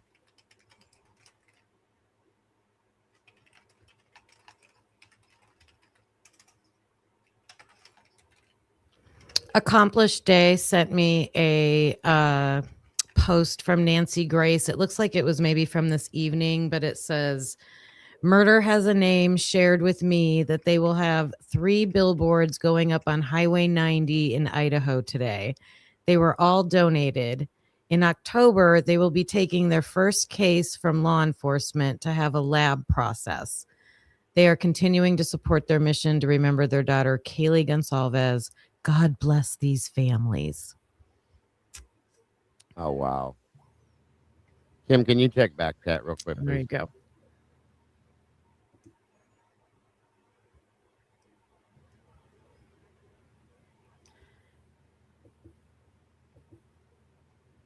That's just crazy. Nancy Grace too, coming.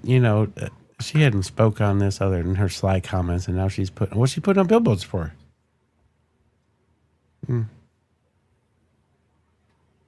All right, on we go. I think this is the end, so we're almost done, Kim. Yeah. Nothing like that. And saying, no, this is the person. Like, there's no mistake. There's no mistake. So, Tracy, where can people find you guys? So if they want to learn more, about Kaylee's story, if they want to learn more about how they can support you guys at Murder Has a Name, where can they find you? You can go to murderhasaname.com. We have a fantastic web designer, Celine Charlebois, who is, that webpage is fantastic. Very easy to navigate. There's a donate button. There's an entire page dedicated to Kaylee and who she is, who we see her as, and what her mission is, what will be remembered in her name forever. And I just, I hope the public will realize, let's all be proactive instead of reactive. Let's not go crazy when something happens. Let's do it before it happens. Christy, I want to give you the last word here to say whatever you would like about your foundation, your family. The floor is yours. This foundation, I think it is really going to, people are going to know about this foundation. It's going to take us a while to get this to grow, but we are aligning ourselves with the right people, such as yourself. Your platform is helping spread this word and the knowledge of what we are doing. And hopefully, one day we are just doing case after case after case and getting these people off the street and getting a family answers. What is better than that? What is better than that? How awesome would it be to get a case, pay for it, get an answer, and then be like, guess what, guys? This also solved this one, this one, this one, and this one. Because, he's been a little traveling murderer. He murdered in this state, this state, this state, and this state. Or back in 2000s, he was robbing people in California. Then he wound up killing somebody in Texas. You know what I'm saying? A lot of times they can't connect a killer. Like a lot of times they say, I think this is the same person. We think this is the same person. Oh, they don't always connect it. Maybe you should look into your brother-in-law's case. I don't know. I'm so curious about his case and how they feel about it. Do they talk to him? Are they, they completely don't ever touch on that. Ever. Never have. Family. Yeah, I'm just curious the dynamic there. I want to see the phone records. Family or not, okay? Right is right, wrong is wrong. You don't, because family doesn't mean shit. If they do something wrong, you murder somebody, they're wrong. End of story. You don't support them. Sorry. And they do. And with IgG, being able to use IgG now and grow these trees with GEDmatch, in this. And there's also DNA. Oh, be prepared. The end, guys. This is the big infomercial ending here. That's what she's doing right now. Justice, don't quote me on that, but I think that they are one as well.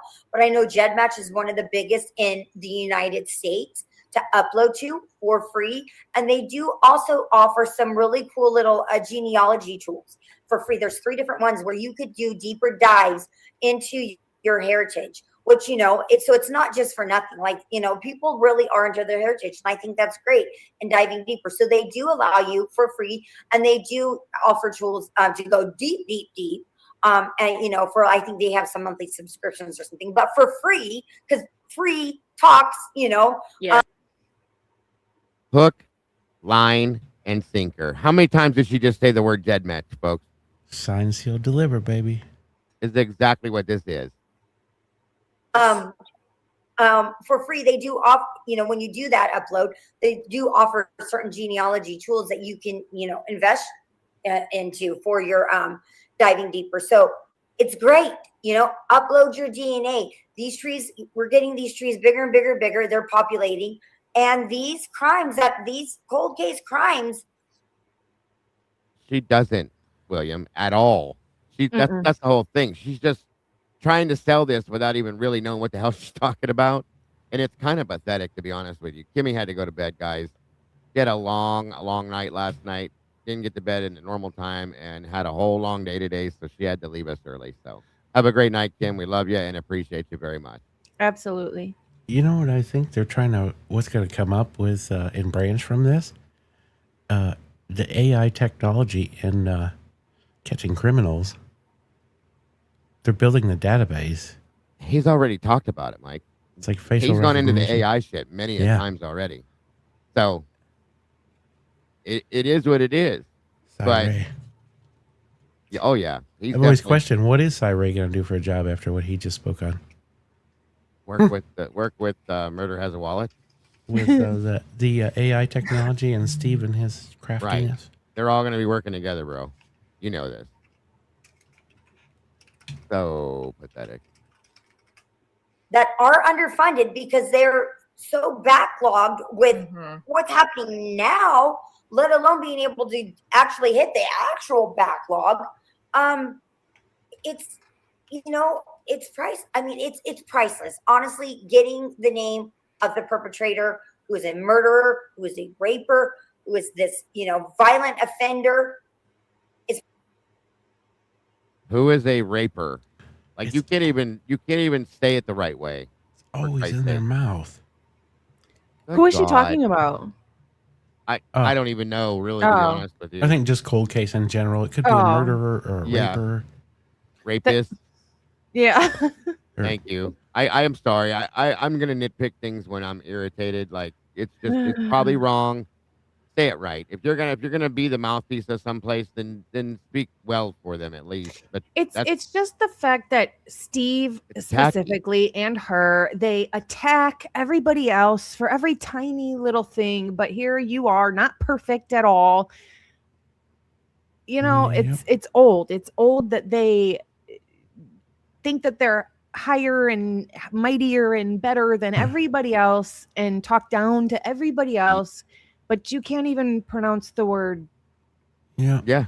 I was a teacher, and then I just used to sit in the house, and And I love, Sabiscus is right. Sasha Victor said, sounds like this is who's giving them a paycheck. Are they brand ambassadors now? It sure as hell sounds like it. Without a doubt, Sausage. Without a doubt. In bed with Sai. Priceless, and it's only gonna help our community, because for the most part, a lot of times they don't just strike once. They get away with it, and after so long, they strike again, or their crimes they just start getting worse. I'm not saying everyone, but their crime just continues. They just start, and then they go on a spree. So you know what? The sooner we can get them off the street, the potential to save lives, because it's very likely that person is going to commit a crime again. Not all. I have no doubt in my mind that the Gonsalves and Sly Prey will be working together very shortly here, very close together, guys, without a doubt. Speaking of working together, Simple Me Too just said in chat, I wouldn't doubt that the Gonsalves might use some of their younger daughters as a face for, yeah. That I have no doubt either. That's a great point and a very Yes. interesting statement. I fully agree with that.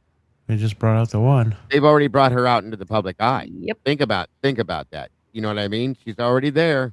They're allowing her to speak on things. They're allowing her to get involved. So what other Well- reason would we need for this? Okay, come Well, on. she is part of the family. I'm no comment. I'm just gonna leave it go. Mm-hmm. Always, I'm not saying always, so I'm not gonna, just say it always happens, but it is very likely that if they kill once, they will potentially do it again. So we could be saving lives, literally saving lives. Absolutely. So if you have $1, $10, $1 million, murderhasaname.com, hit the donate button. Christy, Tracy, you ladies have been absolutely amazing. Murderhasawallet.com. Hit the donate button, guys. $1, $2, $10, $35, $1 million. Come on now, guys. We can do this. Just give us a chance. me a Othram break. did such a great job, and we need to try to do better. Give me a flipping break. What if we bought the website Murder Has a Wallet and we actually put a donate button and actually helped solve cases for real under Murder Has a Wallet? That's what's That would up. be insane. Jesus. Today, I'm so grateful to get to spend some time with you and to share your message. Murder Has a Name. You guys are going to be really busy coming up. I know it. Thank We're you ready. very much for having us. Yes, thank you so much, Claudia. We really appreciate it.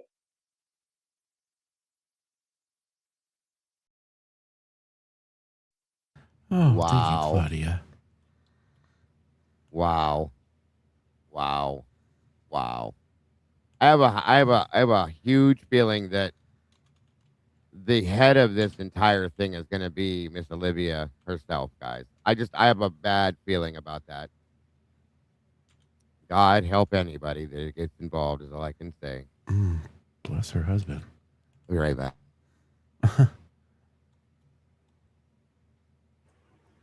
Oh, does your Rochelle says my daughter makes websites for a living. Oh, we could utilize yo. You can buy it now for $99.99. Take it. Sold. Are you fucking kidding me?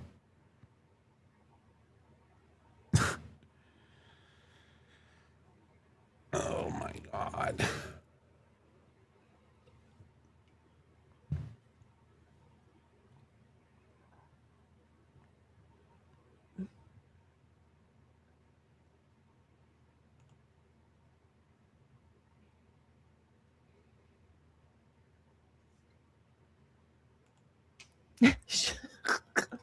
What's going on? What the hell are you laughing about?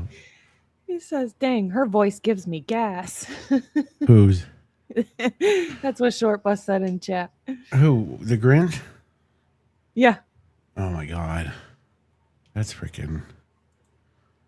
I don't even know. She's bad. They're both bad. I don't even understand. Yeah, Kaylee, you're right. The email to Jules is yeah. That's what's gotten me so upset is the attack that way, the thing said, because surely we could flip it around and say similar things. Yeah, it's so to attack petty. them as well. I mean, what is? Yeah, it's just disgusting. You're absolutely right, Bianca. Without a doubt. Well, guys, it's a late one tonight, and that is again my fault because no internet earlier. So please, my deepest apologies for it being so late. But I do believe it was a great conversation, as always. Sorry we lost Kim a little early, but I feel so bad. So bad. Thank you, Joanne. There's a great video, by the way, to break down, Logan, because it does show some points that I think it just I think it's just more proof to what we believe goes on with this, Yeah. with them. And their current role and what they're trying to project. This has turned into an infomercial, period. Without even thinking twice on it. That's exactly what it is. And here's the thing. They would probably, at this point, probably still annoy me with things like that they're not knowledgeable about, and having foundations and making money off of it and all sorts of stuff. It would still annoy me had they worked on their own daughter's case and read documents and done the due diligence that they were supposed to do for their daughter. But the fact that they didn't is what sits so off with me. They just didn't.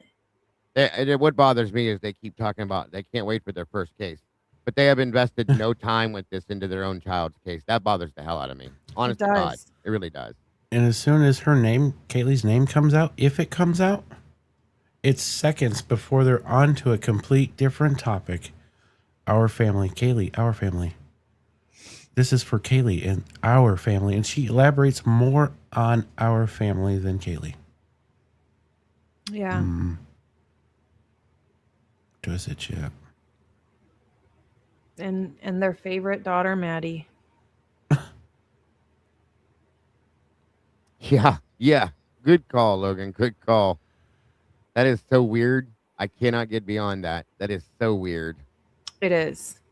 Actually. You know, it makes me think about that arm stuff that you pointed out months ago. What are we talking about? Mm-hmm.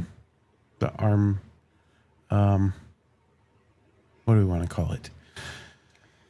Self, yeah. not niceness. Kaylee. Scars. Yeah. There was something going on way back when. There was a statement made about family trauma. If you guys remember that statement being made, there's some other things that make a few of us want to know some things from beforehand. Okay, I have questions. I have a lot of questions. Let's put it that way. So, Ms. Logan, do you have any last thoughts before we get on out of here and we let these beautiful and amazing people go to sleep? I just want to thank everybody for being here. We started late today, which was actually kind of fun to do it at a different time. So I just appreciate everybody hanging out with us and being here. We had a late night, but I think it was really fun. So thank you for being here. Thank you, everybody who donated, gifted, hung out with us, commented, shared, followed. Make sure and head over to Mikey's channel and give him a subscribe if you haven't already. He's growing and we love it. Head to Dago's, and I know you guys already have. So subscribe to him as well if you have not.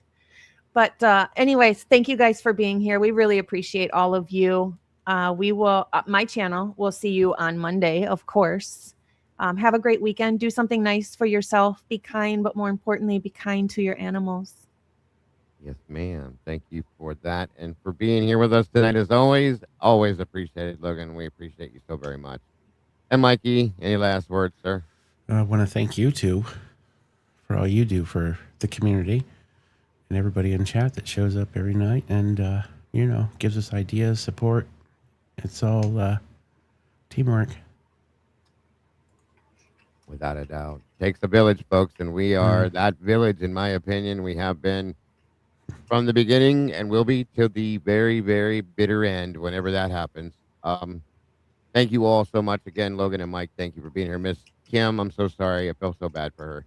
We appreciate you so much, Kim. I hope you get a good night's sleep. You definitely deserve it. Thank you for your amazing knowledge on the things you talk about and do and the things you do on your show. Please make sure to subscribe if you haven't yet done it to Typically Unique. It's definitely something you don't want to miss. She always puts on an amazing show, just as much as Miss Logan does with Bronx Tales. And now our friend Mikey here is killing it, guys. He had an amazing show last night. Super proud of you, Groot. Still, bro. I mean, like, killing it right out of the gate. Amazing stuff. I appreciate you. That's all because of y'all. It's about time, dude. I'm grateful you finally took that step, and it is banging away. So I was stalled out, so you know. it happens. You waited. You did what you needed to do, and you did it right. So I'm very proud of you, sir. Very proud. Appreciate y'all. Thank you. 100%. And everybody in the chat, you guys are beyond amazing. You guys know it.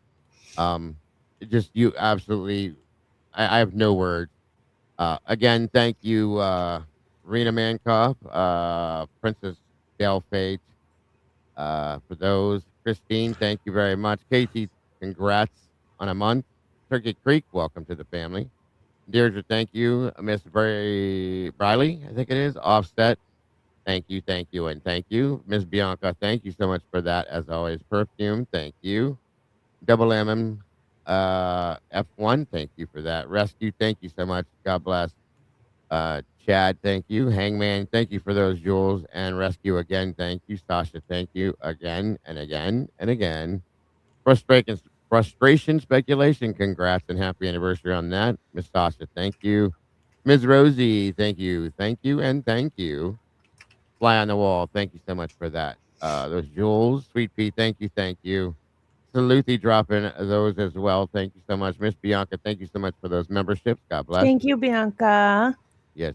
Red Sonia, thank you very much and appreciated. Blue Eyed, thank you. Accomplished Day, congrats and welcome to the family. And Psycho Stench, congrats and thank you for that. Very much appreciated. Welcome to all the new members that have joined us. I missed Miss Logan. Thank you for dropping those memberships. That's awesome. God bless.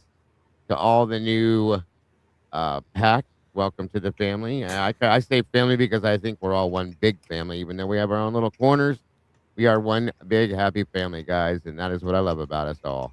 Thank you all for being who you are. You guys are amazing.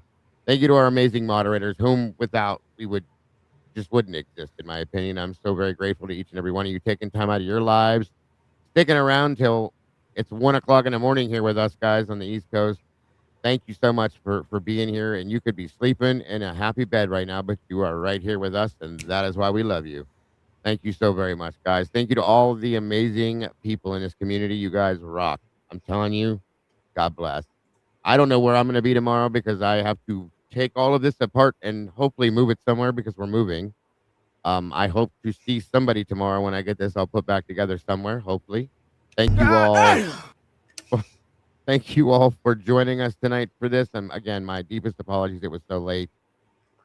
I really appreciate your guys' understanding. It's been a crazy ass week, guys, and hopefully it gets better next week. It is not your fault, Dago. It is. You cannot control if your power goes out. Well, still. Technically, me and the girls got cranky too and wanted to do it, you know. Yeah. It's all good. It's all good. I'm glad we did this. I'm glad we didn't miss it. Mm-hmm. I love doing this. I tell you guys this every week. This is my favorite thing to do. Yep. Absolutely my favorite thing. I love the people that I get to work with. I look forward to this. As soon as I shut it down on Saturday nights, I'm ready to do it again, guys, every time. So thank you guys so much for the support. Thank you to anybody that may have donated in other aspects. It is so very much appreciated. I promise you. More than you know. Never expected, but always appreciated. So that being said, guys, don't forget to love yourselves and love each other. Please don't change anything. You guys truly are absolutely the beautiful people. And you know what that means, folks. The verdict is in.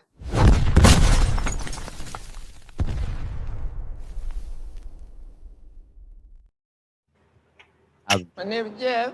Good night, everybody. Love to you all. Bye. Thanks for coming through to the Verdict Room, where we're seeking truth. Yeah, we're seeking truth. Hey.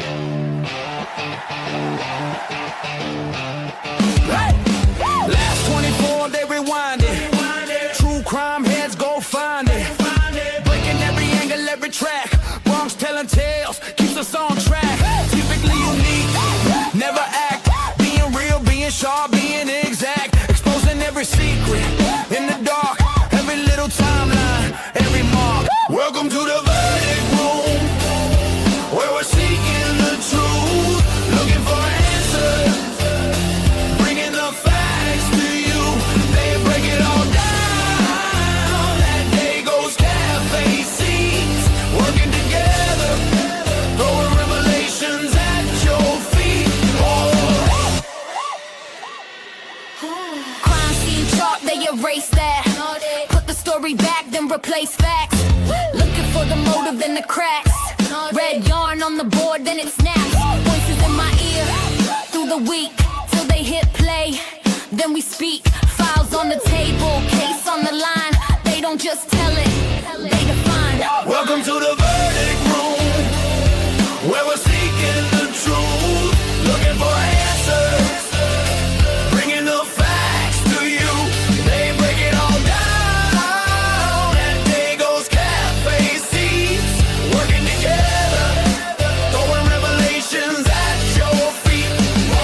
From the Bronx to the world, let it ring. Every missing little detail that they bring, dropping that gavel when they're done with the beat. Thanks for tapping in. See you next week. Welcome to the verdict room, where we're seeking the truth, looking for answers, bringing the facts to you. They break it all down at Dago's Cafe seats, working together.